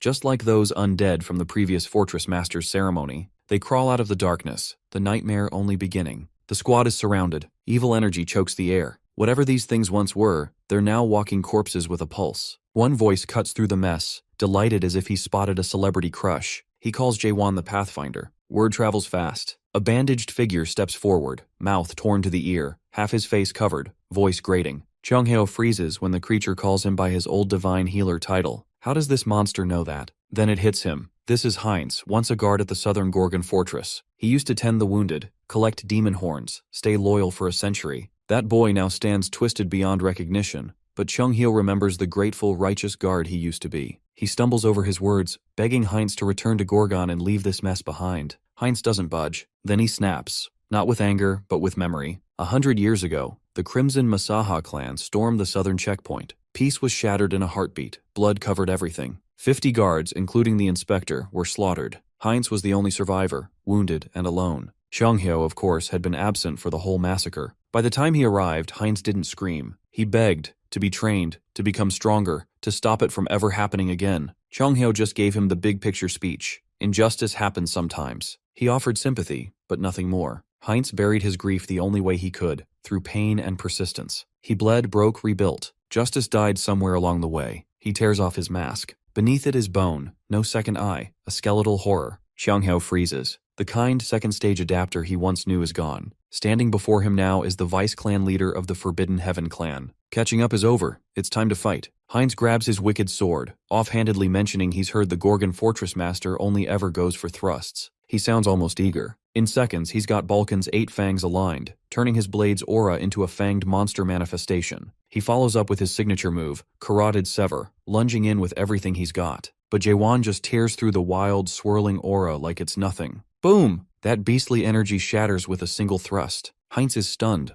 unable to comprehend what just happened. One of his followers, panicking, suggests they take our protagonist down together. It's desperate, but it beats getting destroyed one by one. Heinz gives the order, and suddenly it's a full surround. Little do they know, this is our boy's comfort zone. His eyes begin to glow as if possessed. Meanwhile, Lim Jin-hong is losing it back at court, unable to believe the dead demon warriors are getting torn apart like background extras. It's terrifying. He knows the only way they can take Jae-hwan down is if he himself, someone almost as strong as the monarchs, joins the field. Because sure, our protagonist is a powerhouse, but if they pile on hard enough, even he might fall. But there's a catch. Jae-hwan is still the chosen product of the pitch-black monarch. Hitting him too hard is like picking a fight with fate. If they mess up, it won't just be a lost fight, it'll blow up everything from the roots up. Lim Jin-hong yells for Siren, acting like she owes him, but she's so not in the mood. This guy wants more? She's the one who figured out the Spirit Stone, gave him the Black Cloud boost, and built the undead demon warrior squad from scratch. Now he's asking for more? She doesn't even bother replying. She grabs his face, fingers clamped across both cheeks, ready to seal a deal whether he likes it or not. On the battlefield, Jae-hwan is thrusting through the demon army, moving at full tilt with clean surgical strikes that are almost too fast to follow. Heinz's hatred grows. He can't stand that this 60-year-old kid has achieved more in a fraction of the time compared to his own 2 centuries. The guy turns into a walking horror show. Whatever monster act he had before looks tame now. Transformation erupts. Tentacles burst from his mouth, eyes blaze with hellfire, and it's clear that earlier metamorphosis speech was pure nonsense. Heinz is still lost in 100 years of rage and lets it push him over the edge. He manifests an evil spear staff and, without warning, charges at the occupied fortress master. Our boy dodges the savage spear attack that cracks the ground, causing even Heinz's own henchmen to flinch. Heinz tries to launch into another hard work and new morals speech, but Jae-hwan ends it right there. No nonsense thrust time. His subordinates can only watch as their vice clan leader's body is ruined.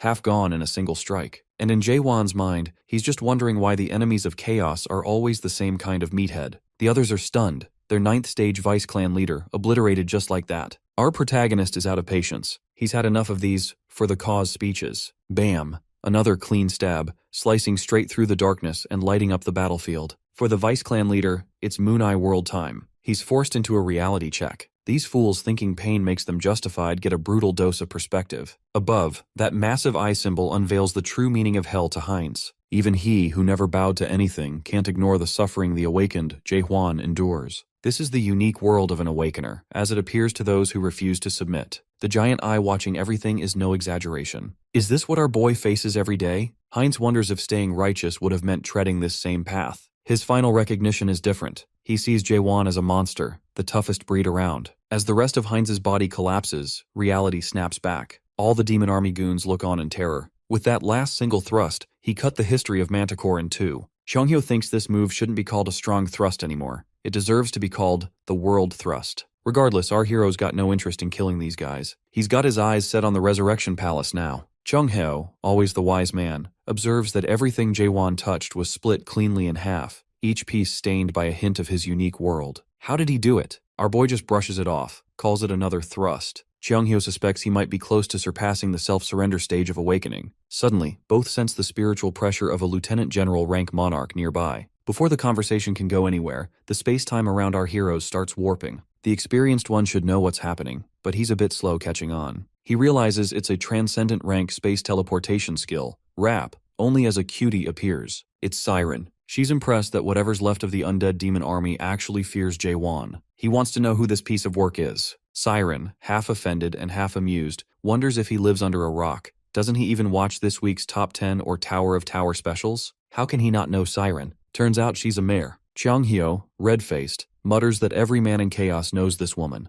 Even though she looks young, she calls him an old child with good eyes. She scolds them for not calling a mare by the proper race name. At least that's the standard. She teases him with his hat before introducing herself as Siren Armeld. Jaewon realizes she's the Dream Demon mare leading the Forbidden Heaven clan uprising. The Fortress Master could ask plenty, but he's got bigger priorities and tries to excuse himself. Siren, however, has orders. She's here to derail him and bring his advance to a halt. Jaehwan grips his sword, fully resolved, but Siren isn't ready to let this devolve into a bloodbath. A flicker of panic flashes across her face as she tries to outmaneuver him, offering him a chance to become her product instead. It's a low move, breaking her words so quickly, but she clearly doesn't care about a lost cause. The man who asked her to stop him, Lim Jinhong, is already dying, if not dead, caught in the fallout from that manticore-splitting thrust. Jinhong sits slumped on his ruined throne, the court collapsed around him. Siren tells Jaewon that if he agrees to join her, she'll conveniently forget her promise. But before she can finish, his thrust almost takes her out. She dodges at the last second. Yet, our protagonist isn't charging in recklessly. He might seem like someone who doesn't listen,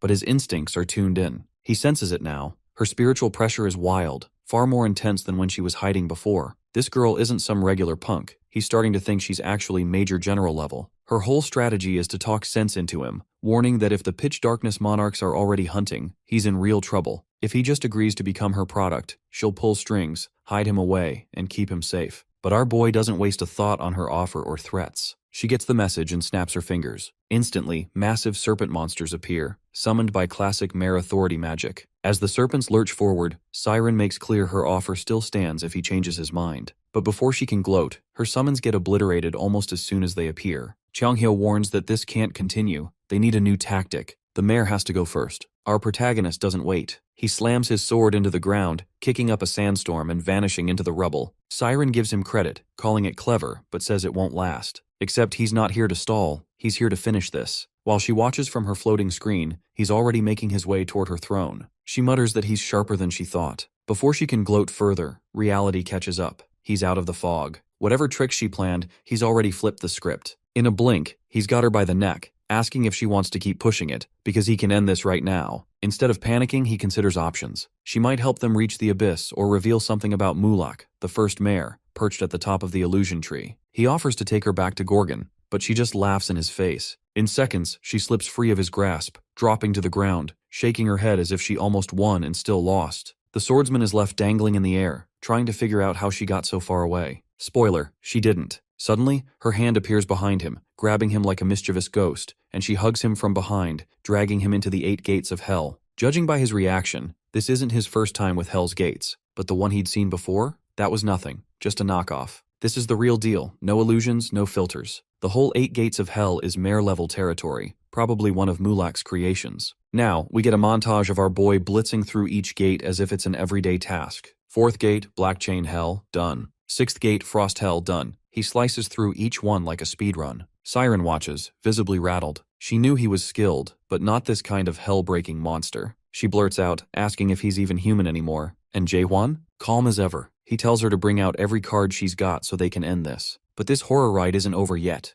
Next up, a gate crawling with arms opens, revealing a massacre built from his own memories. Blood-soaked visions heavy with guilt and trauma. Siren makes it clear, no one has ever made it past the 7th gate. Even with all his fire, our protagonist is staring down the hardest trial of his life. Then, out of nowhere, a vision hits. Himself, younger, staring back and demanding to know who he really is. In an instant, he's plunged deep into a psychological nightmare, more dangerous than anything he's faced so far. Our boy finds himself dead center in a psychological circus, face to face with an army of himself, each pulled from a different era of his wrecked timeline. There's the young version, wide-eyed and raw. The soldier scarred and cold. One fresh out of the tower arc, blood still in his stare. And they're all talking. Not glitchy illusions. Not puppets. These are fully aware. Fully him. He knows what this place behind the 7th gate is meant to do. Shatter the mind before it breaks the body. So he draws his sword without a flicker of hesitation. It's game time. But it isn't the faces that cut deepest. It's how these versions think exactly like he does. They move like him, size him up with the same ruthless precision. This isn't just a boss fight, it's self-destruction on repeat. Outdated or not,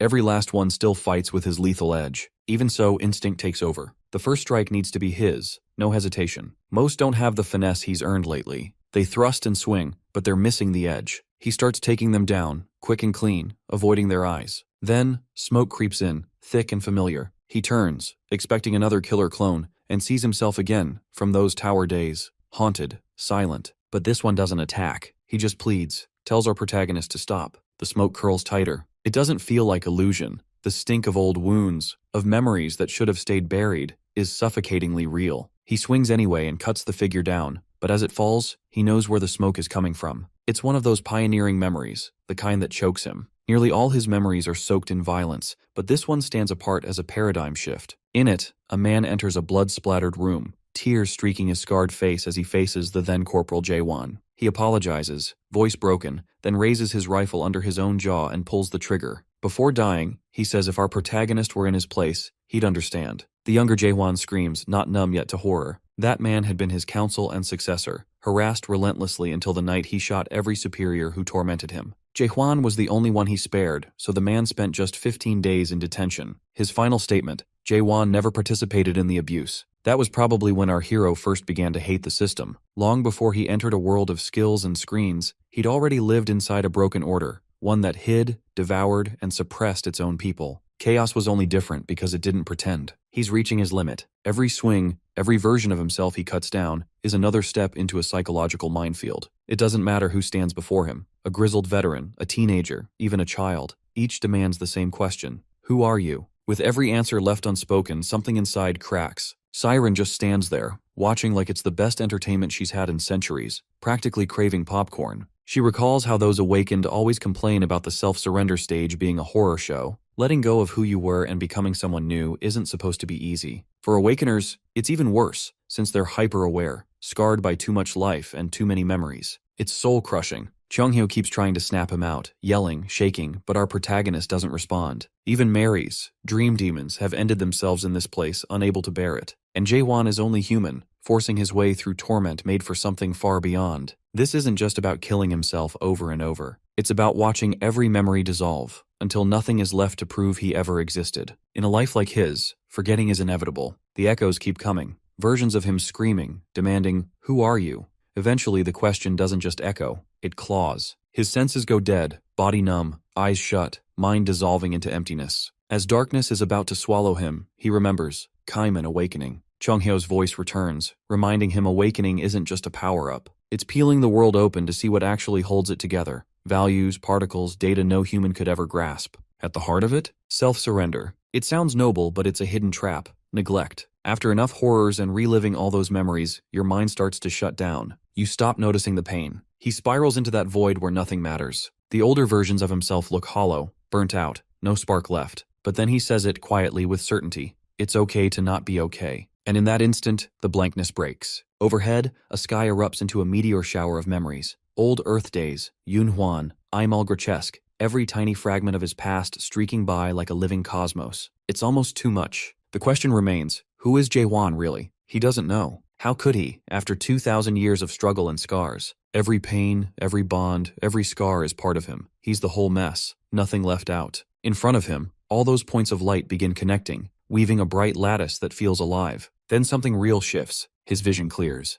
The seventh gate crumbles, dissolving as if it waited for this moment. Siren can only stare, silent. No one's ever made it this far, especially not like this. Our boy's eyes are clear, unblinking. The mare is speechless. In 2,000 years, she's never seen anything like it. Then the gate shatters, falling away in shards of light. Jae-won stands, calm and steady, more alive than ever. He doesn't bother naming the moment. He's ready to break through the 8th gate and end it for good. Our boy charges for the 8th gate, and the moment he makes contact, the whole thing lights up like he's tripped a divine booby trap. Suddenly it swings open, and what greets him isn't some divine treasure, it's engravings. Carved messages cover the place like ancient graffiti. He quickly deciphers the cryptic scrawl, realizing it's a personal story. Jae-won's no rookie. He's seen this sort of messaging scattered in other trials. But this one? It hits different. It screams history. This is the exclusive sob story of Mulak Armeld himself, the dream demon Mare who led the first Abyss expedition. That name alone puts our protagonist on alert. Cut to Manticore Fortress, where things aren't looking too bright either. Chung-hyo is baffled, unable to figure out why both Siren and our boy are still passed out. All he can do is guess.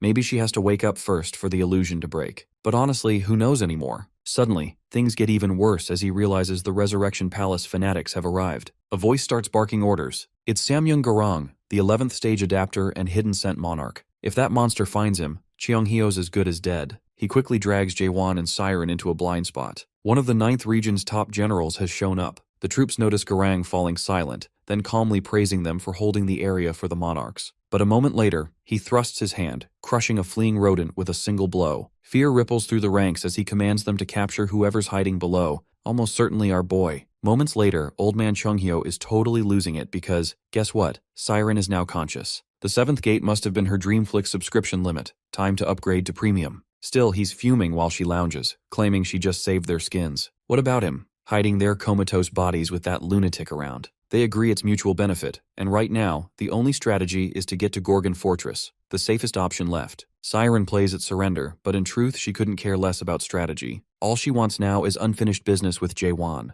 Meanwhile, Chung-hyo deserves a round of applause. He might not have predicted every twist, but he stayed sharp. He already sent a messenger eagle to Gorgon, meaning the awakened warriors have direct orders from the fortress master. Carpe Diem gets the green light to move toward Manticore, carrying the clear message. Manticore's fallen. Don't waste time. Take the Resurrection Palace down. Bury it if needed. Everyone's fired up. The palace is about to become a cautionary tale. Leaders like Kainan and Shin Muguk rally the charge. It's finally time for liberation. And this isn't just any army. 300 awakened powerhouses are ready to go, with the Savant clan head, Jaegel Mayun, fully locked in. But as soon as they arrive, it's clear it won't be a walk in the park. Samyung Garang is already waiting, cool as ever, tossing an insult their way. He mocks them for being so overambitious, assuming they could stand a chance. They should have just stayed loyal to the status quo, safe in their fortress. What happens next is brutal. A single strike from Garang creates a shockwave, hurling much of the army back. The mood shifts. This guy is on another level. Garang calmly tells them to retreat or suffer worse. But the cavalry refuses. Kang Hwand,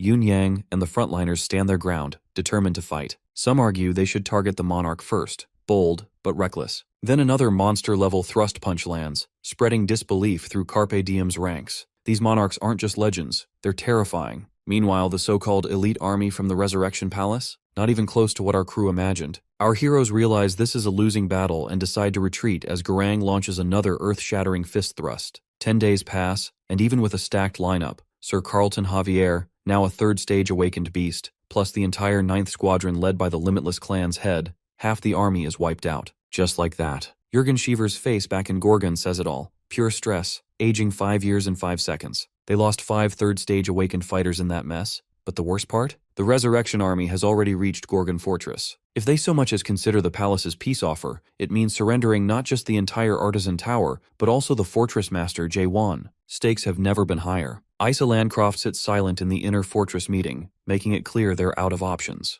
Kaiman reminds everyone that the master had warned them about these kinds of shenanigans. Then Isa proposes something no one expected. If cornered, maybe they'll have to seek out Heoyu, Lord of Steel. Everyone knows the Pitch Darkness Lord is stirring trouble, and maybe that chaos could actually help. The Resurrection Squad is crawling in from the 9th region, and Heoyu's got a massive grudge against the guy who broke the treaty. So Isa figures, maybe it's time to use that rage. But Jurgen objects, pointing out the obvious. They killed Bang Shae O'Neill. Kaiman executed the Jade Mask Golden Monarch just days ago. That's not something anyone can ignore. Then again, with monarchs, death doesn't always stick. If someone dies in chaos after passing the narrow gate, they can respawn in their original body back in the Almighty Land. Kaiman concedes it's an option but draws a hard line. No help from those Almighty Land jerks. He wants Isa to be clear. Chaos has to defend chaos. There's no shortcut. Meanwhile, our protagonist is still deep in his epic slumber, while Siren, ever the watchful mare, keeps her eyes locked on him like a silent guardian. Someone really ought to keep quiet around the patient, but to be fair, the tension is thick enough to cut. They've spent days trying to wake Jae-won, yet nothing works. Chung-hyo is losing his mind, while Siren just sits back, doing nothing. He demands to know what she did to him and when she thinks he'll wake up. She brushes him off, telling him to be useful if he's so desperate. Really, Siren? 10 days of her spells and still no progress. And why is she even sticking around? He always figured she was loyal to the Pitch Darkness Lord. But she's over that now. She's seen something that changed everything. Our protagonist might actually break through the 8 gates of hell. No small feat since those gates were designed for mares, not humans. Chung-hyo doubts the gates will pose any real challenge for Jae-won, but that hope is all they've got. Siren mentions she taught the skill to the Savant clan, thinking anyone could use it. Few realize just how rare it is to clear the gates. Even in the rare cases when humans tried, it was always humans who cast the gates, not mares. They just aren't made for this kind of ordeal. But Jae-won is different. He broke the 7th gate like it was nothing, and now he's out facing the 8th alone. In context, anyone who survives the 8th gets some serious cosmic spoils. Clearing it should earn someone the title King of Freaking Chaos. Yet the reward turns out to be some raggedy legacy from her godfather, Mulak. Chung-hyo barely has time to make sense of how insane that is before, boom, our boy wakes up, looking anything but fresh. His face still wears the marks of hell. He gets up, silently catches up on everything, and heads straight for the inner fortress meeting, even though the room is thick with people ready to offer him up to stop the Resurrection Palace's power grab at Gorgon Fortress. Chung-hyo tries to stop him, knowing the fortress master is worth more than any treaty, but Jae-won just strides past, not even glancing back. Ultimate disrespect, but whatever. The doors to the inner chamber slam open. Jae-won walks in, Siren and Chung-hyo following behind. Kang Hwang, Kaiman, and Jurgen Sheever light up. Isa Landcroft sits with her timeless old hag expression. Kang Hwang and Kaiman are barely done celebrating when he drops the bomb. He's heading to the Resurrection Palace. Just like that, Yoon Young looks like he's been hit by a truck. Kaiman's instantly against it, and Kang Hwang can barely find words. It's drama hour at its peak. Jae-won tells them straight to quit with the pity faces. He's fine, and he knows what he's doing. Yoon Young steps forward, telling the master that people died fighting the Resurrection Palace's golden boy. For hope, for something real, for him. The Carpe Diem army isn't just a force now, it's a belief. And then he confesses, he hates Jae-won. Hates him for giving everyone something to believe in, because now they can never forget. They can't go back. And yet they need him. He better understand, all anyone wants is for him to stay. They're ready to fight just to keep him from walking away. But they've missed the point. Our hero never asked to be sacrificed. He's only announcing that he's no lamb for slaughter. If it wasn't clear before, now it is. He's not going to the Resurrection Palace with his tail between his legs. He's marching in to flip the place inside out, and that's the whole plan. Everyone stares. Isa and Jurgen? Sitting silent. Here we go again written all over their faces. The rest of the room freezes, struggling to process what they've just heard after the Carpe Diem bloodbath. Our boy lays it out, no more delays. They move now. Siren almost looks amused, like she's watching a free movie. He doesn't care about their reality's limits, and that's the trouble, because the others are still stuck inside them. Yet somehow they follow anyway. People start lining up to go with him, like they've waited 9 centuries for this moment.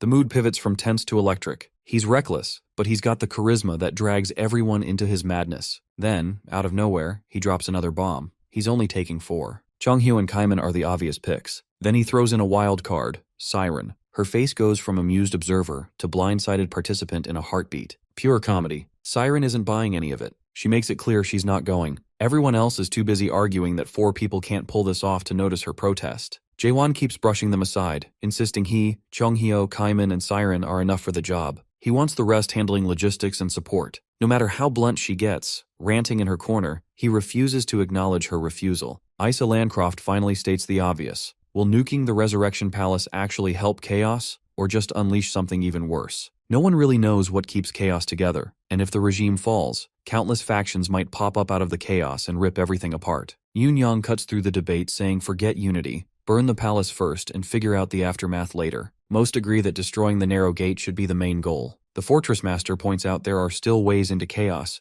even if the gate gets closed off to the monarchs. Meanwhile, Chung-hyo and Siren are mock-fighting like kids, oblivious to the apocalyptic stakes. Yoon Young, nearly losing it, can't believe monarchs might actually choose death just to return to Carpe Diem. Our boy raises the one question no one wants to face. What if this entire effort to crush the Resurrection Palace doesn't even affect the monarchs? He's not running from the possibility. He's ready for the worst. Just then, Siren's done playing around. She grabs him to make it clear she's not joining this madness. But our protagonist doesn't flinch. He's tuned out her refusals, because deep down, he knows he's got one ace she can't resist, the mystery behind the 8th gate of hell. Her curiosity is burning now. She has to know what Godfather Mulak left behind, and for that, she needs to be in. They strike a simple deal. She helps him, he shares the secrets of the 8th gate of hell. The four of them head straight to her workshop. Kaiman calls it a shrine. Dolls, posters, the whole I'm your idol display. Chung-hyo grumbles as he skims through the gear, muttering that fame ruins people. Siren snaps back that most of it was made by her godfather, Mulak, so if they don't like it, they can keep their picky hands and judgmental eyes off. She taps away at her hologram screen, ignoring the roasting. The workshop is supposed to be off limits, but the warp drive they need for the Resurrection Palace jump is stored here, so she has no choice. Chung-ho keeps tossing snark. He finds a tower labeled the 10 trillionth regressor, only to learn the reward is getting blessed by the Mare of Legends, which is her. He bursts out laughing. She insists she built it before she was even 1200, but that doesn't help her case. They keep poking around, dragging her pride through the mud. There's even something called the cultivator that, spoiler, doesn't cultivate. For the boys, it's comedy gold. For her, it's a humiliation circus. She thinks that even dancing butt naked wouldn't be half as bad as this roast disguised as a tour. But the truth is, Chung-hyo's nosiness isn't random. These guys were products once, sold and stuck like collectibles in the timeline. She gets it. Picking up one of her own figurines, the weight hits her. Each shiny little piece was a life. Trapped, frozen, sold. The guys can joke, because the alternative is treating her like a monster. They're forming opinions about the towers, trading comments, rotating her. Then one of them stops and points at a specific tower. She glances over and calls out its cheesy name, The World After the End. It isn't finished, though. She started it after her first meeting with Mulak and never got to show it to him. Standing there, she realizes she never thought of the products as people. She just built towers without thinking about their meaning. Maybe it's time to reconsider. Still, now's not the moment. They notice the portal in her lab, one leading straight to the Resurrection Palace. An uneasy feeling crawls up her spine, though she can't explain why. Maybe it's the same dread that made her godfather abandon everything at the end of the Abyss expedition. Flash forward, and suddenly the crew stands in a classy castle courtyard. It's stunning, but the admiration is cut short by guards yelling for people to line up, follow protocol, and stop acting like they own the place. Classic castle energy. Someone yawns mid-scene, bored with the degenerates lined up hoping for reincarnation. These fools don't get it. If they actually wanted a shot, they'd be after the fruit depository instead. Wasting half a year in line is madness. The man talking is none other than the 72nd Resurrection Palace Master, Fog Monarch Hichtmeyer. It's his third year holding the title. One of his people tries to defend the crowd, saying they just want to keep serving him. Hichtmeyer's over it. He chokes the air with fog, just to remind everyone who's in charge. We see why he's bitter. When a monarch resurrects, they serve until someone else takes the throne. No exceptions. He's itching for the next sucker so he can ditch this trash heap on Chaos's edge. He suddenly remembers Bang Sheonil, the Jade Mask Monarch, who got wrecked by an awakened down in Chaos. Taking out a Brigadier Monarch is impressive, but the rumor is they're planning to take down the Resurrection Palace itself. How do they expect to pull that off? Being Palace Master right now is nothing but a headache. Still, with the 9th Region monarchs having squeezed through the narrow gates, something huge has clearly shifted. Hichtmeyer wants to see it for himself, but let's face it, the title is only prestigious on paper. Meanwhile, the reincarnation queue is as mundane as it gets, until, crack, a wall splits open like it's been waiting centuries. It's an ambush. Chaos isn't knocking, it's breaking in. Suddenly, Hichtmeyer unleashes a wave of fog, total devastation. But the guy he's up against isn't your average Chaos commoner. He blocks the whole thing. Hichtmeyer wonders who has the guts to pull off a stunt like that. He sizes up the slick, wave-patterned blade in this man's hand, swings, and realizes his opponent is on par with him. Hichtmeyer manifests his weapon, blocking the blow. Is this the fortress master himself? He sees the water-style quirks and knows it's not, which only makes it worse. If this is just one of the Gorgon fortress master's lackeys and he's this strong, then hell's waiting. The man greets him. Long time no see. Looks like the finally revealed Kaiman knows the Resurrection Palace master. But there's no time for business cards now. Kaiman's here for one thing, to settle the score. 900 years ago, Abyss expedition. History Hichtmeyer would rather forget, but Kaiman hasn't let a single detail go. Hichtmeyer doesn't waste a second. Out of nowhere, he vacuums the whole battlefield and launches an insane fog thrust attack. It's not just ridiculously strong, it blinds Kaiman too, cutting his vision to zero. The field is thick with fog. What's worse, Kaiman can't even sense the faintest trace of Hichtmeyer. For all his brutal tower training, his sensory skills are failing him. It's a setup for Doubt to sneak in and mess with his head. Meanwhile, our boy in the background isn't having any of that. Jaehwan steps up, tells him flat out to drop the defeatist attitude and actually believe in his own strength for once. That's when Kaiman shuts his eyes. It clicks. Hichtmeyer's going to strike from above. Kaiman's ready for it. He swings, blocks, and lands a solid hit right in the ribs. The look on Hichtmeyer's face? Pure shock. He thought he was untouchable, invisible in all that fog. With things under control here, Jaehwan decides it's time to press on, taking Siren with him. Their main objective? The Pleasure Palace, where the fruit and the narrow gates are hidden at the Resurrection Palace's top. The vibes coming off that place aren't good. Given the situation, Chongheo and Kaiman are left to hold off any lackey brigadier monarchs who might try to storm the Pleasure Palace. And storm in they do. Soon, two old-timers enter the scene, the Seven-Fear Monarch and the Firewheel Monarch. As the fog clears, a shadow steps forward. The Firewheel Monarch calls it out instantly. No need for stealth, since it's obviously Chongheo. Sure enough, he steps out, wielding a giant staff and making it clear he's ready for business. The two monarchs, however, are unimpressed. They were expecting Jaehwan himself. This? Just the divine physician playing soldier. Coming all the way to the Resurrection Palace without backup? To them, it's a death wish, and they seem eager to help make it happen. Chongheo sizes up the situation fast. His first swing is dodged, and their weapons are anything but decorative. They warn him, brigadier generals are on the move, and soon the place will be crawling with powerhouses. Chongheo doesn't blink. Instead, he locks in a shield, battle ready, and manifests a dragon. His message is clear, bring it on. We jump to the Pleasure Palace, and it's exactly what the name suggests. Monarchs lounging like they're on vacation, surrounded by beautiful women, each monarch being personally served in style. The whole scene is pure indulgence, as if nothing could possibly go wrong. But the timid monarch, Rika, who's more observant than bold, nervously points out that something outside is clearly brewing. Before chaos can fully break loose, Rika suggests they check it out. But who has time for that with all these chaos girls serving up pleasure? The second and fourth dragon monarchs just laugh, shrugging off the warning. They're too busy enjoying themselves to care about any outside threat. The third and fifth dragon monarchs are no different. Shameless, smug, and totally unconcerned with the looming disaster. To them, the only real danger is if the female monarch alliance back home finds out about their antics and delivers some royal consequences. But right now, that's tomorrow's problem. Chaos in their eyes is just a playground. The idea that anyone here might have a grudge? Not on their radar, even with the 900-year-old Abyss expedition beef hanging in the air. Rika pushes again, worried they should investigate. The dragon monarchs just wave him off, certain that even if there's trouble, the Resurrection Palace Master will handle it. The timid monarch tries one last time to speak up, but only gets mocked for his trouble. Rika's frustration is obvious. He knows he'll get no backup, so he decides to check things out himself. But before he can leave, the first dragon monarch shoots him a vicious glare, a look that says, "You're killing the vibe."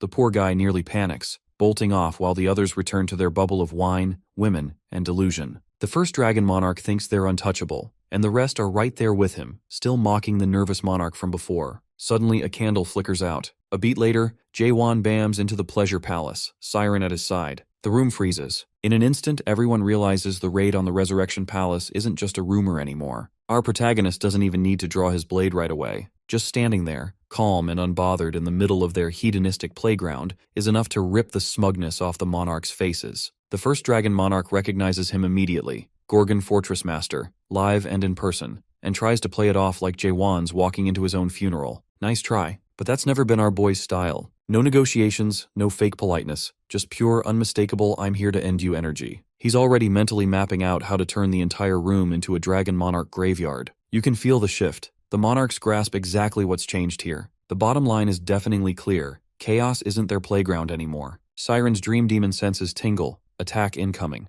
But before she can warn him, Jaehwan is already moving, high speed, body slamming his way into the fray. One monarch tries to flip the momentum, planting a foot on a pillar and rebounding in for a counterstrike. But our guy meets it clean, turning defense into a punishing offense. Another monarch intercepts him with a swift arm swing. Suddenly, the numbers game is obvious. The first dragon monarch makes a threat, boasting that Jaehuan will pay for ruining their pleasure. He drops the word that shifts the mood from playful to predatory. This is execution time. The monarchs start circling, bouncing around our hero as if toying with him, treating it like a warm-up. Attacks blur, each one faster than the last, too quick for ordinary eyes to follow. At first he's unfazed, weaving through, countering with razor thrusts, keeping them at bay. But solid hits are elusive. His targets slip away or close in, keeping the pressure mounting with every exchange. It's like fighting shadows. No weight, just the tension building. One monarch pounces from above, going for a killer shot. Jaehuan's been waiting for exactly that kind of opening. He drives a kick straight into the guy's ribs, the first real connection of the fight. Our hero is comfortable fighting multiple opponents, but a pack of dragon titans is another level. According to these bastards, raw strength isn't enough. Even major generals can't outmaneuver the dragon monarch's relentless combo. He understands that now. Facing each one individually is a losing game, so he opts for a change. He sends them all flying at once with a powerful thrust that shakes the entire palace. The boom is so loud it rocks the fighters battling outside. Chonghyo, hearing the chaos, thinks it's about time the kid started letting loose, though he still can't catch a break with brigadier monarchs piling on. Back in the pleasure palace, we zoom in on Jaehuan's face. No smirk, just wide-eyed focus. That epic strike? Incredibly, all the dragon monarchs are still standing. The monarchs can't help themselves. They start mocking Jaehuan like it's open mic night. They call it pathetic, laughing at his attempt, acting like he really believed that thrust could do anything. Even Siren, who knows just how tough our boy is, looks dumbfounded. These guys are on another tier entirely. That last thrust didn't just fail, it bounced off like he'd flicked a pebble at them. To the monarchs, it's straight up insulting that he'd even try. That's when the first dragon monarch loses his cool. He's done letting the kid pretend.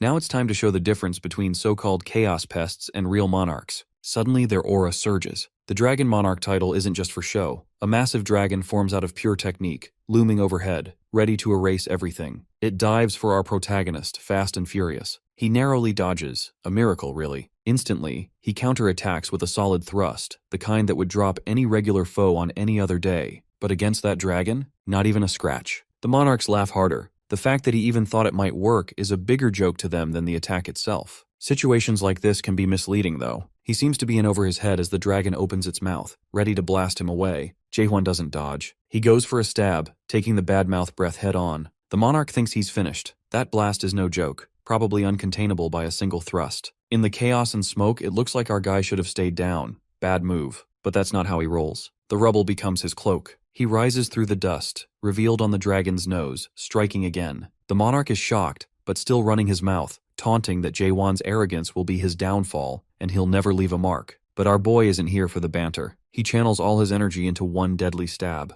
That's when the monarch realizes, this isn't a bluff. The attack is dangerous. He retaliates, pins Jaehuan to the ground, spits more insults, then pulls back. For once, our hero's done listening to these royal windbags. He tells the monarch he talks too much and does what he does best. He shuts him up with a god-world thrust. Boom. The pleasure palace is no more. It's a post-apocalyptic ruin. Kaiman and Cheonghyo just stand there, watching the fallout. It's official. Following Jaehuan is risky business. Sure, you could die, but at least you'll witness something legendary. That's Cheonghyo's take on it. Back amid the wreckage, the once massive dragon aura fades. Siren, ducked behind cover, pieces it together. Showing up with just 4 people? That wasn't reckless. It was calculated. He wasn't bluffing. Meanwhile, the first dragon monarch looks like he crawled out of a blender. Clothes shredded, ego in tatters, face full of disbelief. These monarchs have massive egos, and getting rocked like this is not something they're used to. The first dragon monarch is the only thing left standing. He spits a threat, swearing he'll come back and rip Jaehuan to pieces. He tries to drop the narrow gate bomb, as if it'll scare him. But surprise, our protagonist already knows. No matter, the monarch clings to the idea that as long as their soul and body are bound, he can't actually kill them. That's their trump card. It's all mind games. As long as the soul-body link stays intact, worst-case scenario is the dragon monarchs poof, respawn back in their cushy bodies in the almighty land, and return for revenge. Then, out of nowhere, Jaehuan swings. Just one frail-looking slash, and boom. The god link is gone. Not disrupted. Not tampered with. Completely severed. The monarch instantly freaks, like his entire existence just glitched. And Jaehuan? No gloating. No speech. He just looks him dead in the eye and asks, cool as ice, if he's afraid to die now. Literal chills. The first dragon monarch looks absolutely wrecked. Physically, mentally, the works. Bro needs therapy after that. Every bit of his smug superiority, gone in a snap. The monarch starts spiraling, whispering like a man who's just glimpsed his own grave. For the first time in who knows how many centuries, the truth slams him. He doesn't want to freaking die. Panic takes over. He starts offering our boy everything: titles, riches, power. He promises to pull strings, even offering to bring the pitch darkness monarch to the table. He swears he'll steer clear of chaos if that's what it takes. Everyone else just stands there, watching the once feared ruler crumble into desperation. It's almost pitiful. At his lowest, Jaehwan ends it. One clean chop,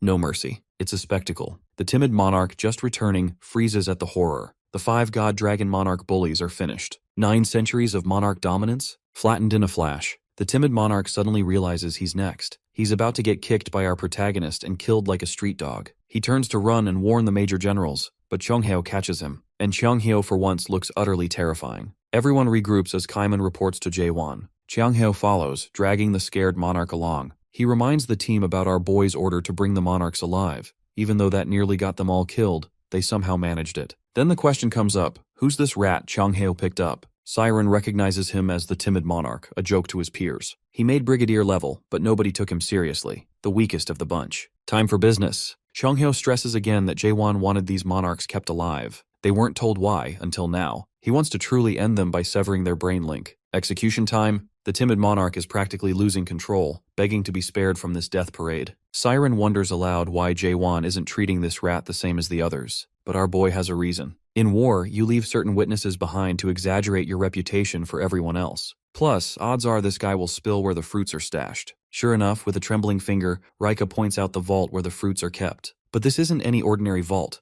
It was crafted by a mayor, and its passwords regenerate endlessly. Only an artisan-level mayor can crack it, and that means Siren. Finally, it's her time to shine. Before anyone can officially ask her for help, Jaehwan is already attacking the vault, ignoring any plan. Cheongheo tells him to get a grip while Kaiman wonders aloud how they'll ever find a mayor. Siren yells that she's right here, but they ignore her, so she gets to work herself. These ingrates can thank her later. Suddenly, our protagonist notes that the vault feels looser than it was a moment ago, and, of course, they don't acknowledge Siren's efforts. Classic. It's a moment. The fruits the expedition company fought so hard to secure, finally within reach. Cheongheo nearly collapses under the weight of memories. I'm all grotesque. Everyone who gave so much. He drops to his knees. But once the emotion settles, it's clear there aren't many fruits left. Looking back, it's obvious. They were rationed over 900 years. The hard reality hits. They'd hoped to deliver life to all of chaos, but this barely covers a single group. Still, Kaiman is transfixed by the fruit's beauty, even knowing the mission fell short. Jaehwan sees it too. Kaiman is among the most deserving. He announces that Kaiman should take one. Kaiman looks shocked, never expecting this. Cheongheo adds his support. For a moment, Kaiman is speechless, wondering what he did to deserve this. Our boy tells him plain and simple, make your own choice. Jaehwan doesn't play the moral police with Kaiman. He simply tells him to make his own choice. All the weight, the centuries, the bloodshed, the endless grind with nothing to look forward to, comes crashing down on Kaiman. This isn't just about the tower, it's everything. The years, the pain, the sacrifice. When Kaiman stares at that fruit, he doesn't just see a reflection. It's like looking at a version of himself that still has hope. And even then, he doesn't hesitate. After all the carnage and all the pain behind chasing these mythical fruits, Kaiman just clenches his fist and crushes it. Cheongheo is speechless. The timid monarch looks ready to faint. Siren freezes. Even Jaehwan, the unshakable veteran, can only stare, demanding to know what the hell Kaiman just did. But Kaiman didn't break. Something simply shifted inside when he took hold of the fruit. There are only 10 left now. A pitiful handful compared to what the fruits once represented. They're not symbols of hope anymore. They're the spark that will set off wars. In the current state of chaos, Kaiman's choice makes perfect sense. Everyone is fighting, so a few can feel alive. That's not salvation, it's just another power game. For the first time, Jaehwan smiles. That took real courage. And Kaiman isn't done. He turns to our boy and asks if they should destroy the rest. Jaehwan nods. Absolutely the right call. He already understood the risks, but a disillusioned outsider shouldn't be the one to make that decision. It had to come from chaos itself, and that's exactly why he chose Kaiman. Cheongheo still can't wrap his head around how wild this is. If anyone saw what they just did, the world would lose its mind and come crashing down on them. It takes serious fortitude to make a call like that under pressure. Jaehwan never doubted Kaiman for a second. He knew this guy would even choose despair if it was the right thing to do. He just made a choice between anarchy and personal salvation. They ask Kaiman if he regrets it. He just laughs like regret isn't even in his vocabulary. Right in the middle of that prideful moment, Jaehwan suddenly screams Kaiman's name in panic. Bang! Out of nowhere, a blinding flash of light. Cheongheo and the others freeze. In an instant, Kaiman's down in a crater, giving full Yamcha vibes. he could be dead. A voice cuts through the chaos, calling them all vermin. A feathered robe appears, revealing the full Storm Monarch. This is a level 10 adapter, a major monarch Kaniel. Chonghyo is panicking, trying to wake Kaiman, but before he can do anything, someone grabs his head and slams him into a wall. That's the Silence Monarch Megiddo, another 10th stage adapter who isn't holding anything back. Jae-won watches it all, and it shows on his face. As the feathered and clawed duo make it look like things can't get worse, another voice rings out, accusing the heroes of overstepping by taking on monarchs. The timid monarch instantly panics. He knows who this is. Samyung Garang, one of the top 5 major generals in all the almighty land. While the timid monarch has a meltdown, Samyung Garang casually tells Kanail and Megito that he'll be the one to take Jaehwan's head. No hesitation, Jaehwan orders Siren to get Kaiman and Cheonghyo out before this turns into a massacre. The monarchs are amused. They tell the fortress master to worry about himself for once. In seconds, Megito's shadow dark arms crawl from the ground, wrapping around Jaehwan like he's being dragged to hell. Kanail dives in, but our hero manages to dodge even while restrained. As Jaehwan tries to catch his breath, Megito strikes with a nasty dust claw. Jaehwan barely blocks it with Doc Bull, but it's obvious. These guys are on a whole different level. Absolute monsters. Kanail attacks again, and Samyung Garang, watching Jaehwan on the defensive, is not impressed. The legends hyped up this fortress master, but he looks like another paper tiger. Jaehwan is already gasping, worn out, and before long, he's restrained by shadow arms all over again. They smirk, taunting if he's finished, since they're just getting started. Maybe it's time to end things. But that's their mistake. Everyone underestimates Jaehwan at first. Even as the darkness coils tighter, he lifts his head and locks eyes with the monarchs in pure defiance. That glare isn't a threat. It's a guarantee. They're about to learn what happens when they push our protagonist too far. Let's rewind for a moment to when Jaehwan shattered Manticore's legacy with a single, devastating thrust. Earlier, Cheonghyo had renamed the attack to World Thrust, but what wasn't shown to the public was his warning. Awakeners may seem to have limitless energy for attacks, but mentally, it's exhausting. By the time fatigue sets in, it's often too late. So if our protagonist keeps unleashing those thrusts, he's flirting with a mental breakdown. Back in the present, Jaehwan reveals that these 3 opponents are just as formidable as when he first entered Chaos. If he hopes to survive, he must finish them quickly. With the Storm Monarch and the Silence Monarch about to clash, our boy doesn't hesitate. He breaks free from the shadow restraints, grabs Doc Bull, activates Moon Eye Unique World, and unleashes 5 relentless world thrusts in rapid succession. No pauses, no mercy, just pure destruction. The blade blazes like a comet, tearing through bone. Megito and Kanail are left shattered. Samyung Garang stands there, his attire scorched away by the attack, while even the distant siren is forced back by the sheer force. It's only now that the monarch realizes this young contender might actually be worth his attention. A flashback unfolds. Years ago, a mayor sought out all 12 monarchs, only to be rejected by each one. His final destination was the 9th region, ruled by the Pitch Darkness Monarch. There, the mayor asked Samyung Garang for the strength to climb the Tree of Illusion. Samyung was indifferent to such ambitions. Mulak, the mayor, appealed to nostalgia, speaking of never forgetting one's roots and recalling his own suffering and anger during weaker days. He insisted change was possible, denounced the world's corrupt values, and claimed that conquering the first nightmare was essential. Surrounded by orange flames, Samyung laughed it off, believing the almighty land was all about power, not ideals. If Mulak truly wanted change, he would have to prove it. The two fought for 3 days and nights. On the 3rd day, Samyung, battered and pinned against the rock, finally acknowledged Mulak's determination. He saw that the mayor's relentlessness came from sheer will, not magic. Mulak pointed out that a monarch like Samyung was still adapting, not yet awakened. In that moment, Mulak embodied real resolve, turning words into action. Samyung relented, admitting that if anyone deserved to climb the Tree of Illusion, it was Mulak. From there, Mulak wandered chaos, assembling the first Abyss expedition with the goal of overturning the world. But after the monarchs intervened and seized the fruits of his labor, he vanished. Nothing truly changed. Returning to the present, Samyung sizes up Jaehwan as he lunges for a precise stab. The boy's skills are impressive, anything but ordinary, but Samyung warns that brute force alone won't be enough in this war. Raising his palm, the monarch summons a menacing aura and effortlessly blocks the attack. The message is clear. Our hero might possess the right tools, but he's wielding them with the recklessness of a novice. For the first time in a while, Jaehwan takes a step back, recognizing that his opponent just shrugged off the onslaught as if it were nothing. Without warning, Samyung's fist connects squarely with his face, sending Jaehwan crashing into the wall like a cannonball. The pain is unmistakable. He's just been tossed aside with ease. Rising from his knees, our protagonist struggles to regain his footing as orange flames flicker across Samyung's now nearly bare body. The monarch is done with warm-ups. He's no longer interested in theatrics. Almost tauntingly, Samyung urges Jaehwan not to give up too soon, challenging him to prove he's truly worthy of reaching the illusion tree.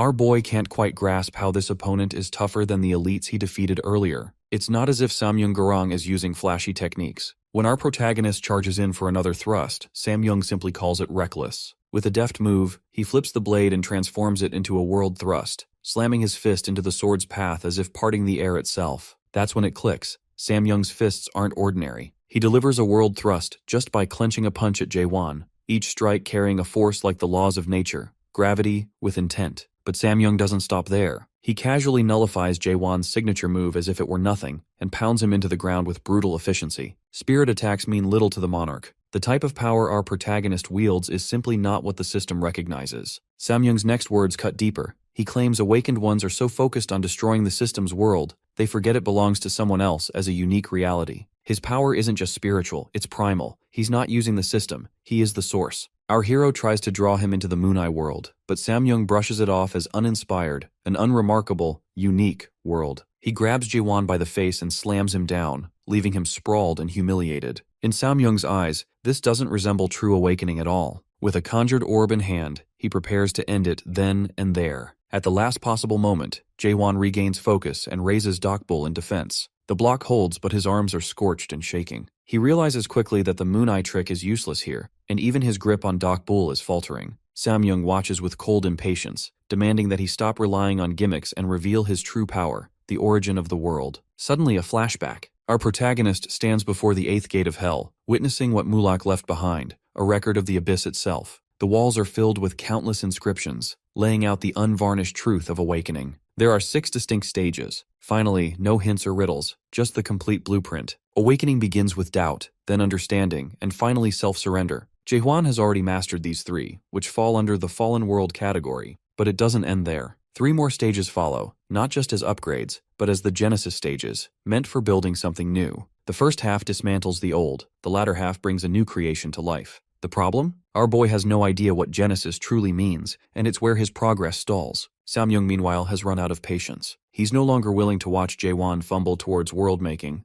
With just a glance, Samyung can tell that our protagonist doesn't even understand how to access his own world. So the monarch decides to take matters into his own hands. That's when Jae-won notices a rock nearby. Behind it, Chonghyo, Kaiman, and Siren are hiding, trying to stay out of sight. Suddenly, Samyung targets them, intent on obliterating the group with a deadly thrust. There's a crucial difference here. Jae-won and Samyung can talk of unique worlds and second chances, but his friends hiding behind the rock don't get any resets. This is their only world. Samyung fires off the attack, and while Siren braces for the end, Jae-won leaps in to protect them, taking the blow himself. The damage is severe, but he shields his friends. That's when clarity begins to dawn, not as a sudden revelation, but as a gradual, undeniable awareness. He thinks of his only world, growing up with his parents, school days, watching Yunhwan die. These moments shaped him, even if they now blur together. Back then, he never questioned reality. Things were simply as they were, and that certainty upheld the system. Now, as he approaches Genesis, he finally understands. The missing piece isn't some artifact or secret, but conviction. Belief was once enough, but now he needs a conviction that surpasses even belief to begin this Genesis. Yet, he knows he's not there yet. The scattered personalities of his memories and the burdens he carries make it clear, current conviction alone isn't enough. Every version of himself, past and present, must stand behind this resolve. And time is running out. Samyung readies his fist for the final blow. However, it's Jae-won's own past selves who become the true obstacle. They stare back at him, doubting. To them, this new world seems like a mirage. Having never lived it themselves, they see no reason to support him. They simply watch, judging. That's when our protagonist snaps. If his past selves can't stand with him now, then he's done waiting for their approval. Let them rot where they came from. He's moving forward, with or without them. Bam! Jae-won's face smashes into a pillar. Radiating power, Samyung Gurung pummels him relentlessly, and it soon becomes clear that our hero isn't fighting back because he's completely spent. The voices of his past selves break through, warning that if he throws everything away out of sheer stubbornness,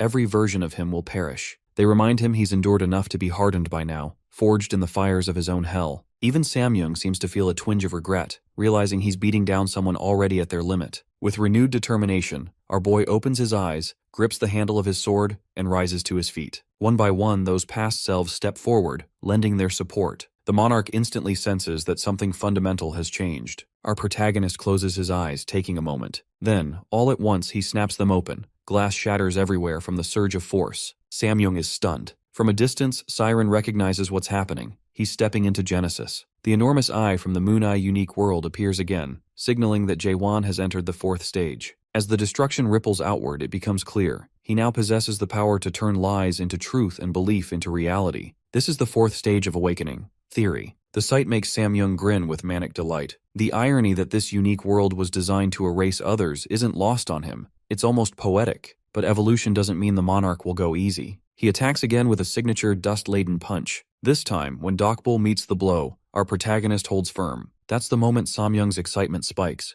It's as if he's facing Mulak from 1,000 years ago. The thrill-seeker laughs, thanking Jaewon for the exhilarating battle. The tempo skyrockets as they exchange blows faster than the eye can follow. Still, beneath the energy and bravado, it's clear this fight can't last forever. Eventually, it will reach its end. The combatants spring back from the wreckage, then charge at each other with everything they have. Our hero lunges, eyes locked, driving his thrust forward. Samyung counters with his fist. When they collide, bam! An explosion erupts, shaking the battlefield. No matter how wild the chaos becomes, it's obvious the match isn't over yet. In the thick of battle, Jaewon slips into introspection, questioning what he's truly lived and fought for. But amid the relentless dodges and attacks, he pushes those thoughts aside. No questions, no hesitation, just keep thrusting forward. As the fight drags on, fleeting images of his younger self appear, carefree, clueless, swinging Dokbul like a child at play. Samyung's laughter echoes through the ruins, and for the first time, a genuine smile forms on our boy's lips. Across the swirling dust, the gladiator has gone fully unhinged, laughing with the abandon of a beast, reveling in the chaos. Jaehwan silently thanks him,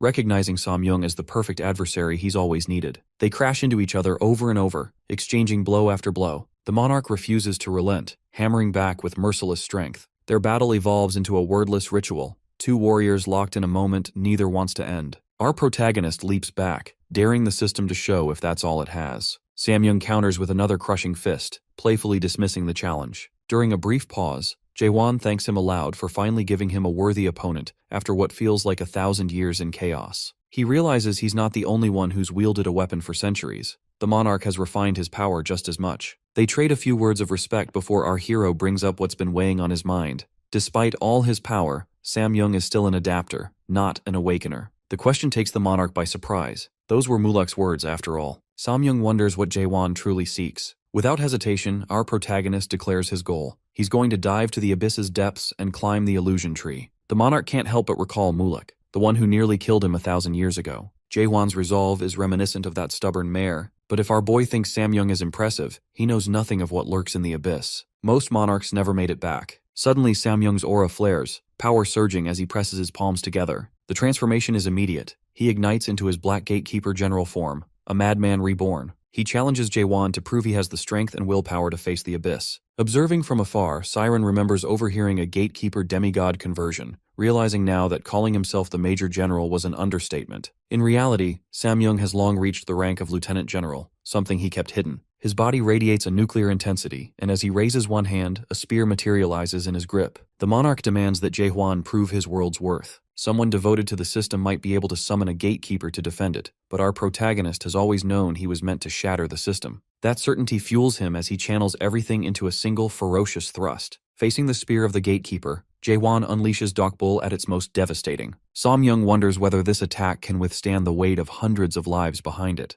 The monarch's grin fades as he recognizes the thrust carries Jaehwan's entire existence. The blow tears straight through the black aura, obliterating what moments ago seemed unstoppable. Our hero sizes up the moment and strikes with unwavering resolve. Even Samyung accepts it's the end. There's no time to dodge or counter. He meets it with a final nod, acknowledging the battle as one worth every second. Jaehwan delivers the decisive strike. The barrier shatters, light rips through the sky, and it's finished. It was a battle neither will ever forget. Truly, it was fun while it lasted. There's no need for a spoiler, it worked. Samyung Garang is left utterly devastated, half his body torn apart, barely hanging on. Even so, he manages to ask if he truly lost. It's then he sees it, the Moon Eye, the force that observes and shapes everything. Clear as day, Samyung glimpses the illusion tree's peak, the place where the first nightmare awaits. He wonders if that's where Jaewon intends to lead everyone. But our boy's intention isn't to guide people there, it's to bring the whole thing down. The monarch understands. If this is the world Jaewon intends to create, it won't be some popular utopia. He wants to erase despair, but what he demands in return is extreme,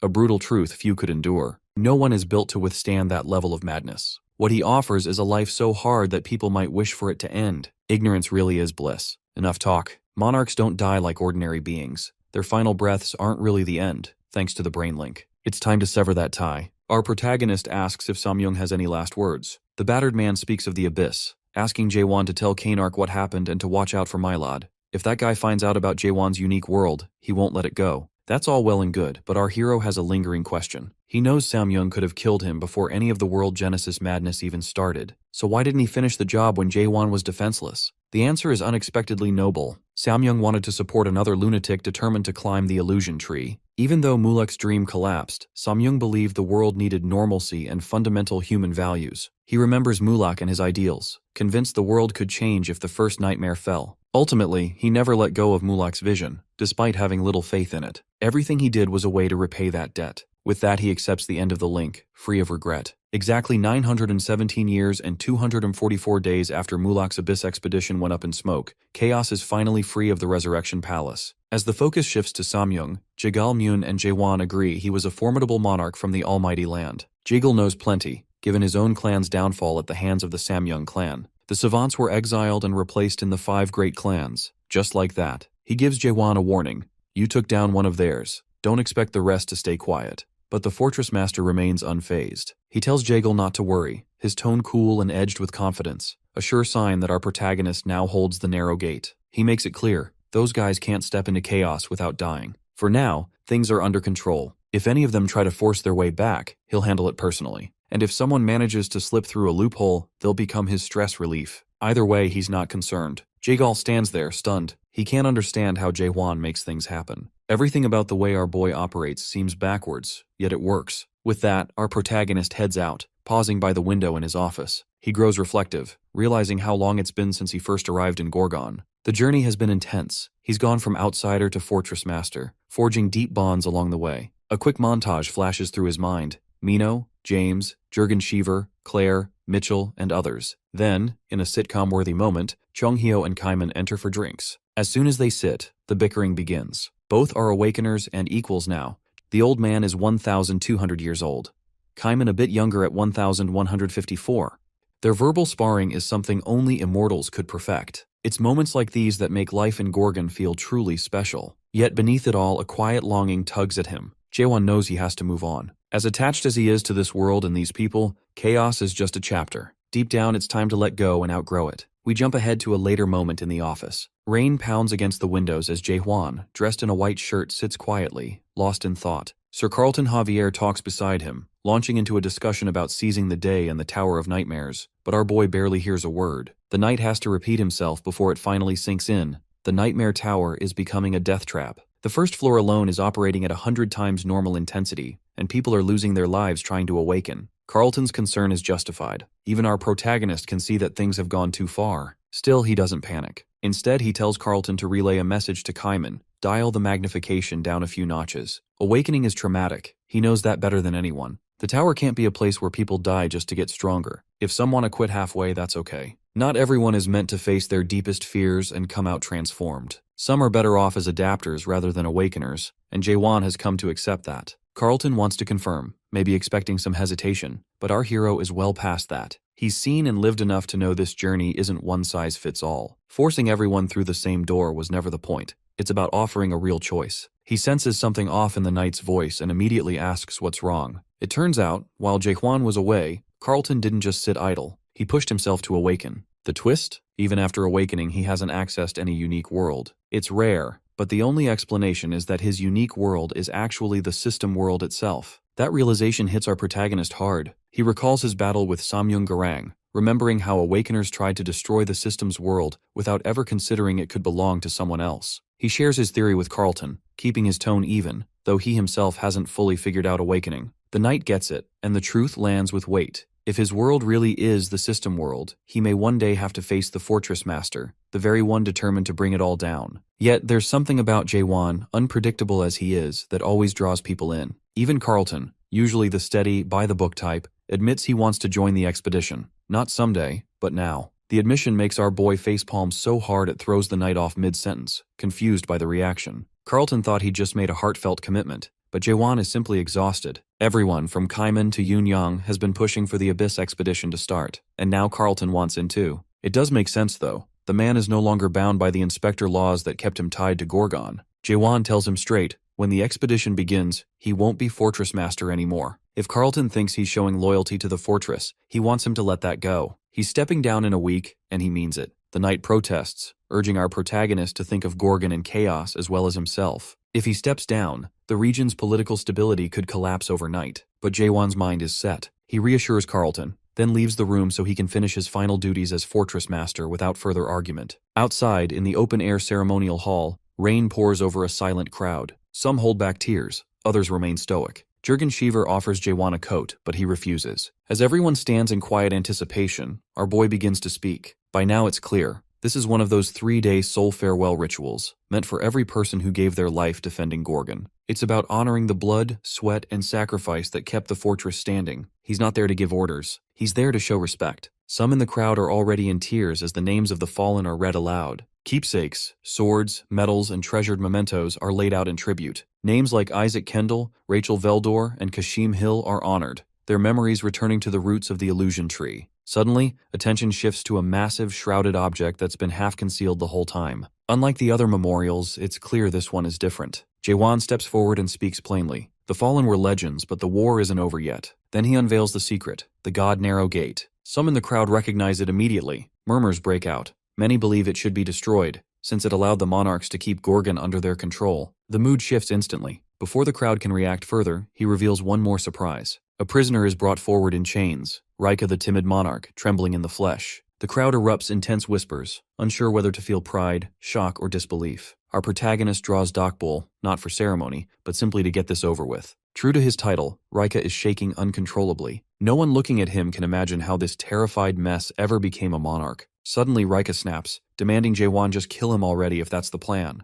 Make it quick. But not before delivering a melodramatic warning. It doesn't matter what they do, they won't make it out alive. The pitch darkness monarch is on a whole different level. He won't just let things slide. At this point, our boy is just tired of monarchs running their mouths when they're cornered. He moves as if to finish Rika off, and in a way, he does, just not entirely. Instead of taking his head, he hacks off Rika's hands, clean and brutal. In his own way, Jaewon unshackles the monarch and announces he's not killing Rika today. He wants the high and mighty in the almighty land to know exactly where to find him now that he has the narrow gate. If they're looking for him, especially that pitch darkness monarch, Jaewon will be waiting at the top of the illusion tree. The scene shifts. Siren is losing it, shouting about how he's stepping down tomorrow yet still managed to drag all of chaos into another mess. She can't believe he provoked the pitch darkness monarch and released Rika on top of that. If he'd really wanted to destroy the narrow gate, he could have done it quietly, without making a spectacle in front of the monarch most likely to take it personally. But our protagonist stands unfazed, acting like it's all under control. If things escalate, the monarchs will just send a subordinate. He knows the supreme monarch won't come personally, not while the almighty land is embroiled in other wars. Maybe a lieutenant monarch will appear. He figures that's enough. Siren isn't convinced. She thinks he's lost it. One lieutenant general? After this stunt, they'll send at least 2 or 3. And if, by some miracle, heavy hitters from the 5 great clans show up, then what? What in the Godzilla-sized hell is Jaewon going to do? As always, he's exactly where he wants to be. He fires back at Siren, pointing out how she suddenly cares about chaos politics when she's supposed to be the detached mayor who doesn't give a damn. Unable to argue, she pivots to her real reason for being there,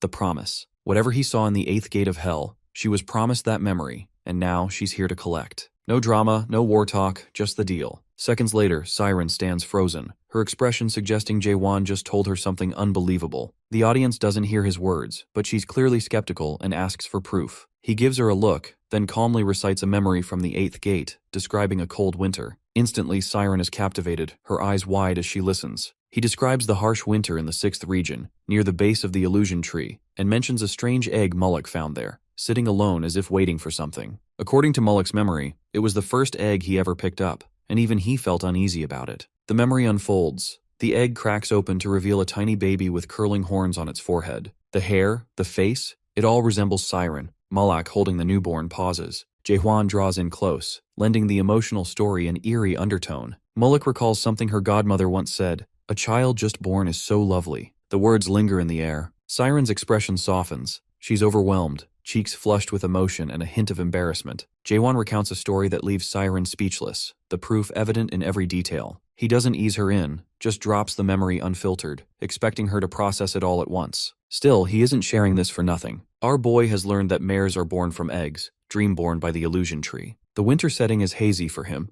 but Siren clarifies. It was the northern base of the illusion tree in the Almighty Land. With that, the rest of the memory sharpens. Mares aren't born in any ordinary way. They're dream children, waiting in eggs to be found. Even so, she senses there should be something more, something Mullock left specifically for her. He doesn't dismiss her feeling. Jaewon admits there might be more, or maybe there isn't. What a pain. Siren looks on the verge of snapping. Finally, he explains that what he witnessed in the eighth gate wasn't some cinematic revelation. It was a mess of fragmented symbols and flashes, impossible to piece together. That's all he can offer. Her face says it all. Disappointment and frustration she can't hide. Still, she's resolute. She'll find her godfather, Mullock, no matter how little she has to work with. Our protagonist, ever the sly one, dangles bait. If she really wants the whole story, she'll need to tag along with him. Why? Because the only storage device for Mullock-related knowledge is in his own mind. How convenient. Clearly that's been his plan all along. He sells it like it's the best offer she'll get. A classic move. With Jaewon about to plunge into the abyss and Mullock last seen up the illusion tree,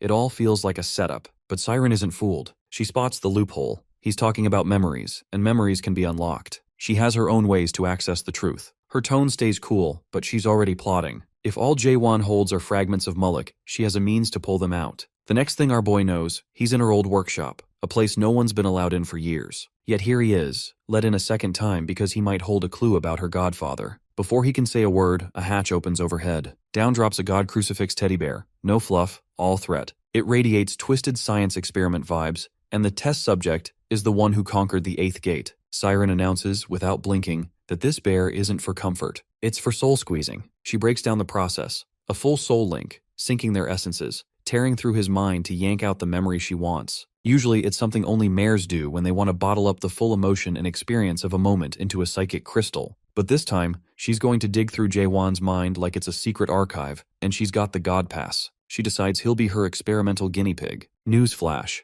Siren hasn't even tried this herself. She's only heard it's supposed to feel amazing, almost pleasurable. She insists it's not creepy, though her reassurance doesn't help. Once our protagonist is strapped in, she casually announces she's about to start. And it won't sting, it'll hurt like hell. As an extra note, only the target feels the pain. When she activates the process, strange bands of light swirl around them, and reality shifts. Judging by Jaewon's calm expression, she quickly realizes she's the one getting overwhelmed by the feedback. She never expected his mind to be such a fortress. Suddenly, she's floating in a miniature galaxy, painted in cosmic colors. Spheres of light drift everywhere. Looking closer, she sees their memories, countless and scattered, like a surreal archive inside his head. The dive is stranger and denser than Siren imagined. Those mares weren't exaggerating. Jaewon's mind holds a staggering volume of memories, not just detailed, but overwhelming. Now she floats above what feels like an endless plateau of memories, searching for one thing, the eighth gate of hell. The sight unnerves her. She imagined an awakener's mind would be human, maybe with a hint of magic, but not this infinite, layered consciousness. She thought it would be less cosmic, less vast. She has to focus before she gets lost inside. If she loses grip, she'll be stuck circling his subconscious forever. Staying focused is tough, but she has no choice. She just needs the memory of her godfather. Nothing else. Get in, grab it, and get out. Floating through endless memory threads isn't working, so Siren stops holding back and zips through them, confidently and unflinching. She sees him, Mullock, her godfather. She sees herself as a baby, then a toddler. She's found it, but it's short, just Mullock calling her name and taking her inside. She can't take it. It hits harder than she expected. Tears spring to her eyes as she calls out, begging him not to disappear. For 900 years, she's been searching for him, and this fleeting glimpse is all she gets. When the truth sets in, that it's only a memory, she clenches her fists and swears she'll find him. But all that sprinting through Jaewon's mind has a price. She's pushed too hard and blacks out, trapped in his consciousness, the very thing she'd hoped to avoid. When her eyes flicker open, she's disoriented, maybe even a little angry. Looking around, she realizes the setting is strangely familiar. Enormous buildings, busy streets, a skyline that's unmistakable. Then it hits her. This isn't chaos or the Almighty Land. This is Earth. No question. It takes Siren a moment to piece things together. This isn't some random simulation. It's the 294th world, Earth. Mares visit this place all the time, riding the roots of the illusion tree like a cosmic subway. Earth isn't a backwater. It's practically a tourist attraction. She remembers how this world was once protected, shielded from the rulers by the earliest mares, which makes her wonder what sort of trap she's stumbled into. Suddenly, it clicks. She's inside the uncanny, a mind structure built from Earth's blueprint, wrapped around Jaewon's psyche like a haunted memory palace. A memory of Mullock surfaces, almost like an old instruction manual. He'd explained that every living being harbors a subconscious terrain called the uncanny. When someone attempts deep-level extraction, this inner space forms itself from the target's hometown, creating a warped version of it. All illusions and memory twists grow from that base. The uncanny is always home turf. Mullock's advice was clear. If you get lost in the uncanny, there's only one exit. Find the guide. In this surreal mindscape, the only fully conscious being is the guide. She barely has time to process this when chaos erupts. A boy darts past her, panting like he's fleeing for his life. Chasing him, a couple of furious cops shout threats, treating him like a hardened criminal. The kid's in a hoodie and cap, nothing fancy, but something about the way he moves unsettles her. He's cornered, but he's not surrendering, clutching a metal pipe like he's ready to fight back. One cop raises a hand, ready to strike, but Siren steps in, demanding to know what their problem is. Instead of backing down, the officers turn on her, warning it's not safe because the kid refuses to grow up, as if that's a crime. She's floored. What kind of law is that? Her outrage only makes them more suspicious. Trying to stay calm, she pretends she hasn't just dropped into the strangest legal system ever, but she stands out. Her clothes, her presence, her everything. One cop moves closer, asking for ID, then freezes when he sees the horns on her forehead. That's when Siren remembers Mullock's advice. Blend in. Never look like a mythological creature. If the uncanny recognizes an outsider, it acts fast. Too late, she's already been made. Cursing her luck, she realizes things are about to go downhill fast. But instead of panicking, she decides to go down swinging. Flames flare around her until they sputter out. Magic's blocked here. Bad timing. The cops drop all pretense, their forms morphing into system-backed monsters. A flat robotic voice declares, "Extermination."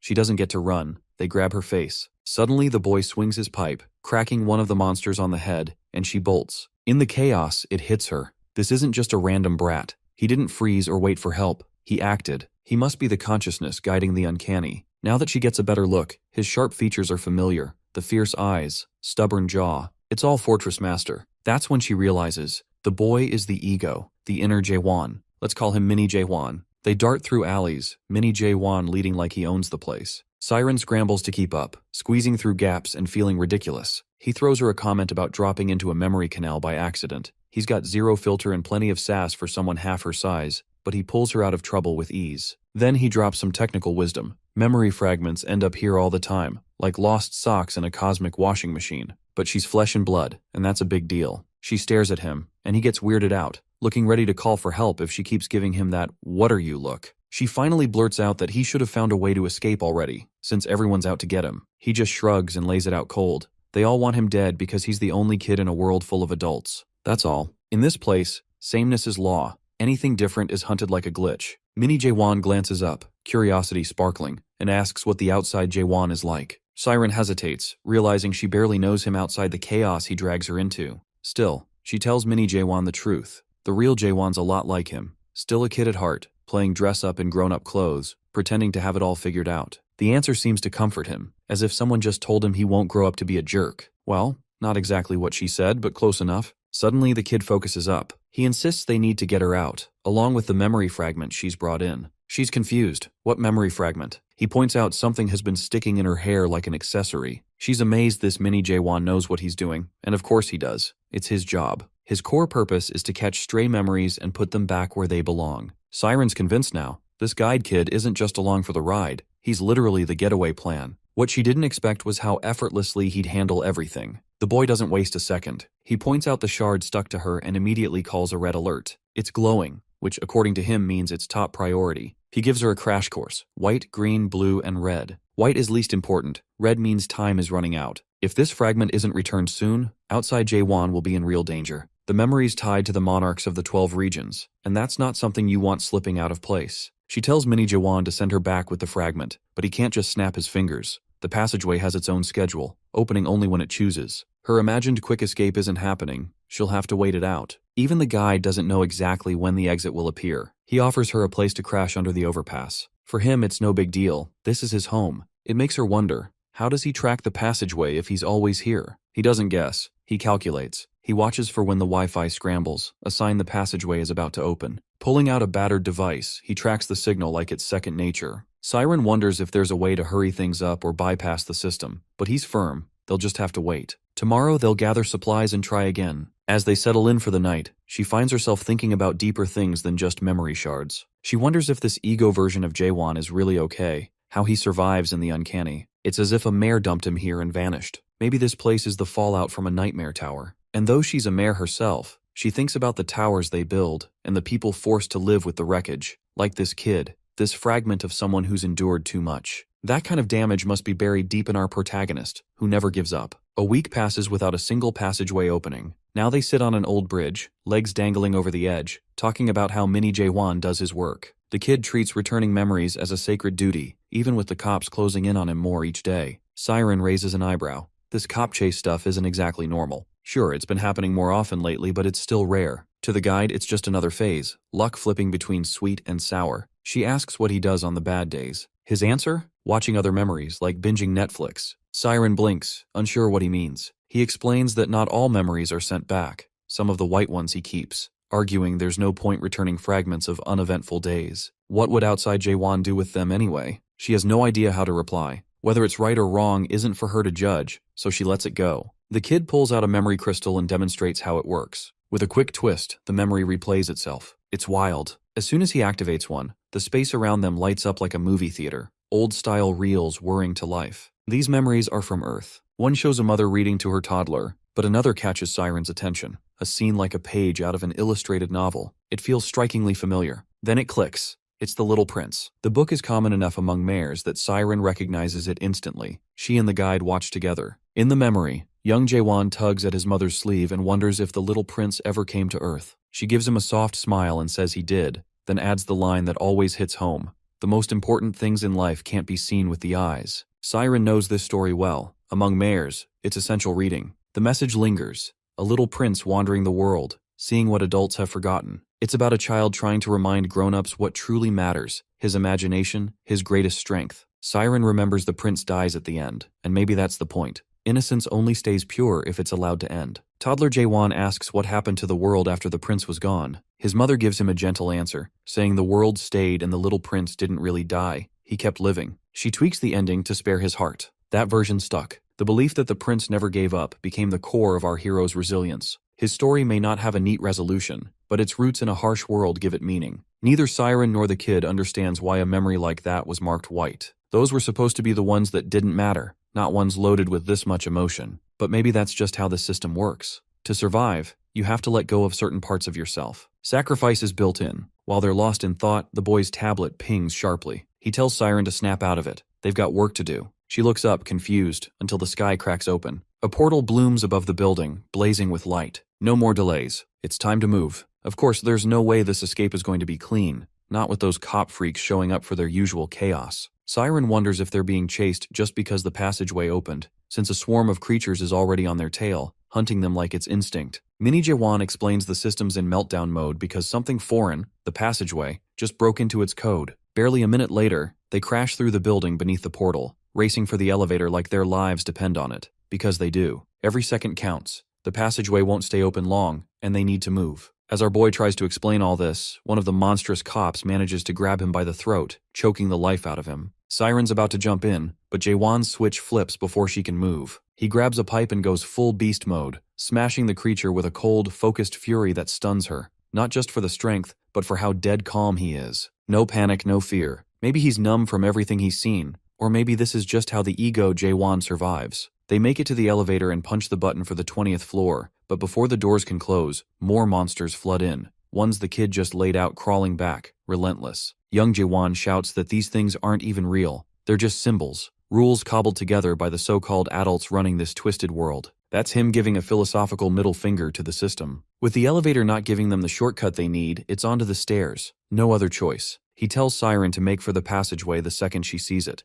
He'll hold the monsters off. She hates that plan, wanting to drag him with her, but he refuses. This is his world, and he's got her covered. She just needs to move fast. She hates leaving him behind in a place that feels like a waking nightmare, but he makes it clear. He doesn't have a way out. They slam the gate shut on the rooftop, trying to hold off the monsters. The kid's done with soft words. He tells her to quit trying to play hero and run straight for the glowing crack in the sky, her only escape. Just before she makes it through the portal, Mini Jae-won yells one last question. Does the outside version even have friends? Siren pauses and with a warm smile nods yes. That gets a genuine smile from him. A small, unfamiliar thing in a world this harsh. He gives her a simple goodbye. The monsters close in, but he's not fading quietly. He swings the pipe, a fierce little menace to the end. Siren watches, heart pounding, knowing she's leaving something unforgettable behind. She wants to tell the older Jae-won about the brave, stubborn kid buried deep inside. This little hero who stood his ground even when everything screamed to run. Whenever the outside world feels too cold and lonely for our protagonist, she'll remember this,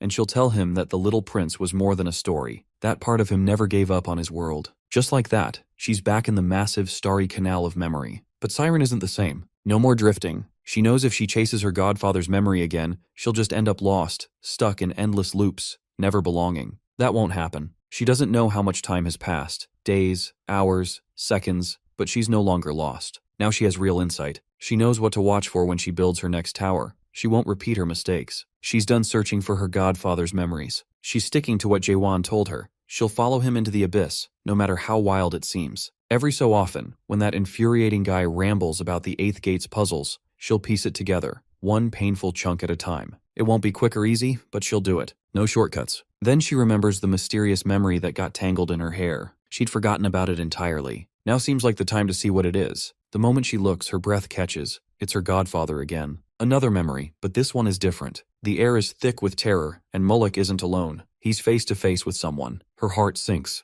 It's catastrophe. The God Soul King, the first awakened disaster. She's heard the stories, sealed away in the strange factory by the masters born from chaos, but she never imagined she'd see him. Now she does, and dread fills her. This isn't just terrifying, it's nightmare fuel. She can't understand why this memory is marked red. Sure, you're supposed to meet Catastrophe in the Abyss, but no one ever talked about confronting him. Even the monarchs wouldn't dare. The realization hits her hard. If she's right, the expedition is heading straight into disaster. She has to warn the others, fast. Abruptly, the story cuts to an empty stretch of cosmic void, nothing to mark the passage of space or time. Chung-hyo's voice breaks the silence. 900 years have passed, and they've finally arrived. Siren, unconscious, is being carried by someone, the scene grim and heavy. Jae-won's voice rings out. They've reached the gate to the abyss. She's out cold, and somehow our protagonist is still awake, even after everything. But with Jae-won, nothing is ever normal. He recognizes the place instantly from Mulek's memories. They're standing before the strange factory. Whatever happens next might be exactly what Siren has been dreading.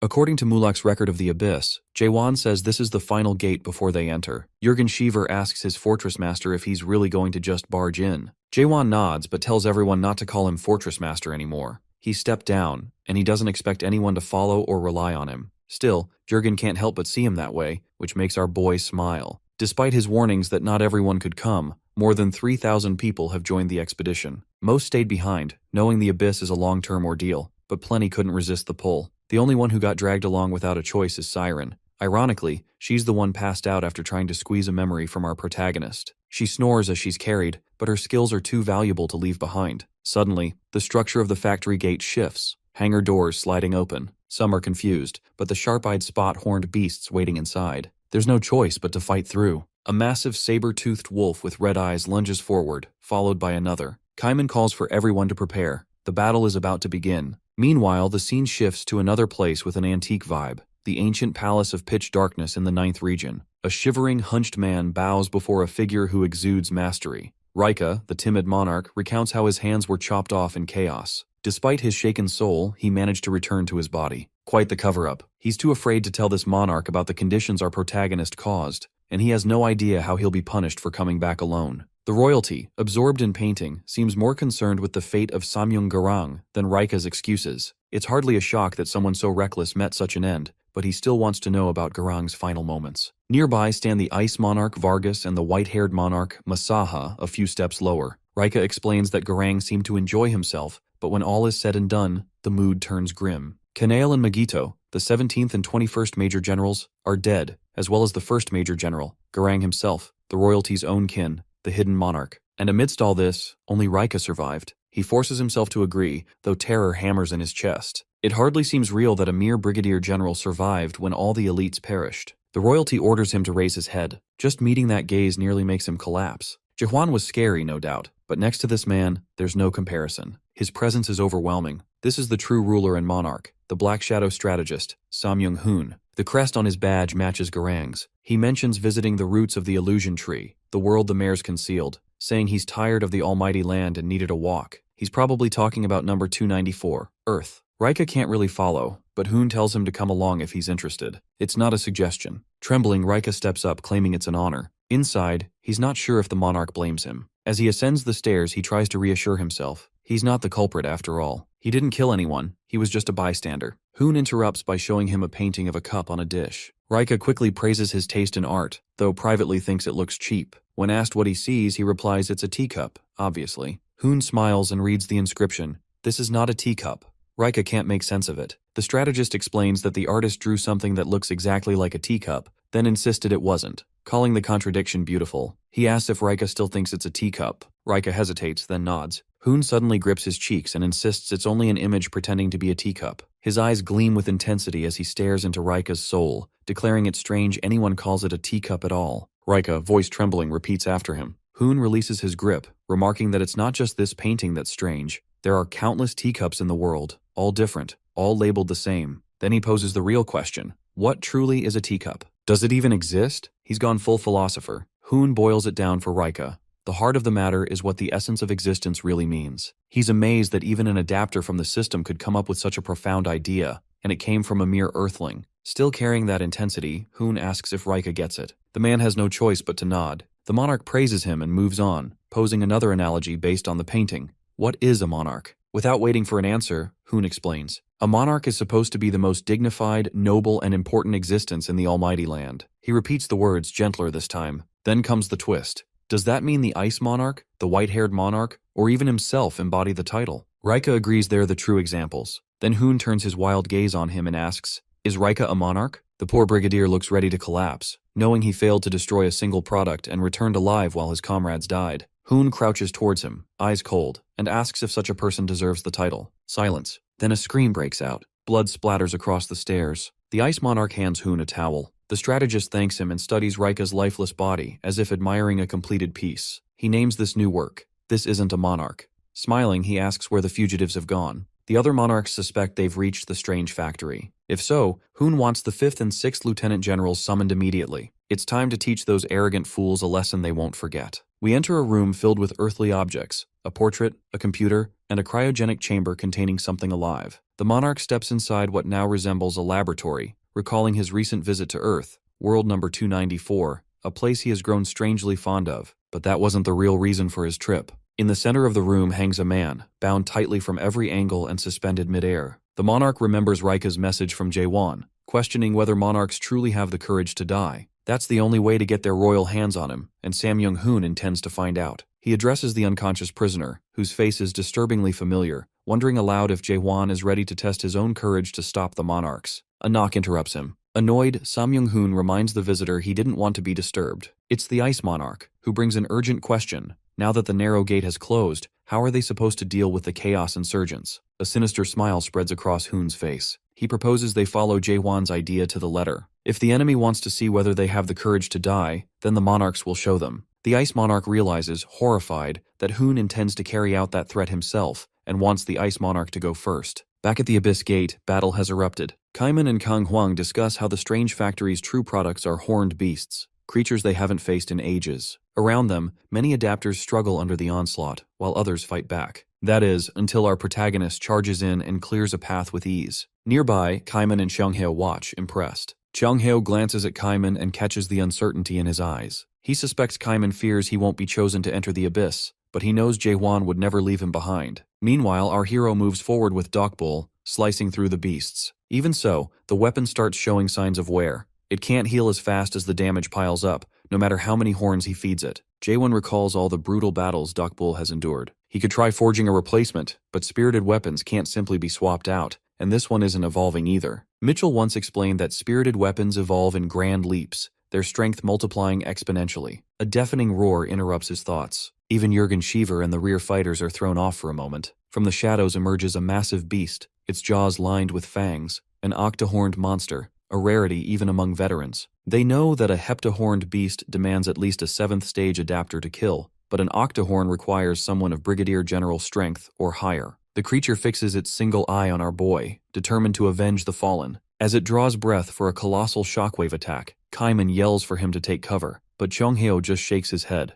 Kaiman still doesn't get that Jaewon operates on a whole other level. With a flash in his eyes, our protagonist raises Dokbul and meets the shockwave head-on. The impact hurls lesser beasts aside, and even the other fighters feel the aftershocks. Then they realize he's become even stronger. This Genesis-powered Jae-hwan is not the same man they knew before his battle with Samyung Garang. The octahorn lunges again, but our boy covers the distance in a blink, thanking the beast for its horns as he attacks. Suddenly, a cry to stop rings out from the hangar, grabbing everyone's attention, including his. Among the group, only Chung-hyo recognizes that whoever's in charge has finally shown themselves. Metallic-limbed creatures announce that Garnak got cocky because it had beaten a product before. One of these newcomers has a halo and small horns. They comment that it's been a long time since anyone but monarchs gave Garnak such trouble. To everyone's shock, these are the rulers of all horned beasts, the Decahorns. This is the Strange Factory's true welcoming committee, only now making their entrance. And it's not just one Decahorn but 3. Seeing them brings a genuine smile to Jae-hwan's face. 3 will provide a much better fight than just 1. Among the 3 factory leaders, Edsak comments that he's heard someone was trying to enter the abyss, probably this group. Joniak, the one with the halo, offers some praise, while Is, the sarcastic third, seems genuinely surprised they're still human. Our boy quickly uses his question ability to size them up. They aren't as formidable as Samyung Garang or the Scent Monarch, but they're clearly stronger than Magito and Kanael, the Storm and Silence Monarchs. Although the Awakener usually craves a fight, he knows better than to challenge all 3 at once. Chung-hyo interrupts the ex-Fortress Master's thoughts, muttering that he doesn't like the mechanical trio either. Despite the tension though, these leaders aren't enemies. Recognizing Chung-hyo, Is can't believe he's returned, remembering what happened the last time, during the previous Abyss expedition. Edsak nudges his companion for being too harsh, but Joniak and the others want to invite Jae-hwan inside. Apparently the great factory head is waiting. Inside, the vast hall feels like another world. Chung-hyo notes the horned beasts being repaired, including the octahorn our protagonist just defeated. He and Sir Carlton were only able to enter because Jae-hwan insisted on keeping his group together. One of the smaller factory masters explains that Garnak products are created only once every 10 years, so the Awakener should think twice before destroying them again so recklessly. Many were lost fighting the dead demon warriors, he adds, which catches Jae-hwan's interest.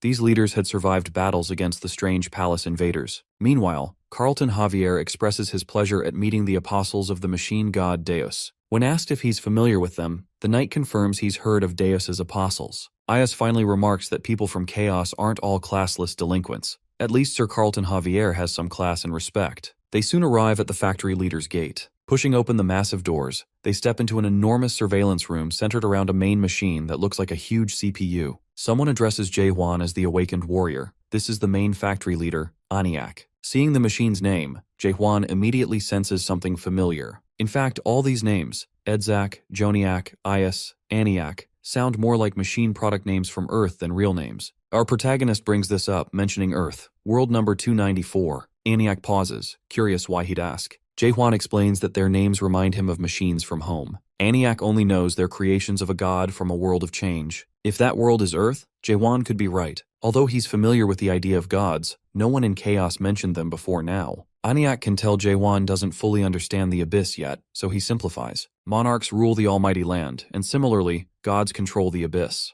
Like monarchs, these gods vie for dominance. But unlike them, gods aren't adapters of any system. Throughout the conversation, machinery hums and blinks steadily. Chung-hyo is intrigued by the idea of Abyss gods. Then Aniak clarifies that while their roles are similar, gods are fundamentally different from monarchs. The concept is still foreign to the Awakener. Where he comes from, gods are almighty. But Aniak describes something else. The gods of the Abyss are not all-knowing, not even close. Sure, some approach that level, but most don't. Admitting his understanding is limited as a created being, Aniak nonetheless offers insight. Jae-hwan himself would qualify as a god, or at least goddish. Our protagonist hadn't expected that, but Aniak's logic makes sense. As an Awakener who's unlocked Genesis, the power of creation, he embodies his own unique world, putting him on par with the gods of the Abyss, maybe even surpassing them. Unlike Jae-hwan, these gods can't act alone. They need representatives. Their power comes from channeling their worlds into followers. The more followers, the stronger they become. The leaders explain that mortals rarely reach Jae-hwan's level. The definition of God is fluid,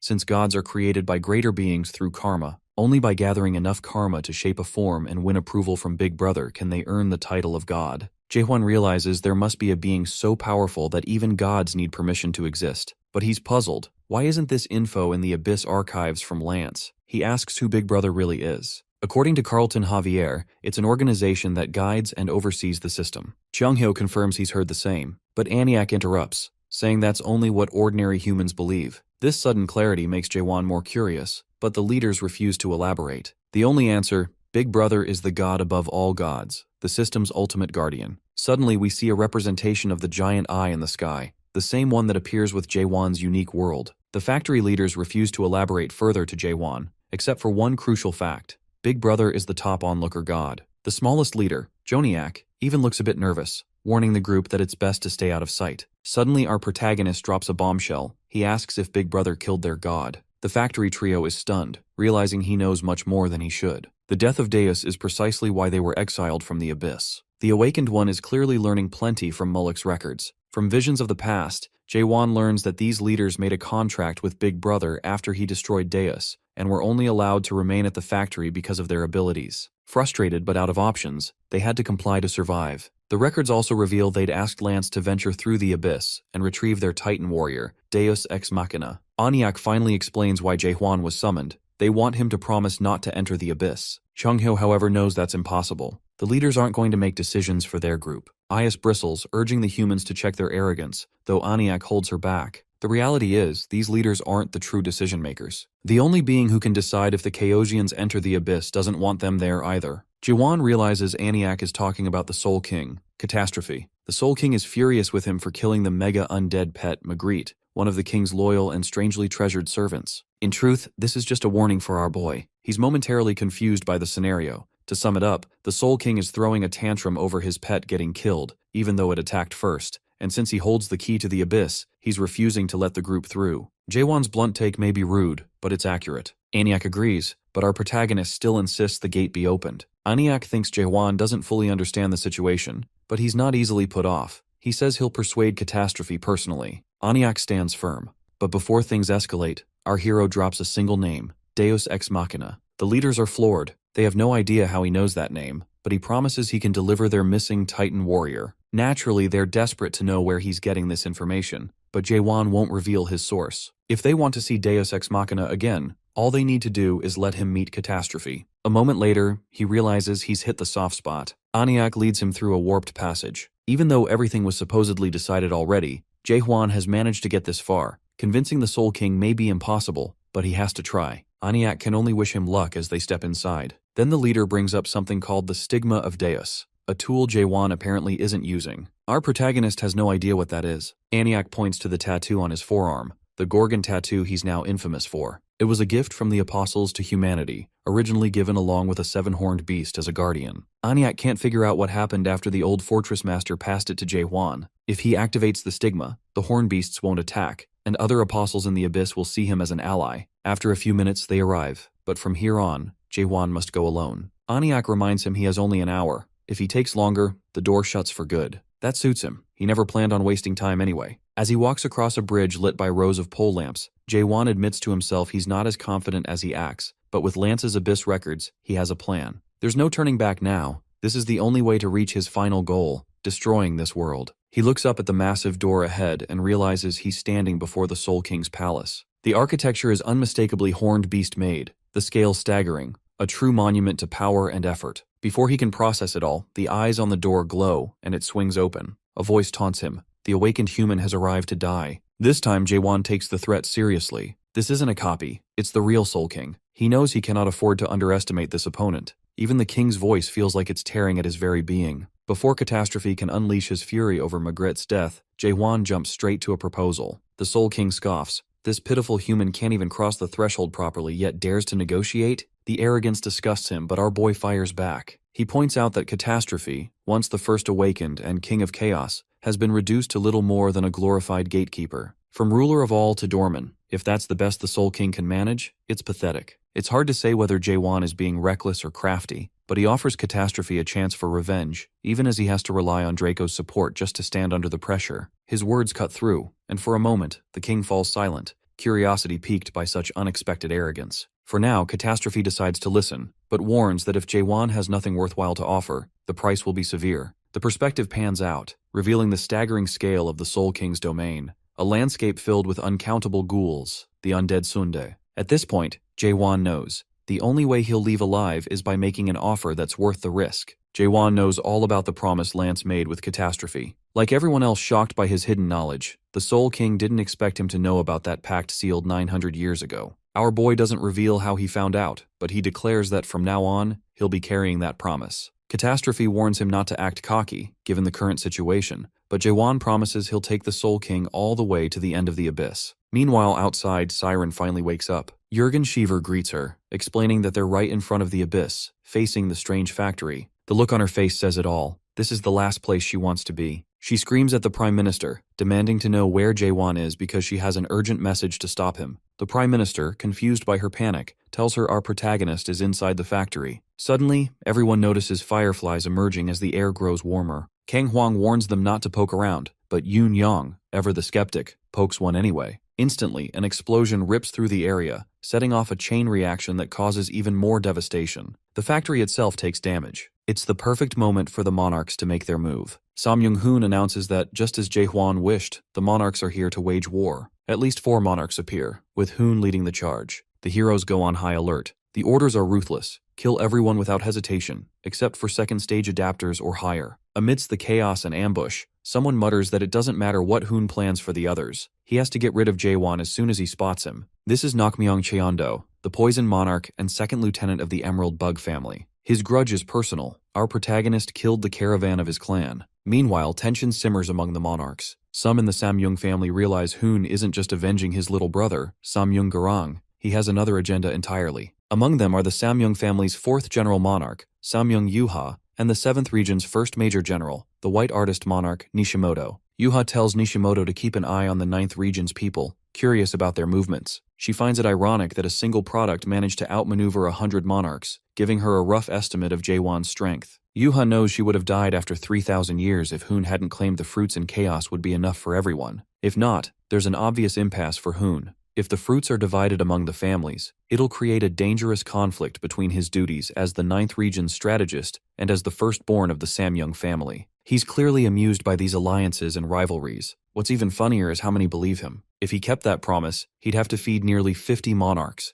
20 from the Emerald, 10 from the 7th region, and 20 more from his own house. But it's not surprising they've fallen for the lie, especially since Hoon showed up on the battlefield himself. To him, lies aren't lies if the promises are kept. The top of the illusion tree isn't the only place to find those fruits. There are other ways. The 7 highest gods who govern the abyss have plenty of fruit, and, based on old dealings with the monarchs, know how to strike a bargain. They had nearly everything, until they grew greedy for the one thing they couldn't seize directly, the awakened representatives. It's well known the gods need proxies to manifest their will. Now, nothing else works as a bargaining chip except these awakened. With them, any new world can be accessed. The monarchs can curse Jaewon all they want, but he's the missing piece. Hoon orders Vargas, the Ice Monarch, to lead the troops and track down the product. The game is simple. Monarchs aren't peaceful. If they discover the true value of the tower, the awakened, or the product itself, they'll turn on each other to claim it. That's why Hoon must ensure his side gets their share first. He already envisions the artisan tower built to protect chaos becoming its nightmare. His plan is clear. Use the tower as an awakened factory to supply the gods. Whoever controls more fruits will dominate,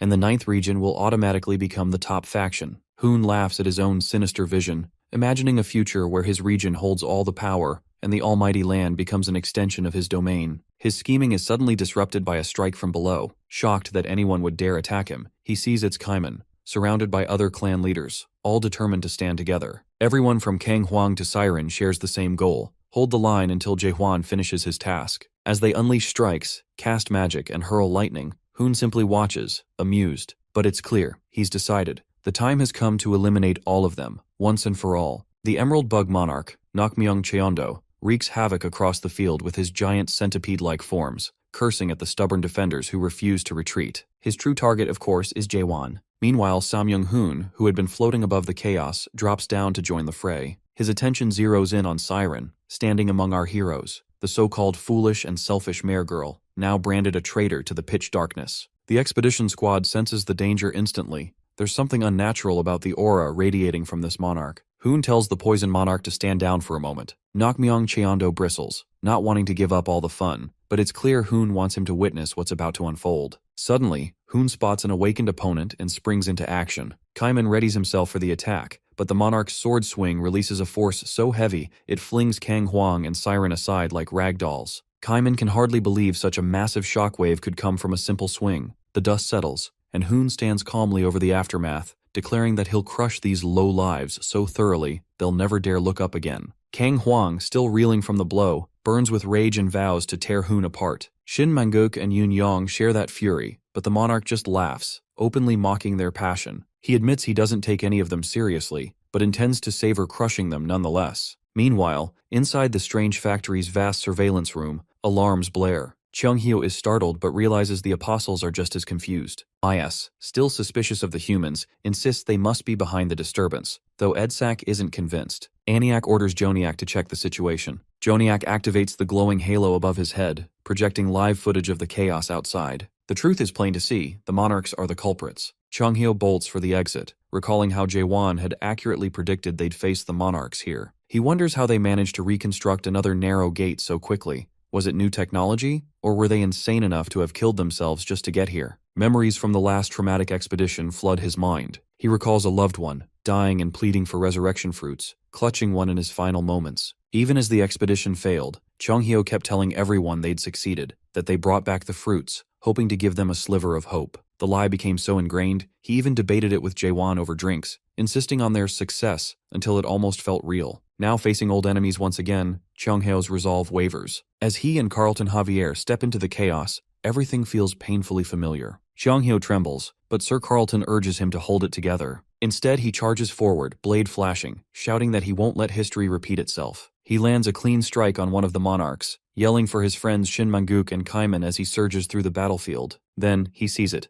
Kaiman, the strongest among them, at the mercy of Samyung-hun. All around, Frank, Prime Minister Jürgen Schiever, and others are in dire straits. Cheonghyo barely knows where to begin. The worst is seeing Kaiman, half-burned and barely standing, facing Hun's blade. The monarch recognizes Cheonghyo as the divine physician, and seems almost pleased to find another awakened, a fresh test subject. Hun declares he's finished with Kaiman, whose willpower was impressive but ultimately futile. He wants to make an example of him, to end him on the spot, while Cheonghyo screams in protest. As the monarch's blade surges with overwhelming power, Kaiman stands frozen, silently apologizing to Jaewon, his fortress master, for not being able to hold the line. Just as Kaiman is about to be cut down, a hand reaches from the chaos and yanks him back. At the same moment, Samyung-hun is struck from both sides by Sir Carlton Javier and Cheonghyo. It's Siren who saves Kaiman, though she knows Cheonghyo and Sir Carlton can't land their attacks without serious risk to themselves. The monarch handles both effortlessly, knocking them back with a single swing. He looks amused, almost delighted, to see there are still a few awakeners left willing to challenge him.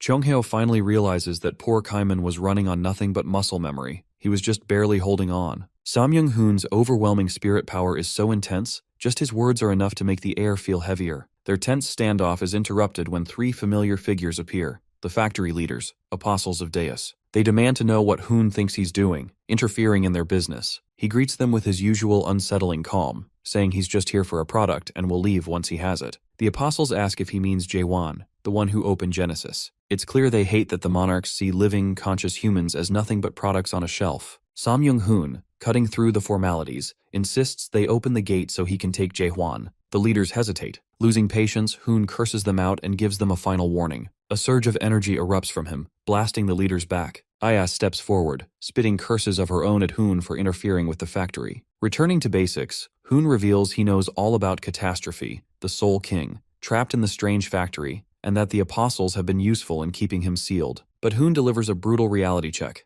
Monarchs never interfered because the factory was still useful. It kept Catastrophe, one of the ancient three gods and the strongest deity of the abyss, locked up. Things have changed. Hun couldn't care less how strong Catastrophe is now. To him, the Soul King is just another fallen god clinging to the respect of the undead. Samyung-hun boasts he's now stronger than the 12 supreme monarchs were 1,000 years ago, and he's not waiting any longer. The apostles warn him to reconsider, but Hun is done pretending the monarchs are on good terms with the factory. Is lunges at him, her companions trying to hold her back. The monarch conjures a magical seal above his head, a massive dragon aura taking shape. Only now does Is realize she's in real danger. Onlookers freeze as she braces for impact. There's a blinding blast. For a moment it feels like the end of everything. While Cheonghyo reels, powerless, a voice calls out to him, asking if he's the divine physician and begging for a battlefield report. He turns to see Yun Yong, waiting for hope. Only now does Cheonghyo notice Yun Yong's mutilated, blinded eyes. He grits his teeth, heartbreaking for the Lightning God clan leader. All he can say is that if Yun Yong still had his sight, he wouldn't have the heart to answer. They can't win like this. Suddenly, a memory of Siola's words cuts in,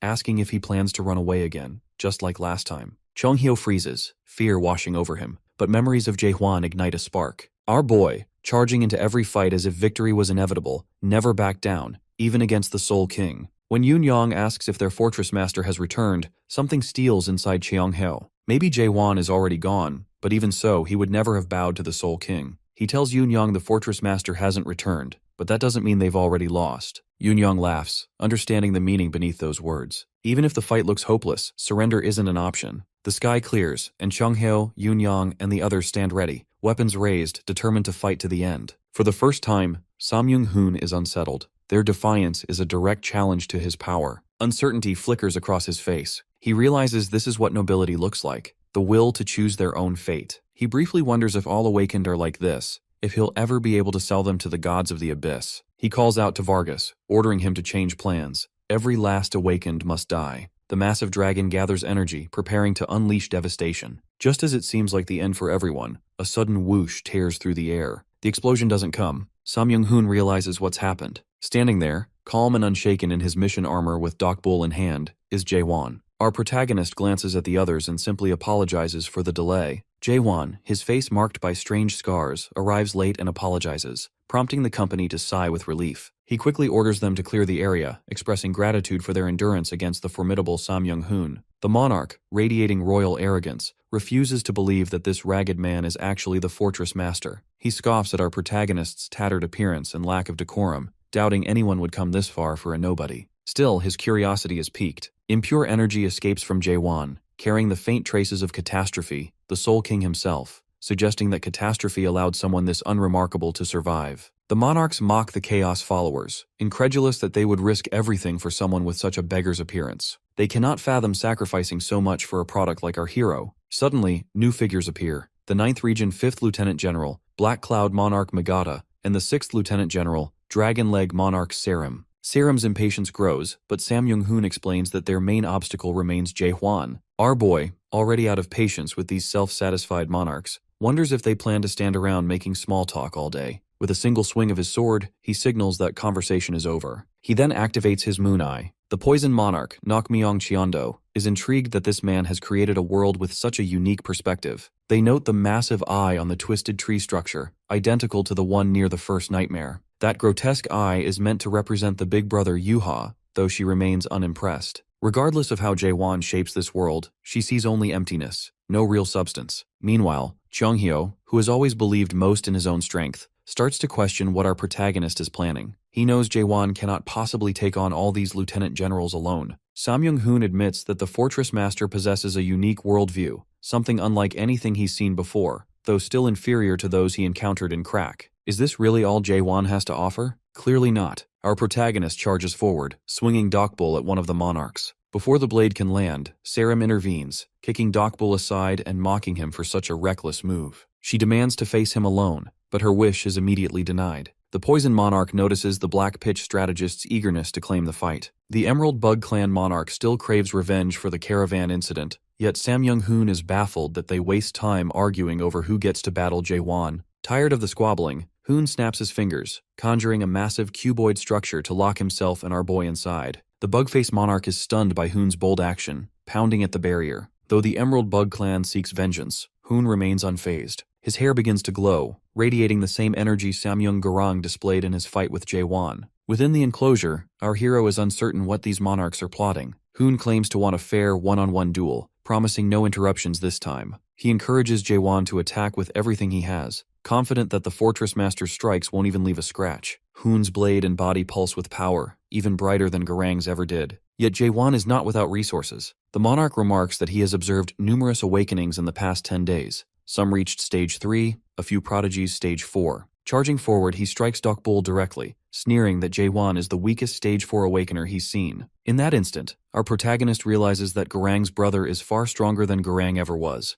The difference is overwhelming. He can sense that Hoon channels the system's power to a much higher degree, and knows that small, measured attacks will not suffice. To survive, he must go all out. Summoning his dragon, the monarch taunts Jaehwan, who has opened a genesis and achieved materialization, warning him not to repeat the same predictable tactics. That's fine. Our hero is prepared to adapt. His next thrust seems ordinary, but before Hoon can react, it transforms into one of those world thrusts. Cheonghyo is stunned, while the other monarchs are amused. Finally, something worth watching. Hoon acknowledges that he now understands how Garang could have fallen to this man, but warns that if Jaewon holds back, thinking Hoon is equal to Garang, he will die quickly. Opening the Genesis will not be enough. Hoon waits to see if the Fortress Master wants to finish things now or reveal any other tricks before it ends. Jaewon, however, is determined not to leave unanswered the question he withheld from Garang. He demands to know why Hoon has not killed him yet, despite having the chance. He presses for Hoon's true intentions. This directness impresses Hoon, who explains that he wants Jaewon to join the 9th region and bring the Tower of Awakening. As expected, our boy asks what happens if he refuses. Hoon simply laughs. There is no real choice. With a snap of his fingers, he reveals a vision of artifacts taken from Earth, including a computer. When Jaewon reacts with shock, Hoon realizes he's grasped that something greater is at stake. The monarch unveils his real gift, Jaewon's original body from Earth, chained as a trophy. What Hoon offers is the chance for our protagonist to reclaim the life he lost. It's as simple as this.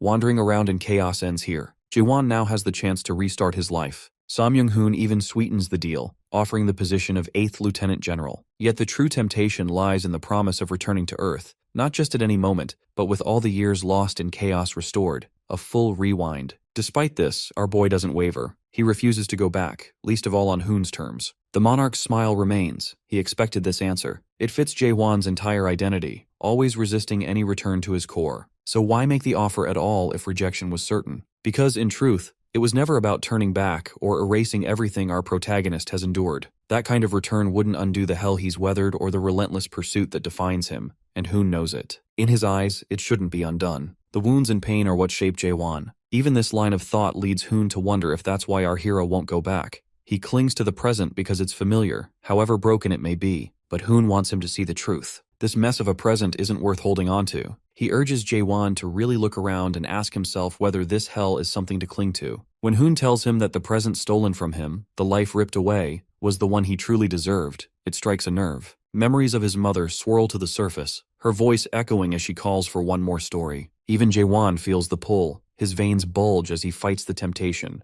The people he loved all remain in that world. If he were to accept the role of the 9th Region's final Lieutenant General, he could return to them whenever he wished. Logically, the choice seems obvious. For a brief moment, it looks as though our protagonist might actually consider it. But then he tightens his grip on Doc Bull and delivers his answer to the Radiant Monarch. He's not going back. The place he's aiming for is at the very top. This time, Hoon is the one caught off guard. He pleads with Jaewon to reconsider, questioning if he's truly willing to throw away the only real life he has left for this shattered reality. The monarch's smile fades, his aura flaring violently and crashing into Jaewon, forcing our boy to shield his face. In that instant, he converses with his inner voice. Nothing Hoon said was untrue. He does miss that lost time. His past flashes before his eyes. If he's still human, how could he not long for it? But the separation between past, present, and future has blurred since coming to this world. Jaewon steps forward, breaking through the monarch's overwhelming spiritual energy. Once the shockwave subsides, he wants to know what good any of this would do if he returned to Earth only to watch it fall to these cultivators and demons. He isn't wrong, and Hoon doesn't try to deny it. Cultivation is the law here. It's not anyone's fault, just the way of the world. Kaiman has no memory of life before becoming a product,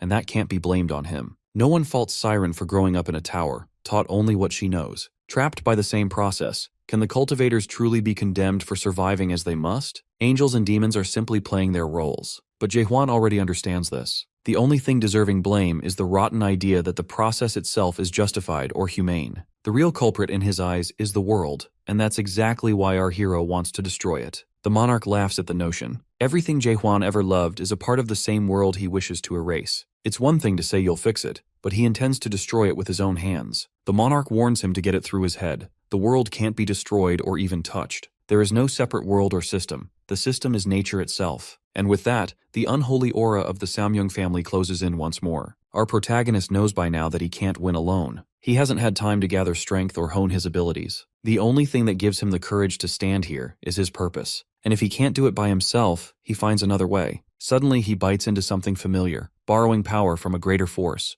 Energy explodes within the monarch's cube. Outside, Cheonghyo and the others have no idea what this kid is attempting, and the other monarchs are just as baffled. It becomes clear that Hoon managed to enter chaos as a living being, his brain link still functioning. No matter how hard Jaehwan pushes, he can only force him back to the Almighty Land, where Hoon's physical body waits. The most our boy can hope for is to damage his soul. Suddenly dark energy surges, overwhelming everything. The cube begins to collapse. Hoon, bewildered, can't comprehend what's happening, especially as most of his face is torn apart, his soul seemingly corrupted. He's stunned that Jae-won managed to pull this off. The monarch finally recognizes the kind of energy at play as his cube is devoured by catastrophe. Soon something dead and horned becomes visible behind him. Giant, fanged, undead monsters emerge from the darkness, their crazed eyes swirling in the gloom. A laugh, too inhuman to be real, echoes through the valley. Onlookers scream in horror as they witness a new version of Jae-won, his heart exposed and beating in the corrupted air. In a voice both foul and distorted, he greets the monarch. This marks the descent of the true Soul King, Catastrophe. Suddenly, a chat box appears, discussing the recent earthquake, likely originating from chaos. The participants speculate whether the descent of one of the three ancient gods, Catastrophe, means he has been released. The scene shifts to a figure standing amidst a bloodbath of bodies, wearing an organization medallion, and observing chaos with keen interest, especially because Seola is there. Back at the entrance, Sam Young-hoon trembles. Massive undead beasts surround Jae-won's possessed form as he sits high above, like a monarch on a throne. Thunder rumbles in Hoon's chest as he recalls the Akashic records. Catastrophe was sealed over 1,000 years ago by the supreme monarchs of all 12 regions. If he once thought bringing so many monarchs for this ambush was overkill, he now realizes even 100 wouldn't have been enough. The situation is dire enough that even the supreme pitch darkness monarch's presence might not guarantee victory. If Sam Young-hoon were to gamble, he'd bet on escape as the only option. He manages to call out to Catastrophe, clarifying they have no intention of fighting and only want the product he's taken over. The sinister Jae-won, now under Catastrophe's control, smiles coldly and makes it clear this won't happen. When Hoon dares to mention the promise Catastrophe once made to Big Brother, to never interfere in chaos, the god's aura surges, shaking the landscape and forcing Hoon to bow in apology. He explains he only brought it up because he believed Catastrophe hadn't chosen a proxy until now. Jae-won, however, isn't a proxy. The man Catastrophe has taken over is simply protecting his own world at any cost, making him the perfect candidate for a contract. The look on the monarch's face reveals just how deep the trouble runs. Catastrophe is unmoved. With a flick of his finger, he unleashes a raging tornado, stunning everyone. The devastation tears through the land, and panic sweeps over the other monarchs. The swirling energy convinces them all that death is inevitable, exactly as Catastrophe intends. Sam Young-hoon tries once more, invoking the promise to Big Brother, but the god dismisses it as an exception. Though this power bears Catastrophe's mark, it isn't his will at play. The hurricane is moving at our protagonist's command. Hoon rallies the others, insisting that if they want to survive, they must stand together. He suspects the Soul King is using undead dissension to possess Jae-won's body. No matter how strong Catastrophe is, he's still within a human vessel and will burn out soon. All they have to do is endure 5 minutes. The other monarchs shout at Hoon's reckless optimism, with Nokmyong Cheondo the loudest, declaring that the Emerald Bug family, the Nokmyong, won't join in this suicide. Sam Young-hoon can play the hero alone. Catching sight of the Emerald Bug monarch, Catastrophe recognizes them as those who created the Spirit Stones in an attempt to analyze his world. He calls them fools who tried to mimic a god, unworthy even as vessels. His energy surges, consuming everything in its path. From his throne, he grins like a madman, intent on making sure they understand they brought this disaster upon themselves. Sam Young-hoon collapses to his hands and knees, struggling to comprehend how things reached this point. Suddenly, someone screams for the monarchs to rise and fight. It's Sam Young-yuha. All they need to do is last 5 minutes. Catastrophe seems almost entertained by their display of courage. Hoon realizes some among them are willing to stand together, and the monarchs push forward, fighting through hordes of undead beasts and the now flooded valley. Hoon knows casualties are inevitable, but fighting is better than succumbing to despair. Their counterattack is fierce, so much so that for a moment they believe they might actually wear down the king. Their hope lasts only until Catastrophe, amused by their defiance, raises a single finger. The true catastrophe begins. Sam Young-yuha's head explodes in a spray of blood. Others follow, their bodies torn apart in a gruesome spectacle. All except Sam Young-hoon are reduced to scattered remains. The carnage is so overwhelming that Hoon's mind fractures. Still on his hands and knees, he can't comprehend what he's witnessing. A wild, broken laughter bubbles out as he realizes there was never a chance. He surrenders to despair, accepting Catastrophe's victory. But the horror doesn't end. The floating bodies and swirling destruction persist. Finding the spectacle tiresome, Catastrophe pokes a hole straight through Hoon's chest. At that moment, it all begins to bore him. He seems almost weary, as if wasting any more power on such weak beings is beneath him. Gradually, the valley's climate returns to normal. Sam Young-hoon lies motionless, indistinguishable from his brother in death. Meanwhile, Jae-won stands atop the throne, regaining control of his senses. He can scarcely believe the Soul King Catastrophe's strength. Even knowing all that power came from his own soul,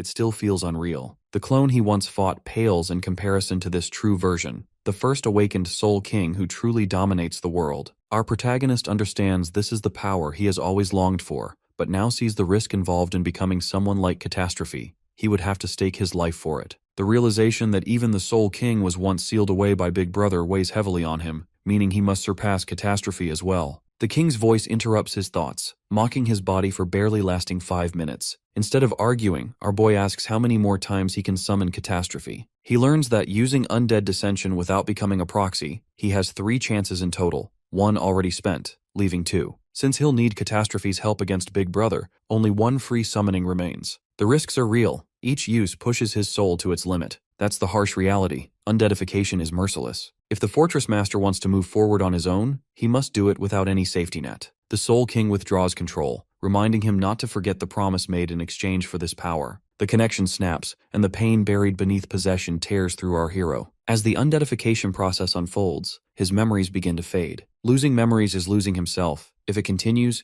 he'll become nothing more than a hollow shell, another undead. The memories from Earth slip away, and he feels himself drowning in soul corruption, a preview of true undeadification. Then something shifts. He sees Cheonghyo in one of those memories and watches Kaiman wonder aloud why Cheonghyo keeps following the Fortress Master. Cheonghyo's response is simple. The kid is reckless, childish, rude, and thoughtless, never considering others, especially not him. He has a knack for attracting trouble. But honestly, Cheonghyo just doesn't want Jae-hwan to end up alone. In a flash, the real Jae-hwan, unconscious, finds himself being shaken awake by Cheonghyo, who insists on calling him kid. Our boy is tired of it. The age gap between them is almost gone. When Cheonghyo notices he's awake, he immediately starts scolding him for choosing a path that could have left him a mindless undead. He demands to know what our hero was thinking. Jae-hwan, though, isn't bothered. He expected the divine physician to intervene with his anti-undeadification trick. Cheonghyo mutters about his recklessness, but at least everything seems to be over for now. There were losses, but some of the expedition squad survived. This revolution for power that Jae-hwan set in motion means there will always be strong awakeners around. At least now, the monarchs won't be able to interfere in chaos so easily, since the balance has shifted. For a moment, our protagonist thinks chaos has never come this close to real freedom. That hope, however, is short-lived. Others begin to gather, their expressions grave. Cheonghyo can hardly believe what he's seeing. A flashback shows the monarch's earlier promise to Jae-hwan not to let things go his way. Now the people of Chaos, having learned he's alive, seem ready to confront him. They demand to know if he genuinely expects them to believe he never took the resurrection fruits from the Resurrection Palace. In the background, Kaiman senses suspicion brewing. They think the Fortress Master survived because he ate the fruit in secret. The situation threatens to spiral. All of them saw the footage of his living body chained up in the strategist's cube. Now they want the truth. Kaiman and Jurgen Shiver try to calm the crowd, but their efforts fall flat. Tension mounts as demands for the truth about the fruits grow louder. Jurgen notices that no one is backing down. The so-called miracles Jae-hwan performed only captivated the people because they believed survival was at stake. They never cared about his vision for change. Survival was always their only goal. The fact that he's alive while others aren't, coupled with secrecy around the resurrection fruits, has shattered any sense of transparency between leadership and those serving in the Second Abyss expedition. The people want Jae-hwan to face them and give real answers. Yet this backlash isn't entirely organic. His own achievements have turned against him, fueled by Sam Young-hoon's confusion skill. Even in his weakened state, the monarch remains obsessed with the Fortress Master. In truth, he's only igniting feelings that have long existed. The confusion works because there are already logical reasons for the people's doubts: jealousy, suspicion, and the insecurity beneath their loyalty. They've always needed Jae-hwan, but never fully trusted him. Watching the crowd converge on their leader, Sam Young-hoon, barely conscious, laughs bitterly. If his own plans failed, the vengeful strategist of pitch darkness will make sure Jae-hwan's do too. Suddenly, Kaiman steps forward, ready to confess that he destroyed the fruit. He's about to speak, but Jae-hwan stops him, rises, and takes responsibility himself. He declares to everyone that he destroyed the resurrection fruit. Silence falls. Shock ripples through the crowd. Siren and the few who know the truth can't understand why he'd say that, but it brings no comfort to the others. To them, he's alive and destroyed the thing they desired most, a chance at life. Now, our hero stands before them and asserts that true life wasn't to be found in those fruits anyway. Even if they'd revived in the Almighty Land, endless conflict would have followed as they fought for the remaining fruits. He could have exposed this ugly truth, but he chooses a more decisive way to end the debate. If they truly need proof, Jae-hwan concentrates and reveals the real brain link, confirming everyone's worst fears. He is, unmistakably, alive. Murmurs of shock spread through the crowd. How could the Fortress Master have deceived them for so long? Many begin to believe he used them just to obtain the fruit for himself. In response, and as if to show his indifference to their accusations, Jae-hwan cuts his own brain link, ending the argument without hesitation.